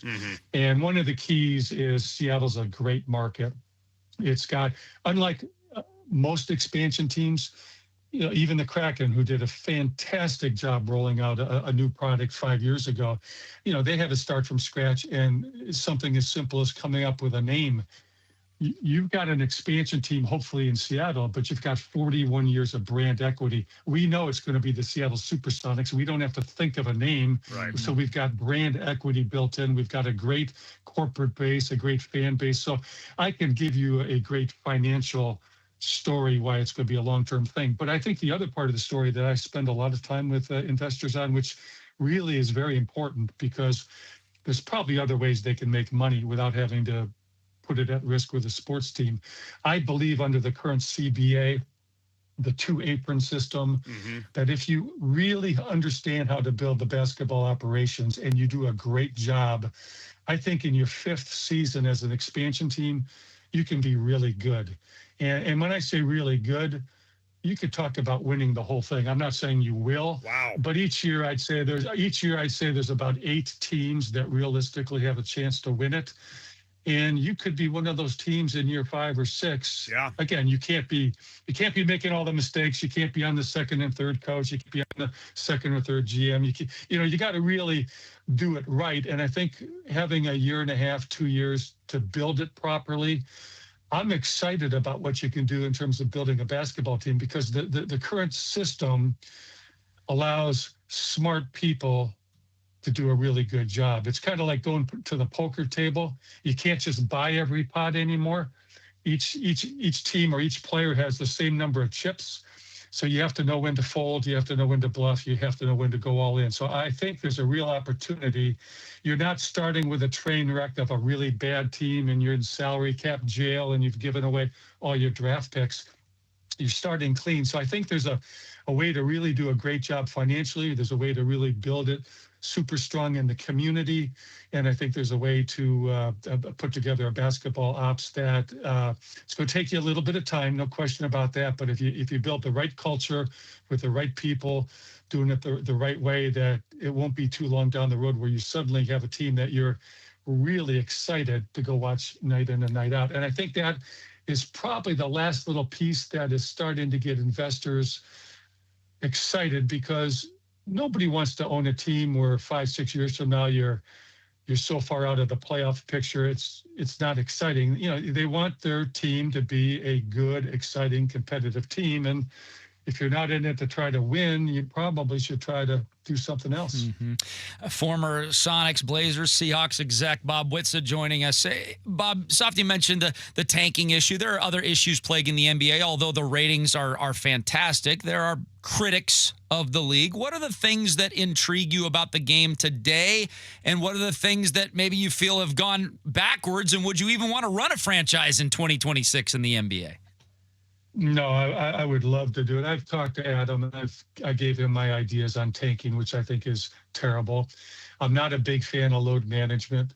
I am a big fan of making sure the players are in the right condition to play. I would never want anybody out there who isn't healthy to play. But, the integrity of the game, competition, even if year one with an expansion team, I'm not going to sit here and try to pretend we're going to have a team that's going to win 60 games in year one, because that's unrealistic. But whatever number of games you win, you can build a culture where those guys are out there playing as hard as they can possibly play. And if I use the term heart and hustle, and if you create that culture, you can't just wake up one day and say, okay, guys, now it's time to win. You got to make everything you do competitive, whether it's practice, and you got to earn the minutes. There's going to be a lot of guys coming on the roster who are the 9th best player in theory on some other team. It's going to be a great opportunity. You got to get a coaching staff and a development staff and a analytics staff and all the things you need to do. But no, I like the game. I like the it's a little bit more outside in. I like the 3-point shooting. We've probably gone a little bit too far with that. I would like to see a little bit more physicality come back at the defensive end, because it's a little bit symptomatic of what these all-star games have been prior to this year. You can't just have a glorified AAU game. You need to have these great athletes competing at both ends of the court. So I don't think there's anything broken at all. I think it's a fascinating, exciting product. The athletes keep getting better. But I think we can do a few things that will probably make it even better. And I think those are things that can be started at the league level, and each team can create their own culture. But I think starting from scratch is very, very exciting, and should be a lot of fun. Well, Bob Witet, former Sonic GM. I got one more on expansion, then I want to throw a couple more at you before you let you go, man. This is great. Been fun talking to you, and hope to do it again down the road. But you mentioned that there's going to be multiple bids for this thing, right? Like all of us, a lot of us at least, are hyper-focused on the Samantha Holloway-led group because they're here, right? They've got the arena, they got the Kraken, and we know them. But how Bob, how surprised, I guess, honestly, would you be if it did happen and it was not the Holloway-led group that got the team? Well, I wouldn't be shocked, but I think Samantha would be a great governor. I think integrating it in with the Kraken in the arena would be a very smart move. So I think they would be the right group to lead this thing. But it's hard to get teams, okay? And there's a lot of people out there looking for teams. And as I said earlier, one of the great things about Seattle is it's one of the markets you want to be in. If you owned a team, you can be very successful financially. So there's a lot of wealth globally out there. And when there's very few opportunities to get teams, there are markets, frankly, that investors just wouldn't want to invest in. Seattle is not one of those markets. So it would not shock me at all. But I think probably, and the reason you'll hear about them is, as you said, they're here and they've already put their hat in the ring, and I think they'd be fantastic. And again, all things closed, I think they're the right people, and they will do a great job and all that. But these things never go exactly as you think, and usually it's, we've had people come in the market in the past and tease the market and tell you they're going to get a team and they're going to move it here, or they're going to get an expansion and all those things. Usually those people never pan out. It's the ones you don't hear about until the very last second because they're doing all the work behind closed doors that sneak up on you. But in any event, I just want to make sure we get a team, and I think Samantha would be the ideal governor. I think the organization they have in place would be a great place to start, and then you could supplement with the NBA piece of it. But it's going to be competitive. I think Vegas will probably have multiple groups, and there'll be people there. And who knows? Maybe you'll get another city that we don't know about today that one year we were going to expand, and we were going to expand by 2 teams. And when it was over, we brought in 4. So, and I was involved, and that surprised me, but we did it. So you never know. Well, Bob, another team that you were very involved with, the Seahawks, is also up for sale, and a name that got thrown out today by Sportico is former Celtics majority owner Wick Grossbeck. What do you know about Wick? He was there when you were with both the Sonics and the Blazers. Well, he's part of the recent sale with the Celtics. Obviously, he's a big sports fan, and we're in a very unique time right now. We have a market, a great sports market. Our football team is for sale. And ironically, it was about 30 years ago when I signed that purchase sale agreement for Paul. And it's been an amazing run. You know, who would have thought that 50 years into the Seahawks, Paul or Paul's family would have owned it for 30 of those 50 years. But we've never had a defending Super Bowl champ on the market. So, yeah, there's been a few names floated already, but I would imagine by the time that process gets to the end, there's quite a few groups that are going to take a look at it, a hard look at it, because the NFL is still the big daddy in the U.S., and they're very, very hard to get. And to get one of the youngest teams in the league, defending champs, set up to be very good for a long time, that is, you know, in a great market. I mean, if that isn't a wonderful recipe to get a lot of interest, I don't know what is. But yeah, I've had, I've probably had more calls on that in the last month than I have the basketball, although we've been working on the basketball a lot longer. But it's just an exciting time. And more importantly, I hope we end up with an ownership group with the Seahawks that is equally committed to the community. Right. Equally committed to the continued on-the-field success, because I think John and Mike and Chuck in the front office, the group has done a great job over there. And I just hope that whoever comes in, they don't want to reinvent the wheel overnight, because sometimes when it's going so good, the best thing you can do is just sit back and say, what can I do to help you? And let them have a chance. The hardest thing in the NFL is to win the Super Bowl, but the only thing harder than that is to win back-to-back. And I really want this group and this organization to have the opportunity to go see if they can do that, because that would be just off the charts exciting. So you're gonna hear a lot of names, and you're probably not going to hear some names, but I hope we come up with a group that is committed as Paul, and then after Paul, Jody was, because that's been a phenomenal run. That's what I'm looking for, and I hope the Allen Foundation looks for the same thing. I'm not worried about the team moving, Bob, per se, but I am a little bit concerned about duplicating what Paul Allen and Jody Allen pulled off, because it might be the greatest ownership run in Seattle sports history. Hey, man, this was great. Look forward to doing this again down the road, and if you need a couple of guys with a couple of bucks to invest in anything, just think of your buddies on KJR in Seattle, will you? Well, I've told them I don't have quite that kind of money, so if you need somebody to sell hot dogs on you, man, I'll do whatever it takes. Whatever it takes, I want to get this done, so let's make it happen. Hey, you know what I was going to ask you? You were gone. Yeah. That famous legendary story about Barry almost trading Sean for Scottie Pippen. You were gone when that happened. Is that right? I was gone, and I'll never forget Jerry Krause with the Bulls calling me. He had a done deal, and I guess they undid the deal. And I'm in Portland, running Portland, and Jerry's yelling at me for the Sonics going back on it. And I go, Jerry, why are you yelling at me?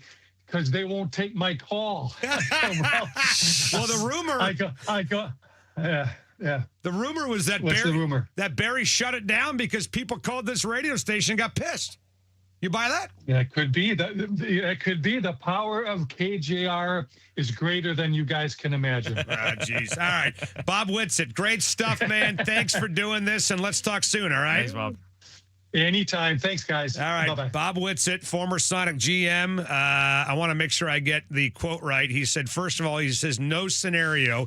He sees no scenario where the Blazers move to Seattle. He's very confident the Sonics are going to come back to Seattle as an expansion team, but it's not a done deal, says Bob Witet, and that Samantha Holloway would be the ideal governor for a new ownership group here in Seattle. So lots to chew on there. Let's chew on it next on 93.3 KJR FM.